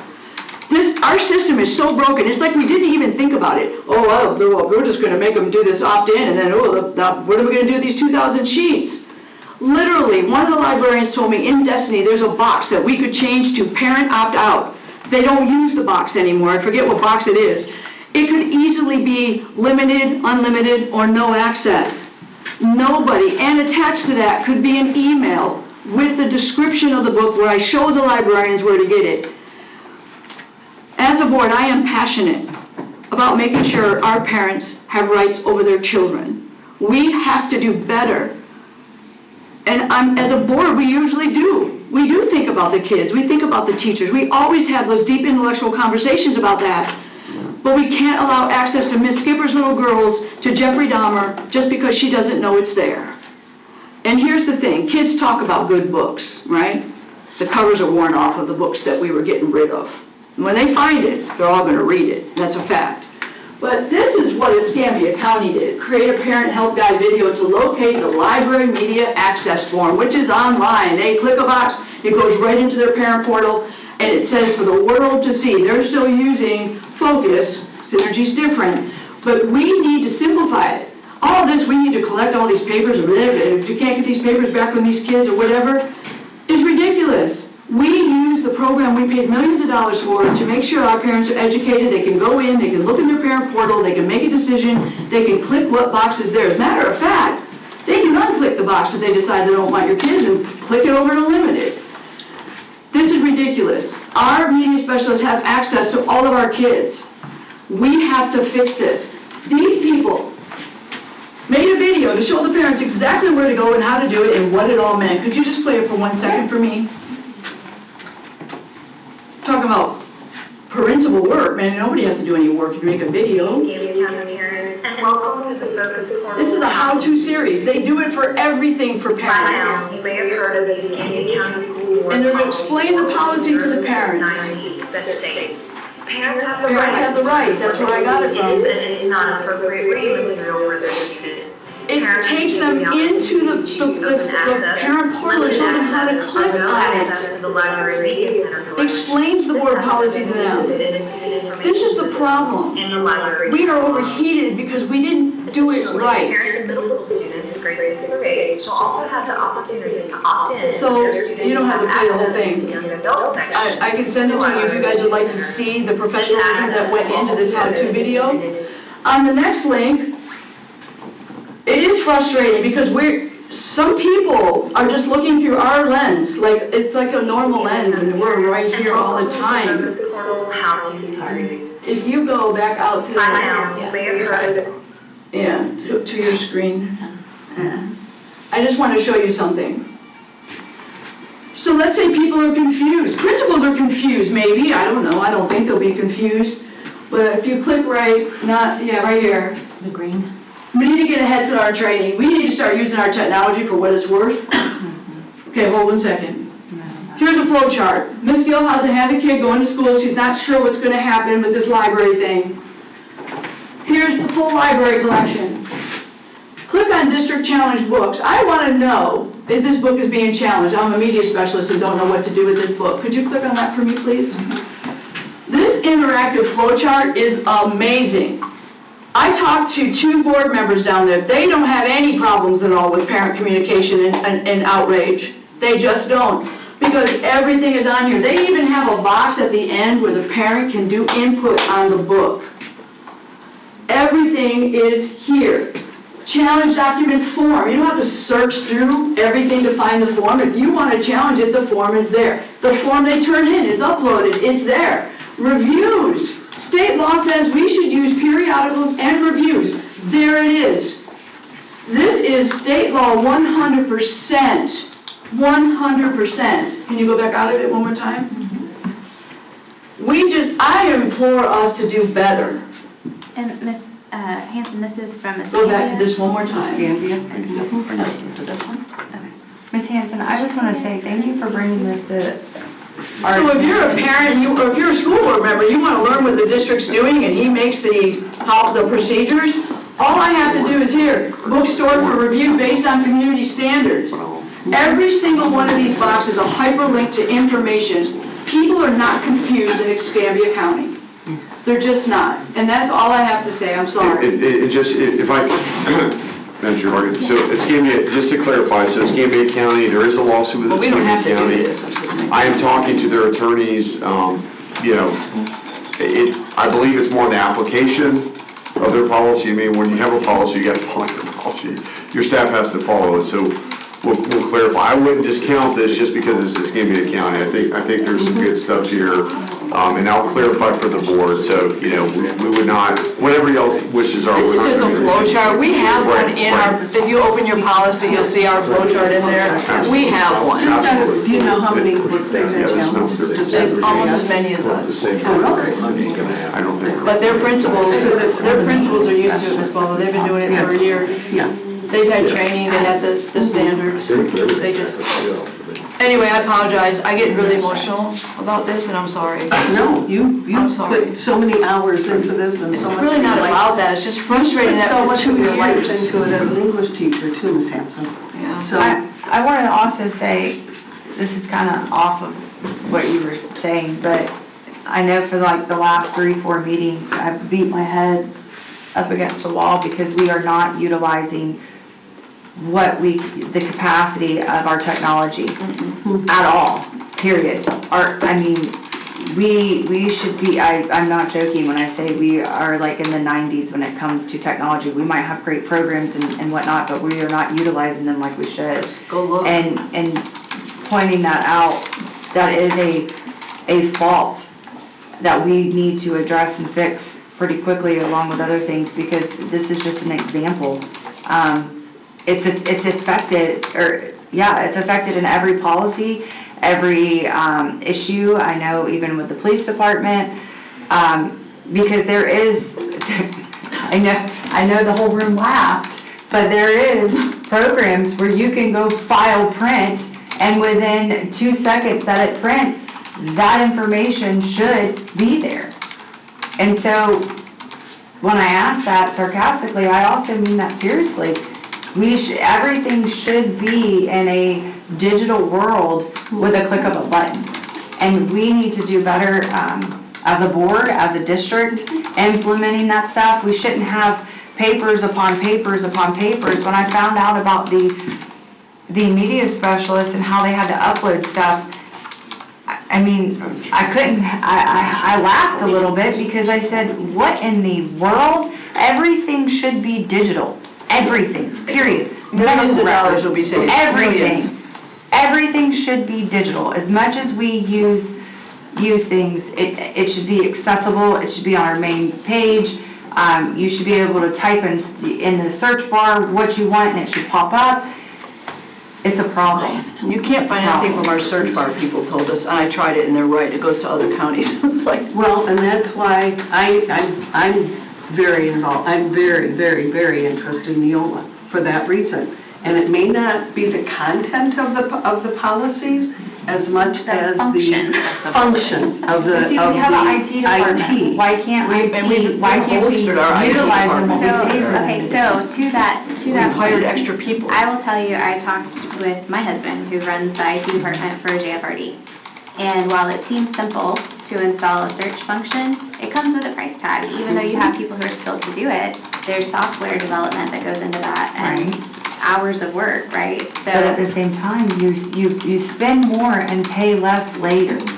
And when we're talking about I'm not saying that you shouldn't. I I'm know. just saying consider that. But when we're talking about being organized and we're talking about being efficient and effective, those things matter because again, we crippled a whole district by asking for 3 things or 2 things. I think mine was like just 2 things.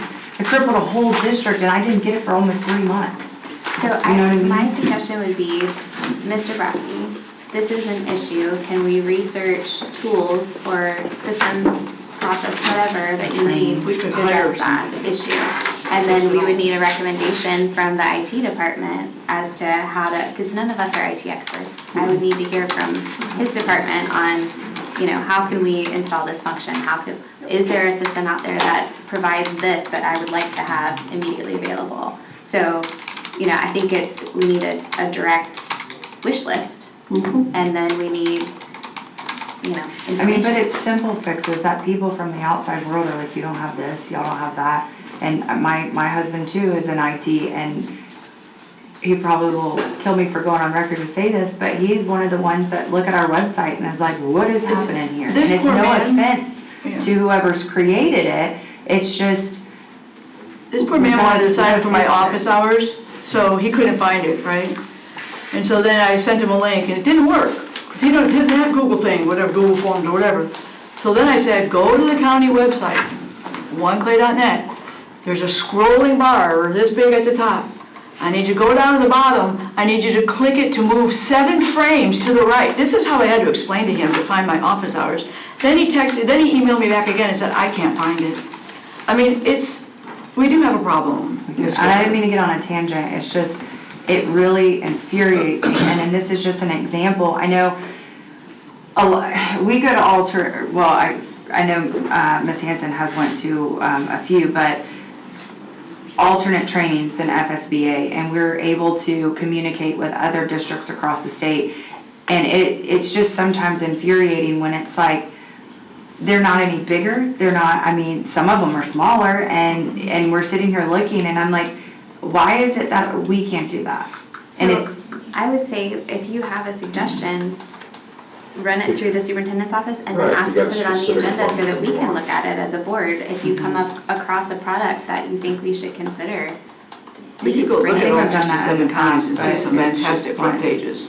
But that's fine, I just want us to be hyper aware, because I think that's what I'm gonna do. I'm gonna dive into the IT world that I don't even I spoke pretend to to the belong in, CFO in but another county. it's They went digital. They got rid of all these papers you sent them all the time. They did it all through the portal.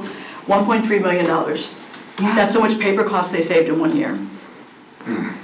And so We're in a digital world And if we where make it hard for everything should be everybody. at our fingers, and we should make it work for us. yes. If I could, I know the IT thing you're passionate about. but- Yeah. But to provide some structure to this and where to go from Sorry. there. Here would be my suggestion, if you wouldn't mind meeting with a small group, just as a next step. Because like when I look at this meeting and I reflect on what I've seen passion, I've seen a lot of work, going into it, a lot of people passionate, everybody wants the same thing, right? Pretty much. And so I think we're close, and there's nuance differences. And I'm just listening to people speak with passion, and I'm thinking, they're kind of saying the same thing, and they're really close, but they're not quite connecting. And when I see that happen, it always means there needs to be more communication between those groups. So if you would, I'm assuming the board would want Ms. Hanson to be the leader of that and meet with other staff related to the topic, and Mr. Blocker, of course.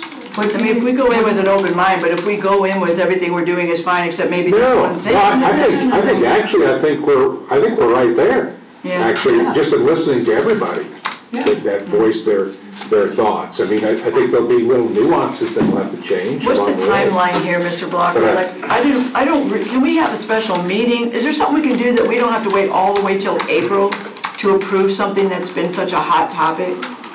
For me, it's 2 years April that I went into Mr. Daly's office 2 years ago, April. Yes, ma'am, I completely understand. So I want to make sure that I gave you the best possible answer. So y'all in your board policies do require a 28-day vetting. That really does tie back to Florida statute, and you did, and full credit, I was very busy yesterday. Y'all had a lot going on in the district. So I didn't have a chance to relate back to it because I wanted to read the statute again. There is a Florida statute that does, when you have a current policy, a current rule, and there's a amendment or revision to that rule, there is this kind of extra notice requirement to the public. That way, the public has an opportunity. So unfortunately, I don't think we can get around that. Now, what I think what might be helpful, and Mr. Borowski, I think this may be what your suggestion is, maybe we should, look at scheduling a follow-up workshop exclusively for this subject. So the board, we can refine this product. It's time to look at it. Bring it back to y'all as a board, meet here, this could be a special workshop noticed. We'll do some more legal work on this. We'll get some input from Mr. Borowski. We'll refine this a little bit. I'll talk to Escambia County. Again, to be clear, we're not copying Escambia we're not. County. It's just an This is example not of Escambia County's policy. Great It's way to actually- communicate. Right. The only reason I highlight that is because there were some things from Escambia County, but I would like to understand some of the school districts who have more of a kind of a diffused, for the community standards, which is, I think, the difference here. So that way we can get everyone's input and really refine, 'cause this is y'all's policy. This is y'all's policy. We want each board member to feel they've had a hand in this. That's been Mrs. Hanson's direction. We want input from Mr. Daly and Superintendent. So, yeah, Madam Chair, if it's appropriate, could we explore having a follow-up workshop and In the really? evening, maybe? I'm sorry, what was? In the evening, so Ms. Gilhousen doesn't have to. Whatever the pleasures of the board. How soon would you like to schedule it? I think we should do another meeting before that, just to make sure that the communication. Well, we're gonna have to. We're gonna have to have, between, like separate from the board, we're gonna have to talk. But we're gonna have to work through. So how about this? How about you guys set your meeting, and then Ms. Hanson, if you'll communicate with the board that you'd like to go ahead and schedule the workshop, we can communicate via email to schedule a workshop. But I really want to know what you guys think after you have time to. Yeah, that's the purpose of the that's what workshop. I mean, everybody gets time to That's digest what the it, workshop. So We you need go to ahead and meet with communicate more. Mr. And for you to Blocker. think more about the. how to implement it. Does that make sense? So you would meet with Mr. Broski and Mr. Blocker and I don't know who else, but whoever needs to be a part of that meeting. And then once you guys have ironed out what you feel like is a good product and we've had time to read it and get our own ideas around it, once you've completed that meeting, let us know and then we'll look at our calendars and schedule the workshop for us to talk about it As together. soon as possible As after soon as that possible meeting. after that And meeting. then the next school board meeting, can you vote when you make a special meeting? No.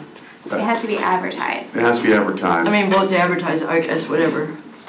Well, So you can't vote at a workshop, so we would meet at a workshop meeting to discuss what we would like to see on the agenda. So then it would go from the workshop to the next regular board meeting agenda. Which would be February maybe then, not this one, but the next one. Maybe March. February workshop, March meeting. March. So then we would vote March to advertise, and then it would be finalized Yeah. in April. Well, that's great, because he really hasn't had a chance to look at it So, either. Madam Chair, if I could, I don't believe the 28 days are in the March, we'd have to work on the timing. From March to April. March to Okay. April? Correct, there's not. Well, I mean, there's nothing preventing us from having a special meeting if we needed to, but I think that, Right, the board could decide to have a special meeting to do. The only legal constraint that we're gonna run into is we have to, because we're taking a current policy and revising it and amending it, and there is a due process component. We do have to, and Ms. Ange, I apologize, when you called me yesterday, I did not have an immediate You got answer. in a car accident. So but I think, 7 hours later. what I'd like to, I'll give it to the superintendent, so we don't have to include the board on all that. We will schedule a meeting promptly, then if we had to have a special workshop to address this apart from our workshop. Well, what I'm hearing from the board is there's interest in taking this model, refining it, and is that? And the sooner the better. For sure. so what I'm understanding is there's not 28 days between our March board meeting and April meeting. Right, correct. There's not. Because March is late. Okay, so we The could 7th. potentially set the end of February workshop meeting to be a special meeting also, Yes, just to vote on this. We absolutely could. Yes, to yeah. I advertise. have to trust you guys on That would be on the 27th, and that would give us an additional 10 days, which would give us the 28 days that we Okay, need. so let's tentatively plan on that. Yes, and just one more thought, you can still have the workshop in the workshop to go into a board, a special board meeting. Okay, Right, just to vote on that. okay, well, let's tentatively plan on that pending you guys meeting. And I think we struggled a lot with the policy thing. I'm gonna send these 2 pieces of paper to you guys. When I went to the policy governance training, they handed this out. And it is a policy about drafting a policy. I think I talked to Mr. Broski about this. We have something in our policy, but it's not what I'm talking about. Counties have a policy that dictate how to draft policy. So you don't have timeline confusions, the district knows when it's coming. The policy writer's responsibility, the district needs to know the desired components, widely circulate drafts for analysis, feedback, reaction, and review. That has been a problem the entire 14 months. We have been presented policies. That part, we never get to. Present the school board's position, not the district's. And so I think there just needs to be a change of thinking maybe a little bit. And then school board responsibility, evaluate and amend the drafts when they come to us. We do have opportunity sometimes to do that, sometimes we don't. But the question they asked us was, does your district have a policy giving structure for policy creation? Does it clearly define the school board's role in the creation of that policy? Does the policy include an advocacy and community involvement component? Does the policy require the district to be accountable for meetings and mandates and communication to the board? I had no's on all of them. And I think we will struggle, like maybe we should take up coming up with a policy for our policy making, so the confusion, like we already said what we would do at certain times, but honestly, if we had a policy about how to make a policy, and we had the steps clearly written, and we knew something was coming, there's no more, well, maybe we can have a meeting or do them, you know what I mean? I'll send this to you guys, if you don't mind my writing on it, I'll scan it in, but the FSBA is right. They said it's like sheep wandering around Ireland with no fences, if you don't know where to go. And that's kind of how I feel about our policy. I feel like we don't know where to go with it, you know, where it started, when it's coming. So that was my board comment, sorry. I'm done forever today, I promise. Well, I will add to that.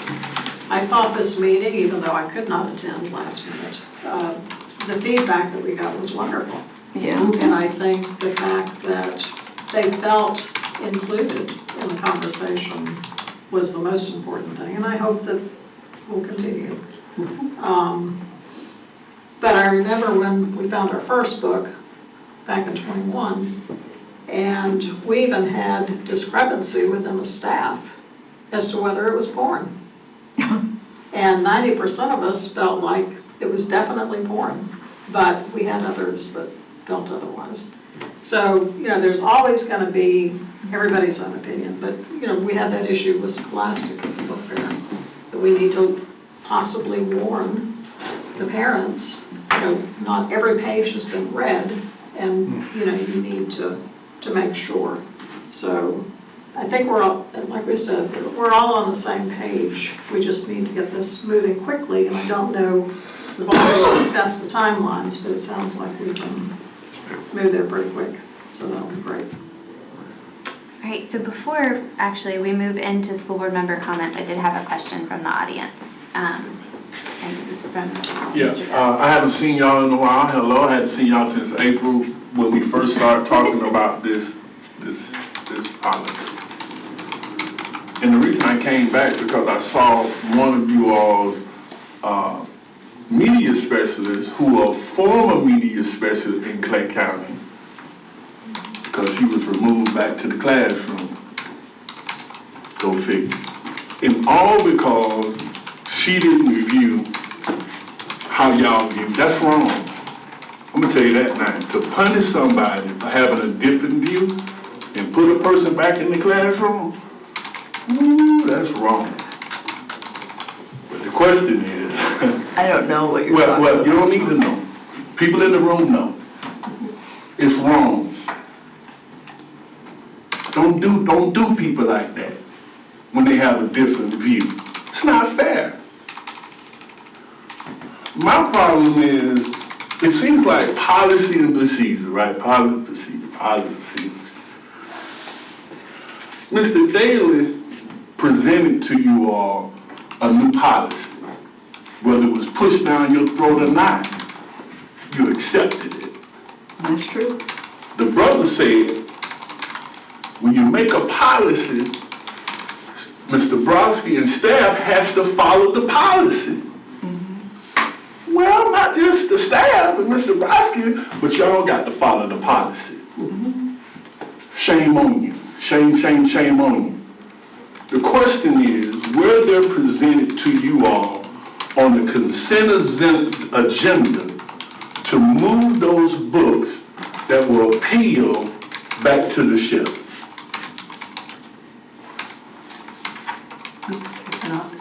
Ma'am? It's my understanding that that was taken off the agenda. It was taken off the agenda. It was taken off. You had opportunity to do what was right, and you didn't. That's wrong. Well, we tried to do what was right. It was removed from the agenda, and I have no power over that. Who moved it? I don't know, sir. Oh, I'm sure, yeah. No, I really don't. I read all 171 books. I was Mr. ready. Attorney, who's in charge of the agendas? That would be me That would be you. and Mr. Brodsky. Well, I'm telling you, y'all, it's wrong. The policy, and I don't agree with everything with Daly, God knows I don't. But I think the policy that he had was pretty good. That's just me. Do I agree? Yeah, there should be more community input, but don't go and put the onus. It seems like you put an indictment on Daly and Brodsky about an old policy that they suggested.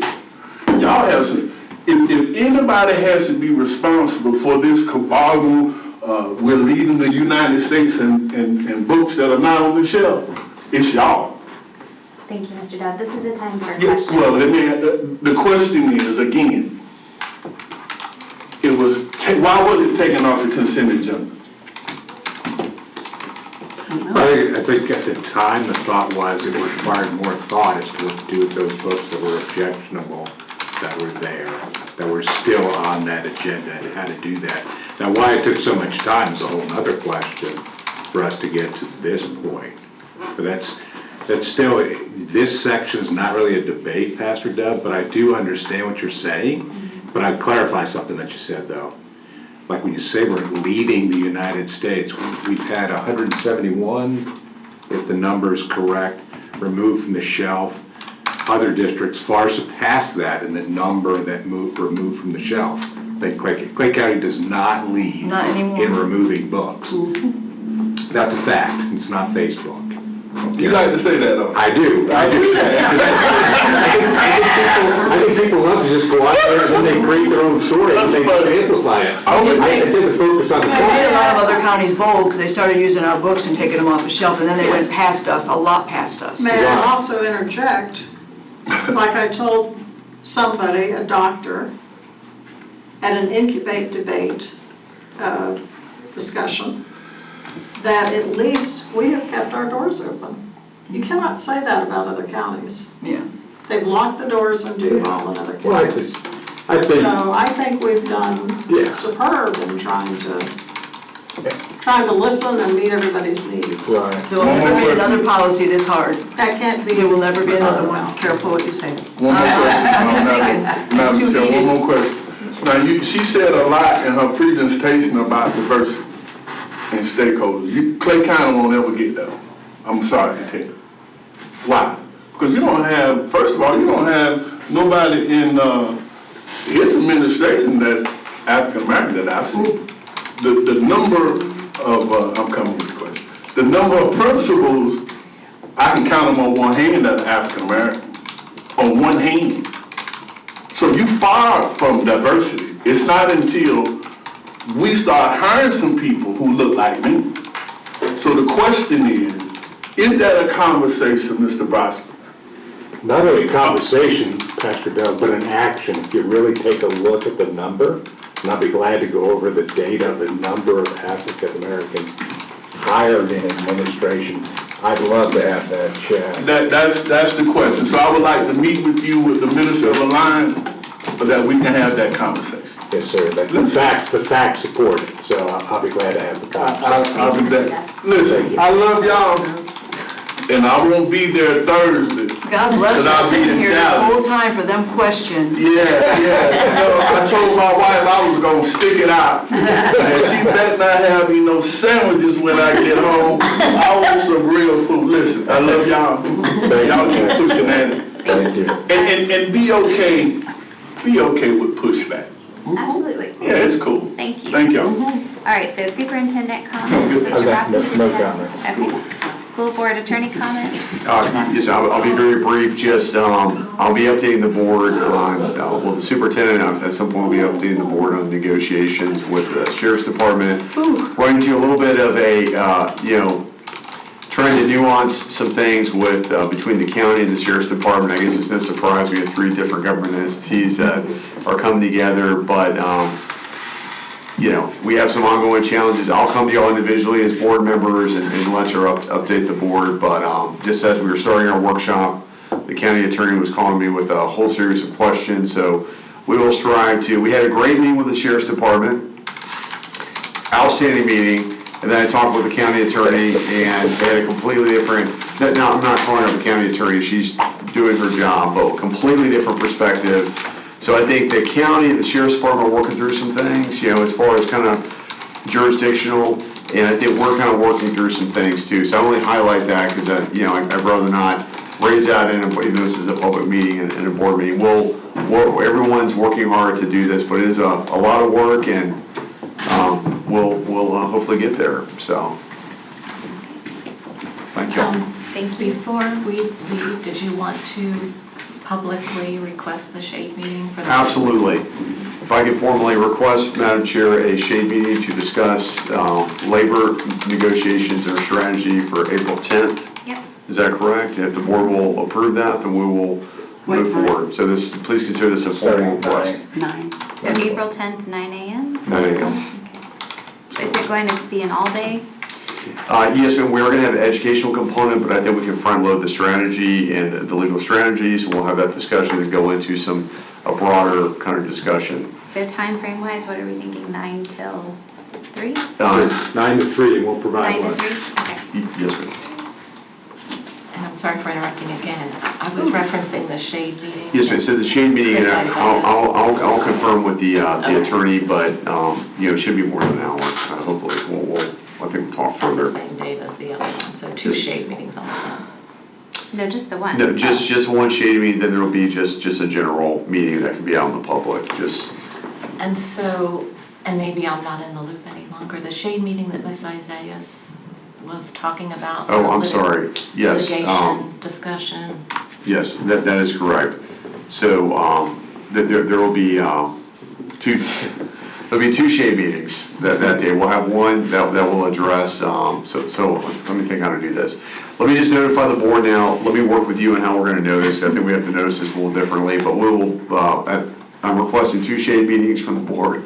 One to discuss a litigation matter, and the second to discuss our labor negotiation strategy. Okay. All So- on April 10th? April 10th. Yes, ma'am, if we can make some adjustments, because we are very early in planning this, I'll get back to you. We may be able to move at least the litigation one to March. So I will I work. just didn't know if that was time sensitive, like you need to talk to us before.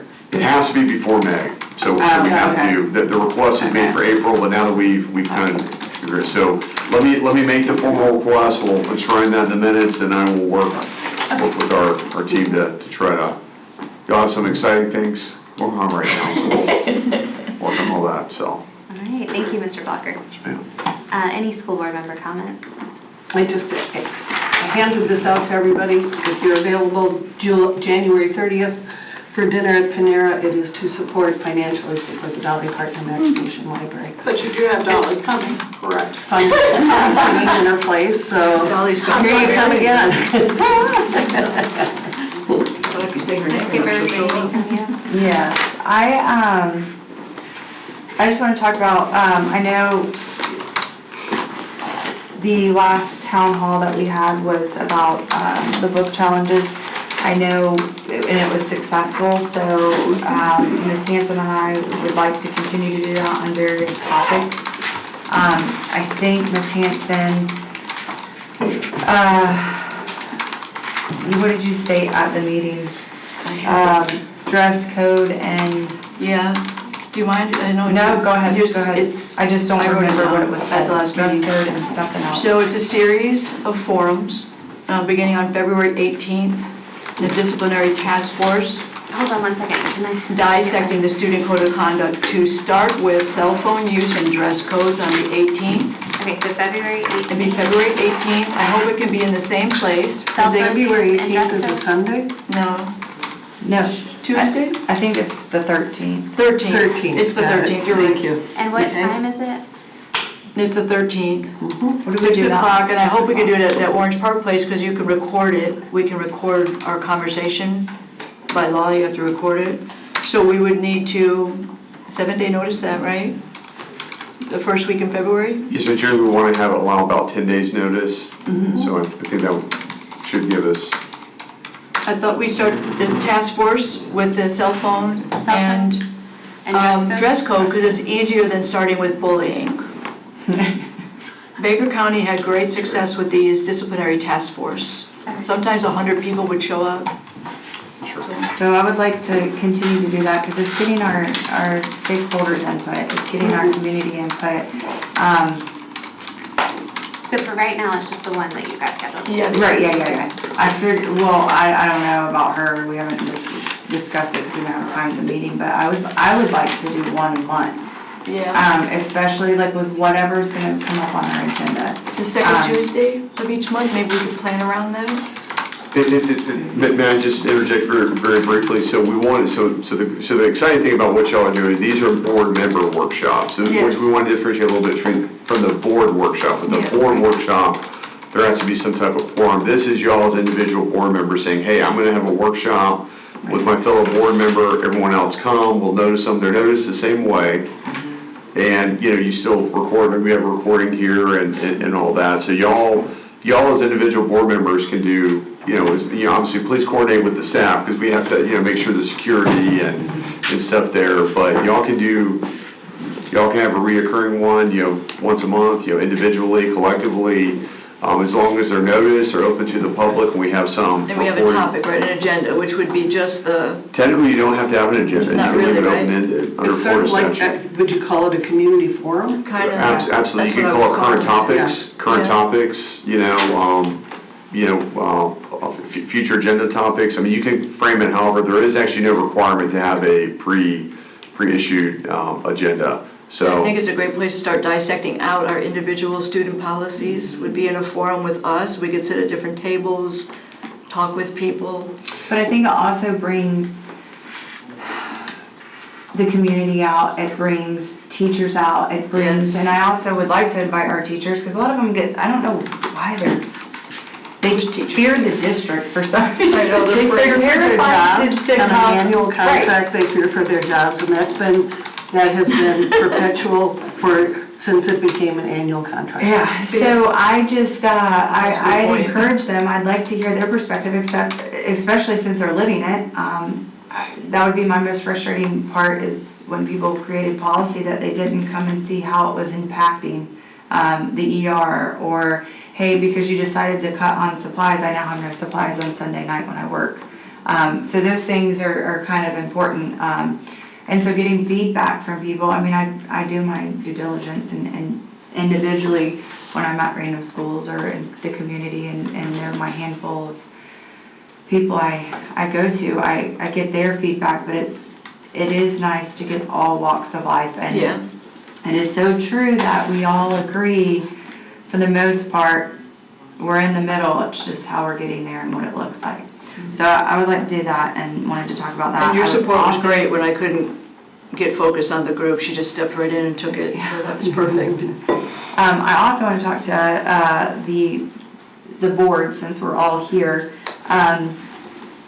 about our lawyer situation. I know Mr. Bickner has left, and our new board attorney and the firm has taken over his workload. There is a lot of things that need to be caught up on. I know things that have been out in the docket for over a year for some things. So also, there's a lot of work that has to be done from a board perspective, from our policies, from whatever direction we go with creating those and just trying to get everything fixed. Procedures out, setting our site up how we want it, all the things that I feel like we could keep Mr. Blocker pretty busy doing. But there are times where, which is no big deal, I'm not saying you should me, that's what I'm saying, but there are times where I've tried to, reach Mr. Blocker and he's tied up, or he's had to call me back because the district's on fire or something, you know what I mean? So my thought process is we have publicly stated, all of us together, that we have funds for 2 attorneys. Yes. We cannot expect Mr. Blocker and JP and the firm to function on, I think they're under what we paid Mr. Bittner. Less than what we paid Mr. Right, and the workload is unreasonable. I know that, and I wish, and I've expressed my concern to Mr. Blocker, I would like him to come and let us know, how he's feeling, if he's happy. I want to know that, you know. I would have loved for my boss to tell me, or ask me, hey, are you happy that we have no supplies on Sunday night? You know what I mean? When I'm trying to save a life, right? So knowing that, but I also wanted to state out loud that I personally have seen, and the little bit of time that we have had Mr. Blocker and the firm, not only has he performed, he has overperformed. He has done everything that has been asked of him, and he does it with a smile. And not only that, but that maybe even within the district, that we give him some grace, because he is catching up from a dumpster fire. He is having to do some complicated things, and not only that, but he's having to fix a culture where we were given bad legal advice. We were given misdirection, and that depends on what perspective, you know, or your viewpoint from it, but I truly believe it. So I think we as a board should discuss, because I personally, 1 of 5, want this fixed immediately. Because who wants to work for pennies on the dollar or not have help, or whatever the case may be. But pulling a new attorney or another attorney from the firm to assist or take over district work, and we have you as our designated board attorney. Madam Chair, may I respond to that? He is also our only hire. Right. First of all, I just want to thank y'all. It's a pleasure to work with each of y'all. Y'all are a great board, and I appreciate the kind comments. You guys got great staff and all that. So I think it's helpful. You know, I kind of learned this. You know, running a legal office in the Air Force. You know, you really, y'all are large enough where you really need a legal office. You need really a team to do that. You got some great staff here. But I think what will be helpful, and I can, you know, work with the superintendent on this, but I think what I would like to do is, you know, the attorneys work for y'all. So just like you have an elected superintendent that works with y'all, our job is to really serve y'all as a board and meet the needs of your staff. So what I would like to do is set up a legal office that works on that, where, you know, y'all have a line item budget, y'all turn that over to us, we know what those needs are, and we'll run it like a department where you have a team of lawyers that do that. Way, y'all don't have to get into the weeds of that. The superintendent doesn't have to get into the weeds of it. Your staff doesn't. We can field all these different legal issues that come up and address them appropriately. That way, the burden's on me, and the responsibility's on me and Charlie, Mr. Douglas, to operate that. So y'all can, this is how other districts that have, you know, outside firms that do it, you know, example, St. Johns County, where I'm a resident, you have the Upchurch firm, they handle it. They run a legal office, they handle it, you know, if they report to the board, they handle the legal issues, they help the superintendent with that. So I think we can do that. When we first came on board, obviously y'all have Mr. Bender still working here. He had, you know, a lot that, you know, he'd been here for a long time, so he had a lot of work that he was still handling. It's hard to kind of disconnect from that. I know as an attorney, we take great pride in that. So I would like to develop and run a legal office for y'all that can address all y'all's issues. Obviously, we have to resource that correctly. So, you know, if it's with y'all's permission, you know, I'll work with Mr. Brodsky, because I think, you know, currently the way we came in, we kind of were transitioning into this, but we're definitely at a point now where we need to make that change. So is that? Can we do that sooner rather than later? Can we get this going and have? When I sat with you, there was supposed to be 1 hour of dedicated time for this policy. He had 12 text messages, 2 people come in, 3 phone calls. I'm telling you, if I had to operate in those conditions, I personally would quit. What I believe, my husband was the commanding general of the Army's aide, and there's protocols, right? The legal office should have protocols. They have a secretary who has a book, nothing's an emergency anymore, and no one could see that general unless it was written down. So if you need to see someone, you see if there's an appointment tomorrow, because I'm telling you, as board members, you do not want to go over there and sit in that office, because you're going to be so frazzled, and his apologizing is profuse, but it still was very upsetting that a board member can't have a dedicated hour with their board attorney.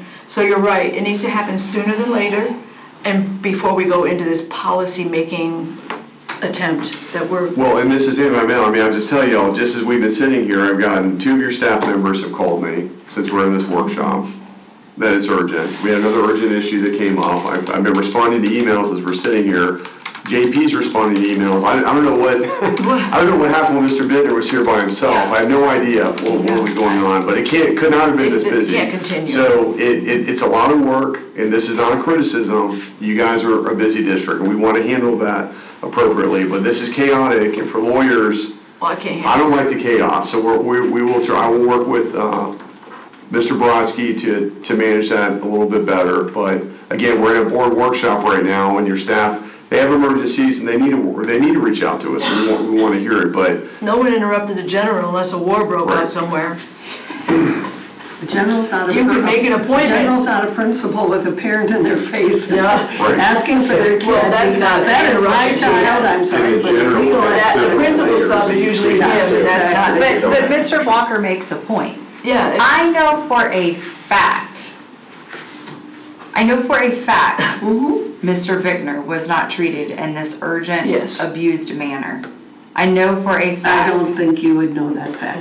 I do know don't- that He fact. couldn't have been. They got 2 lawyers working crazy, and there was one of him. How could Because he wouldn't have been as calm as It's not for us to, it's not for us If I to could, argue. let me just say this, I'll work with Mr. Block, and Mr. Block has done a great job. We've got a great relationship, him and I, and we'll work on the details of how to do that. I think we just had I'm gonna call it a structure meeting on January 11th, where in this room we had all of these various people, and Mr. Blocker and JP, all in the same room to work on that. I think some of that you're talking about, like never contacting the general, I've got several comments on that, but I'll keep them to myself.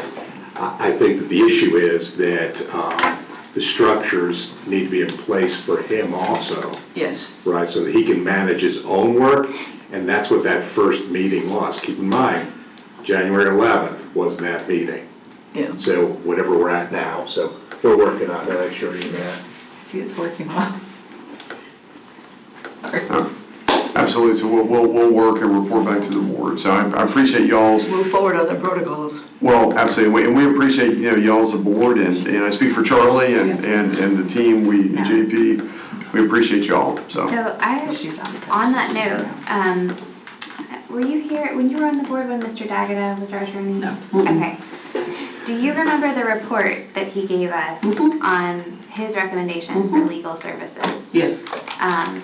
Is that a document that we can I don't know, access? it was not officially provided to us as a board, as I recall. Okay, I believe he shared that with us individually, right, and it was a recommendation. right, And it involved a board attorney right, and a separate school district attorney. right. This Well, was the actually, recommendation, I recall. junior attorney that we worked with. That sort of segued into, yeah, Into there that, was, okay. there was further Ms. Gilhouse, and I do discussion. have a copy. Pinellas County has a board-dedicated attorney and then a district attorney, and they sent both job descriptions. My understanding is we don't have a second job description. We only have the one job description that we would need to vote on to separate those out. I sent them to Mr. Blocker. He might have more luck finding them, but it's a complete division about what a board attorney is responsible for in a district and what a district attorney is responsible for in a district. And maybe that will help. Well, if I may just kind of weigh in on this, I had mapped out for the superintendent kind of how we would run a legal office, because I think you need an attorney that can focus on district level issues that come up, because they're going to come up. When you have a principal, like this morning, you have an angry parent in the hallway, you have the city attorney's office, and investigators showing up at another school, demanding to see a child. These need immediate attention, right? So I think you can build it where you have, just like you would run a legal office, you would have an attorney that would address that. But I think some of that structure, y'all can, just like, the superintendent runs operations, you can entrust the legal team to kind of craft that, because we may have to adjust these different structures based on the needs of the district and the board. And I think, just like we would manage hiring outside, counsel for litigation, I think what I would like to work, and I'm just speaking openly, what I would like to work towards is that you all kind of entrust us with those resources that we can kind of build the team around where there's continuity, where maybe, you need 2 or 3 other attorneys. We're built as a firm where we can address that need, but we have to structure it the same way. Using St. John's as an example, they have a firm that's on call to handle the different issues that come up. They don't really separate the board attorney from the district attorney. They try to keep it set. That way there's continuity. I would There's prefer that consistency. mode where we, because Well, they're in again, the same office, right? I mean, right? Well, and I have authority over the attorneys that we're Right. bringing in here, so I can make sure that there's continuity in how we're handling it. John and I are not gonna have a conflict on Right. the division of labor, because he reports to me within the firm. Yeah. It works with me, same with Marcus and the other attorneys, we have Carol as well. Yeah. So, as a part of the firm, I direct, their operations, assign their paychecks. So we, if we need to focus our energy on helping y'all in a particular area, writing policy or whatever, we can do that. As opposed to having different firms involved or different whatever. I had no authority over Mr. Bittner. So when Mr. Bittner in his final months here, he was working on what he needed to work on that he felt was important. I don't manage him. What I'm suggesting is we set this up like what I've seen work in other, where you have a legal office that's run as a legal office, the attorneys report, we answer to the board, we have we're evaluating our performance, and that way we can address y'all's legal needs. It's not maybe as siloed and also somewhat, because y'all are growing as a district. Y'all have, a large number of schools, large number of staff. We've seen dramatic educational changes. I mean, the legislature even now is considering even more changes.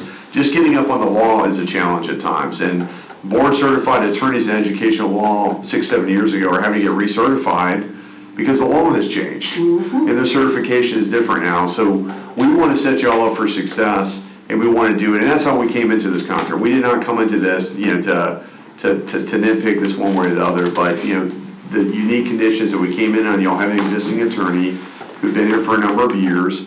He was leaving, and we had to have a transition period. I think now we've gone through this. This is what I brought, but I presented to the superintendent and his staff kind of somewhat of a plan. And I use that term loosely because I think we have to kind of, put it in place. We have to be flexible. We have to be flexible with the needs of the board. I think some of these issues, once they're settled, will be settled issues, but then other issues will bubble up. So, again, I think what's easier for y'all potentially is that let's identify kind of, create a department just like y'all would another, but where this is unique is we report directly to the board. We are y'all's employer. Y'all are our employer, so to speak. Not the district. Mr. Brodsky's in a difficult position where he has to work with us. He has to work with all this, but I don't direct his staff. I don't tell his staff what to do. I can't tell his staff what to do. He, under statute, directs the staff. So I want to have that level of understanding with the legal team so we can respond to y'all. Does that make sense? It makes sense. Okay. When we first contracted with you, we also understood that there were going to be you would be representing other legal entities, cases, whatever, that you would be working on at the same time as you're representing us. And I'm assuming that that's continuing as well. And I guess my concern is that we are also getting used to the fact, and when I say we, I'm referring to the district staff, because we did have an attorney that was here from 8 until whenever, and during that time, he was always available. Well, y'all are not paying, candidly, y'all are not paying market rate to have that right now. Y'all are paying $12,000, which is not enough to even pay the salary of an associate. So market rate today, that's not even, like, I can't hire an associate for that much money a month.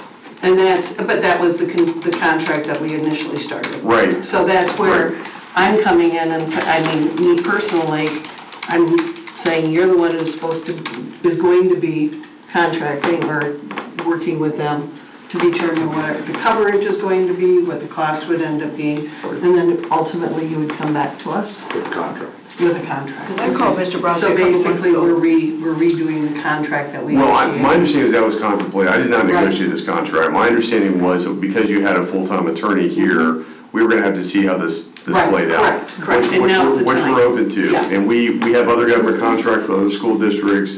They work very well, but part of it is you have to resource them the right way. And all parties in a contract have to understand how they do it. Y'all are unique in that y'all have, for a long period of time, had one attorney in place. Forever. And I think that's great. But it seems like y'all are reaching a tempo where I'm surprised that one attorney was able to handle it. I mean, you have a major negotiation with the sheriff's department going on right now, which candidly, from a legal perspective, there's a lot of stress. There's a lot of stress on my bar license to make sure we get that right. Because you get that wrong, that impacts y'all politically and legally long-term. So y'all have a lot going on right now. I would not be comfortable staffing that with one attorney. I think you have to have the right team in place to do that. So coming into this, obviously we didn't know when we came into this contract some of the issues that were going to come up. So that's part of doing this. We did vote on a second attorney, so. Well, and I think I said, I'm pretty sure I said during the time, I always felt like hiring a firm would be our best interest, just because you have a deeper bench. So I'm more than open to looking at a different structure, but I do think it's important that Mr. Brodsky express his needs, we express our needs, and Mr. Blocker come up with a plan for how can I meet all the needs, and what's the bottom line. Exactly. He needs to work it out, Well, I mean, we all need to work it out together, but nobody knows his workflow and his ability to manage better than Mr. Blocker does, so. Absolutely. I appreciate that. All right. Is there anything further? No, ma'am. No, ma'am. Karen's, the skipper's done. I was gonna say, basically, everything I was gonna talk about has already been discussed. I'm gonna save the brief conversation on the self-insurance update for the board meeting. Because it's really for more of the citizens to hear, and a lot of people don't listen to the workshops. I was going to bring up about where we're at with police negotiations, so I appreciate knowing that we're almost to the goalpost. But as far as the legal, I just want to add that obviously they're being taxed, districts being taxed regarding the legal side, and I know the Douglas Law Firm can't afford to continue this way, so if we can wrap this up as quickly as possible with negotiations, this month preferably, as far as procedures, if there's interruptions, you have a secretary. That secretary should stop people from coming into the office, and phone calls can wait. Ms. Robinson is still there, correct? So if we can just wrap this up as quickly as possible, so that everybody is happy, we don't want to lose the law firm. So that's all I have to say. Okay. Has everybody had an opportunity? Do we know when we're going to have the list of responsibilities for us? Yes, I will have that at the regular meeting. I don't have it with me today, but I will have it at the regular meeting. And just the only change that I'm aware of is that Ms. Skipper wants to be on the Education Foundation Committee. Also, can we discuss other possible committees? Because new ones, maybe? Sure. What ideas did you guys have? I know, do we have a parent liaison within the district? Yes, for ESC. Only for ESC? Because we created a job for it, we voted on it. Okay, because I feel like,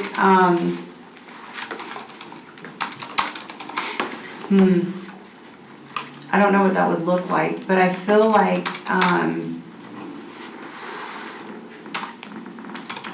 But Mr. Brodsky holds student meetings, and he holds teacher meetings, yeah. right? What do you call them? Your little student thing you do? Advisory council. Advisory council. We don't do anything with parents. Well, I would strongly disagree. Well, no, I mean, like, what she's talking about in her kind An of. individual person, that liaison position is more for ESC services, but each group has a niche of people to reach out to parents.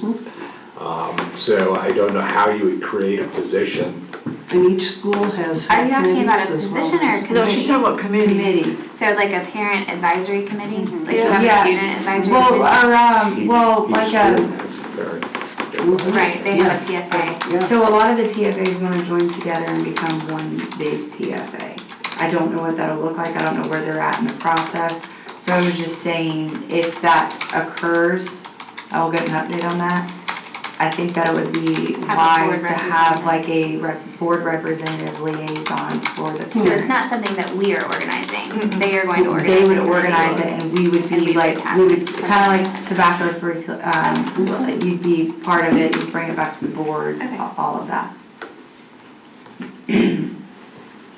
I don't see any reason why not. I mean, we've appointed board members to be on all kinds of community committees, so if we want to do that, I think that's fine. Do you want to, we obviously, I don't think we should bring it forward until that committee is in existence. No, we'd have to see if it's gonna, Right, how if it's it gonna flushes work. out. Pretty sure, okay, yeah. Once it flushes out, then. But I mean, like, I just meant like in general, I don't know, I mean, we could talk about it today, I don't know if anybody else has any ideas, but So you're thinking, you don't want to decide this by the February meeting? no, we don't have Okay, to. okay.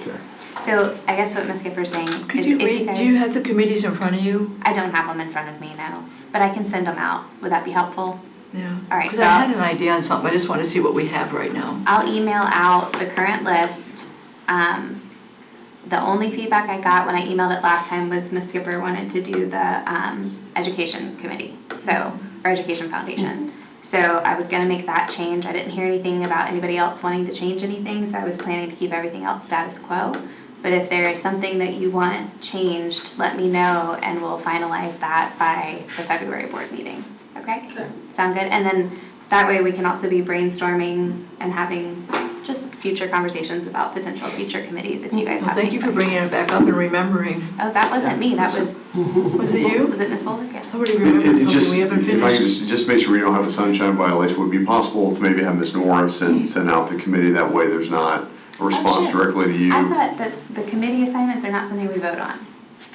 Okay, so it's not finalized by the General- board? It's just general Okay. information. Okay. Yeah, we've never voted on that. Withdraw that. He's being such a lawyer.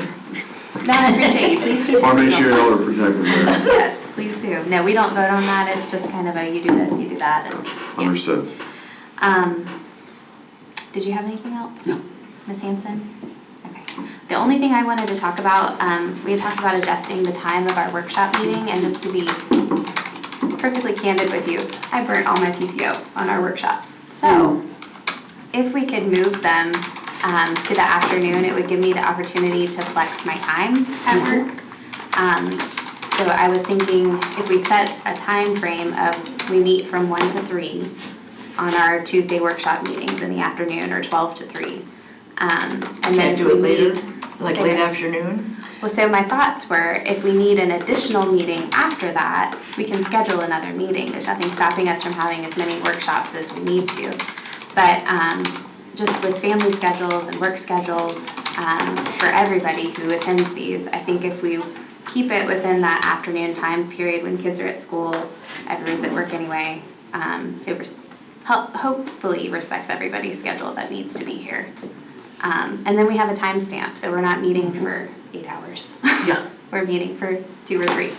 And then if we need to address, that way we're not stacking our agenda with 5 things that we need to discuss. Or if we do, then we say each item has 20 minutes to present, or 30 minutes to present, and hard stop. We should be doing it anyway, but. Yeah, I think these meetings are insanely So it's right at the long. time you would pick up your kids. Yeah, that would be my only conflict, is I have to get from here, it's about 30 or so minutes away, so,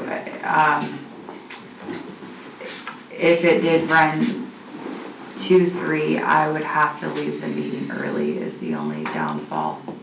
So, I would have to let everybody know that I wasn't leaving to, for We fun. could let you go but it would first be on to- board member comments.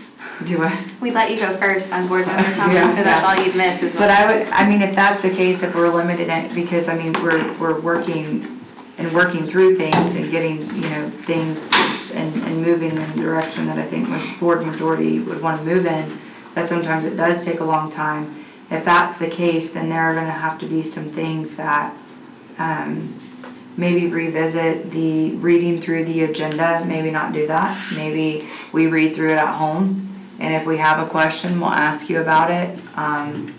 Cause that sometimes can take a long time, and we just get straight into presentations. I love that. It's only my thought, just to save on time if we're gonna do it that way.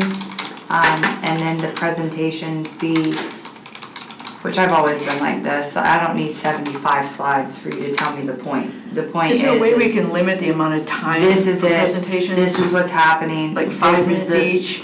The data on it, and this is why it's great. Like, I'm not dissing what was done today, that's not what I'm saying. I just mean in general, y'all know I've always complained about a slideshow. I'm just saying, I'm a direct person, so to me, 15, 20 minutes, I mean, anything over that, I feel like it's in the I agree with you, weeds, Ms. Skipper, on this. I've had constituent input on this. I believe I've talked about this probably 3 or 4 times since I started, but a lot of counties don't go through that part of the consent agenda. Today was fast, some days aren't fast, right? And I really think we need to have a limit. Once when I was getting my master's, Dr. Hale said to me, you have 250 words to say what you mean what you say. There is no way presentations need to be longer than 5 minutes. So even if you had 3 of them, when I called and asked about if this policy was on the agenda, it was full already. I mean, it was clearly full. Well, to their defense, we ask a lot of questions and we have a lot of discussion about what's being presented. So I think that's something to consider when you're limiting their time. You can't count our time against their presentation. No, Yeah, that's does it have to go on 10 or 100%. But 15 also, minutes? we could find ways to utilize our time more effectively. And what I mean by that is, hey, can you give me that presentation before, so I have time to look over it? So if I do have additional questions, I can either reach out to you or there's less chatter, you know what I mean? So I'm more prepared. Or, like I said, just not reading it. I'm just giving, I don't really care, we can stay So here 8 restructuring- hours all day. I don't care, we can do that, I'm fine with that. Restructuring the amount of time the district consumes out of a workshop But I'm just would have saying given 3 us a much fresher start earlier on board business. Like usually. Well, that's all board business. This is all board Well, business. no. What I mean is, a presentation is different than us trying to work out a policy. Board workshop, its title is workshop. And when the majority, I don't mind the presentations, but I honestly believe 5-minute limit. It's like our celebrations on board night. We should have a 30-minute limit. There are people waiting for that to finish who come to do business with the board, who have to wait through the entire thing. Some counties do that, 20 or 30-minute limit, and then they scroll all the great stuff the county does on the screens behind the board. I just wish when it's, like Ms. Skipper said, I clearly could have read through the whole agenda, asked one question about how much more the policy costs, and I could have done that ahead of time, but it was great for us to know. I really think we can condense, I think we're smart enough to get it in 5 minutes. She's right. There are ways to get to the business so that if she had to leave, it would be done quicker, you know? But I mean, at the same time, I can sit here from 9 o'clock till 4 o'clock, 3 o'clock. I don't care, you know what I mean? Like, I don't care, but if we're gonna limit it to every meeting only being those 3 hours and then we have a hot topic item or whatever, then I'm just trying to say to utilize, to best serve you, to accommodate for your schedule and your PTO, and then accommodate for me having to go get my kids or whatever. Because I put my kid in school/daycare so that I could be present from 9 till she gets out at 3:15. So I just am saying that I could do whatever. I mean, I could do what we have now. I could do it after hours, or if those 3 hours, we utilize them effectively and efficiently by limiting either, I'm just trying to find ways so that we better serves our time. If No, not, I mean, I'm for keeping it at 9 o'clock. I mean, I think we're all don't saying the same thing, that we want to make the meetings more succinct, put timestamps on what's on the agenda and know that we have a hard stop at, we could say 2:45 if that helps, so that you get there on time and you don't feel like you're missing part of the meeting. So 12 to 2:45 is our workshop agenda time, and we'll break out the times on the agenda Because I can accordingly. imagine when we go into policies, we need more of that So workshop. I'm gonna tell you, in past practice, we had lots of workshops. We did not have just one workshop a Yeah, month. that's So really what I I don't feel We've like, had community forums before as well. This is Right. not something new. We've done Right. that. Oh, I'm just talking So about it's- workshops. I don't Well, know I'm about talking that. about workshops as well. and I mean, there's this been lots of is things a that we've done. regularly occurring workshop, so that's why I'd like to keep it in the daytime That's when why all the there's so staff has much. to be here. But when we have an item that we as a board wanna work on, we can schedule that in the Like evening. a policy. Yeah, so, and there's nothing tying us to, but these regularly occurring every I'm all single for more month. meetings. if We do. also say that, and then the time comes to like do it, and then We've never done it. We've never done it. Yeah, we've never So done it. as long as we follow up on this, I'm fine with that. But at the same time, I mean, And it should be in there, maybe evenings, so that neither one of you are on, if we have a special workshop, I Yeah, mean. yeah. The regularly occurring ones, because I also have kids and they all play Yeah. sports, and I don't want to miss their games if I don't have to. So if we can keep it in the afternoon, that gives me the opportunity to flex my time at work and be with my family in the evening. But then if we need to schedule Well, additional. I don't have any of those concerns, and so, I mean, there's three of us that don't, so. To answer your question about, we talk about it, but we're not doing it, we're starting right now with the reading work, the book challenge. I know what you mean. There's a meeting, and we're going to have a workshop following that, and it's not necessarily going to be paired up with our next board workshop, that's going to be a separate workshop right there. that is the And if first we time have any in a time, year and 2 I mean, when I had brought up the idea that we need to review policies, truly, I keep going back to Neola, but when we do start doing a challenged policy that to me is a policy workshop. That should be a separate workshop from an agenda workshop, because the agenda workshop is regarding the agenda, and anything that has to do with the operation of the school district, we need to have those presentations from as well. But then we could go quicker? They can always go quicker, but what I'm talking about is the fact that the information that we got today was terribly valuable. Well, like Ms. Weaver said, we could read the slides. I mean, we're not saying that it's But it not. can be, we're And talking not about an every extra workshop, presentation so. is like that. Sometimes we've added 7, 8, 10 slides that were kind of like repetitive or unnecessary. I mean, I know that when you come from an outside world We can than read. this, you kind of just like, you know, your mind works a little differently. But what I'm saying is, or what I think is being heard, is that the workshop agenda is super important to the district and to certain board members. So, It should be important to all board members. no, I know, Because it would be the But not all information counties that's read voted through on. the workshop, they don't have the workshops like You're not this. understanding my point. Well, you My see, point every- being is they still want to keep the same time, still keep everything else. So outside of that meeting, if we want to do policy, if we want to do board business, if we want to talk about things that we can't talk in sunshine, we need to have our separate meeting, which needs to be at least once a month.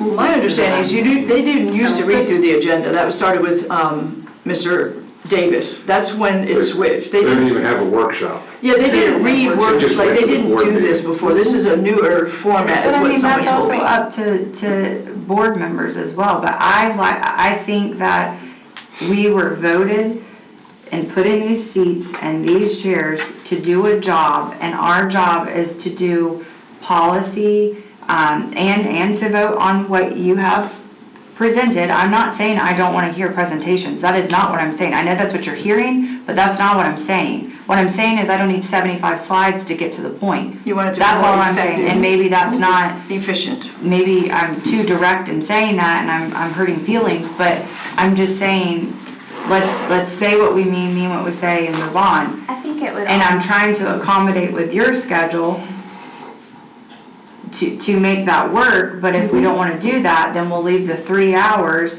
allow the district to do what they want to do, and we'll have a separate meeting. But then I don't know how that's going to look for you with your PTO and whatnot. So So we can do separate meetings, but I think we're saying the same thing in that Condense it. we need to condense it. I want to put timestamps on things, and then if Mr. Brodsky but we're not says, saying the same thing because she's disagreeing No, I did not. No, I didn't. with the I agree. timestamps because now you're. No, I agree with you're- the timestamp, and I was just trying to say that we do have extra workshops. Yeah. I was agreeing with so what we Ms. could Gilhouse timestamp was it, saying. and then if there's an item that we don't feel like we've explored enough and we need another presentation on, we'll schedule another meeting. So I think just putting, and then Mr. Brodsky can say, if, Synergistics is going to make a presentation, you guys will have 5 minutes to present it. Okay, it's just a change of process. We haven't done it that way. I mean, is it possible that You know? he doesn't go through the Simple agenda, but if we things. have a question, you go through that section of the agenda? Like if we email you? What I tried to do, and what you saw today, was honing in on the 2 or 3 that I think would be of interest to the board because of the ones that are routine. Yes, I could skip the ones that are routine, yeah. which are Because you ones went that fast there are today. never questions that are involved there. Yeah, What Mr. I would Brodsky. kind of point out, if I could, Yeah. is when we talked about the student data and the program of iReady Math, it's so important that the board understands that information, right? And that was a great presentation, in my opinion, time appropriate Yes. for that presentation. And nobody is saying that. I'm not saying that. I'm not even talking about today's presentation. No, that one, Right. that one, but we have sat here The challenge is, if through. you're gonna vote on something, you should be informed about what it is you're But if voting we on. have a 100%. question, we could ask, like, if you put the presentation online and I read through it, they could do a brief of the presentation, and it wouldn't have to go through every single slide. I mean, best practice for teaching, you wouldn't sit up there and talk for 20 minutes about something in a PowerPoint. Did you feel like the presenter today, Ms. Govinda Kaur, did that? Or do you feel like her presentation was appropriate? It was Yeah, but that's a little different. 100% It was appropriate. 20 minutes long. But, and nothing Everything longer is- than that, because after that, you're looking at butterflies. But what I'm saying is I've sat here through an hour presentation Yes. almost Yeah. before. We An have. hour. You would like us to refine the presentations to make sure they're streamlined. No, get to the point. No, that's her, all I'm streamline. saying. I love Get- the streamline. Give me data, but get to the point. Just say, hey, I'm here for If we this, this, and streamline it, this, it'll because be this more condensed, happened. like you were saying, right? So, Yeah, I feel like we're tiptoeing into some, I don't want to be disrespectful of anybody who attends our board meetings and presents at our board meetings. So I think just sticking to the fact that we all agree that having a set time is a good idea, and limiting time that we spend on each item is a good idea. And I think, if we get to a situation where we need more time on a specific item, we'll schedule another workshop for that item. Does that make everybody agree with that, or? But you're saying the same thing, but they're getting upset that we're saying this. No, All we're trying to do is I'm close agreeing this with that. conversation. Can we start at noon? Is that good Yes. with you? Yeah. Or do you need to go to 1 12 is o'clock? good. and you're saying Or if we have 12:30 more even. board business, we could, and we will, schedule Yes, if there's more workshops. any time, Ms. Hanson, Ms. Skipper, Ms. Clark, Ms. Bola. We just haven't done that since we started, so we weren't. Anytime there's an item that you want us to have a workshop on, Yeah, shoot me an email, send me a text, call me and say, I need a workshop on this item, and I will get it handled. yeah. But you actually don't even have to go through me. You can talk to Ms. Honora. Ms. Honora can Well, I'd contact rather. the board members and make sure there's availability, so. We all have to figure out a time when we do that, right? Is that the hardest And part? we can do that through email, we can do that through phone call. We're not voting on a time for a meeting. Right. So that's a conversation that you can have with the board Yeah. anytime. You can request a meeting anytime. The only problem is that we have to make certain that Ms. Laura has plenty of time To to give notice it. advance notice. Yes, it has to be noticed, and that's it. Will cause chaos, so. Say what? I just think doing that sometimes will cause chaos. 'Cause of Requesting a meeting? just the inconsistency. Inconsistency of what? Because everybody's gonna be like, I can't do this, I can't do that, I can't. Well, it is hard to schedule a meeting. I'm not saying it's not difficult to coordinate. Yeah, we have schedules, tried but- to hold meetings, sometimes special meetings or whatever. I forget right now because I'm kind of tired about the 2 times I tried and we didn't do it. So what I think the chair is, Madam Chair is saying is that we can make an effort now if we know there's going to be something that's going to take a great deal of time, scheduling a second meeting so that the one meeting doesn't become all, right? A marathon. Yeah, and then we all agree that we should set, if we have something really important to discuss, maybe like the book policy, Have a it separate could be workshop for that. separated out. Yep. Am I right? It's Yes. just- It's gonna be separated out, Yep. and we should make a commitment to make sure that we do that. right? Is that what we're saying? We Absolutely. can accommodate as we go for each item. Okay. I think historically, we've just tacked everything on to the one workshop that we already had scheduled. Yeah. That's what we've done since we've all been here. So, like, anytime, like, I think about the policies that you've brought forward, the policy that you've brought forward. I can't think of everything that's been brought forward, but I know specifically, we've added policies to this workshop for consideration. So, we may not have called a separate meeting, but we didn't not And take Mr. up. Brodsky did add this to the meeting today. Right. And so on the district's behalf, they had these 5 things ready probably. And somehow I got left off, but he did put it on there, so partially that's the reason why we were here so late. No, and I'm not Yeah. saying that. I'm just saying, I'm hearing from you Yeah. guys that you feel like I have not scheduled meetings or taken up items that were important to you. And that was not my understanding. Oh, no, I just think it's a great idea that moving forward, if we need it, we'll do it. Okay. I think that's a great idea, Okay, especially with policies coming up. yeah, Yeah. Like you said, policy meetings? Yeah. okay. So we're in agreement for the February workshop that we will meet at from 12 to, would you like us to make it till 2:45, Ms. Skipper?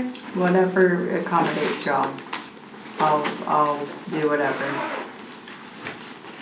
So if she has to leave, as the chairwoman, you can look at the schedule maybe and decide how to front load things, or, you know how you change the agenda of meetings sometimes? What time, you want to say 2?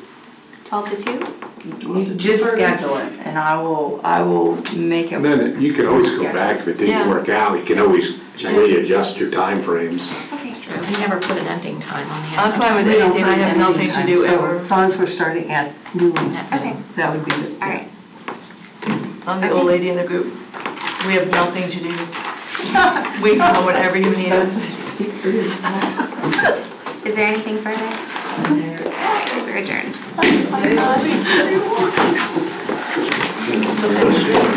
after I meet with the district, then I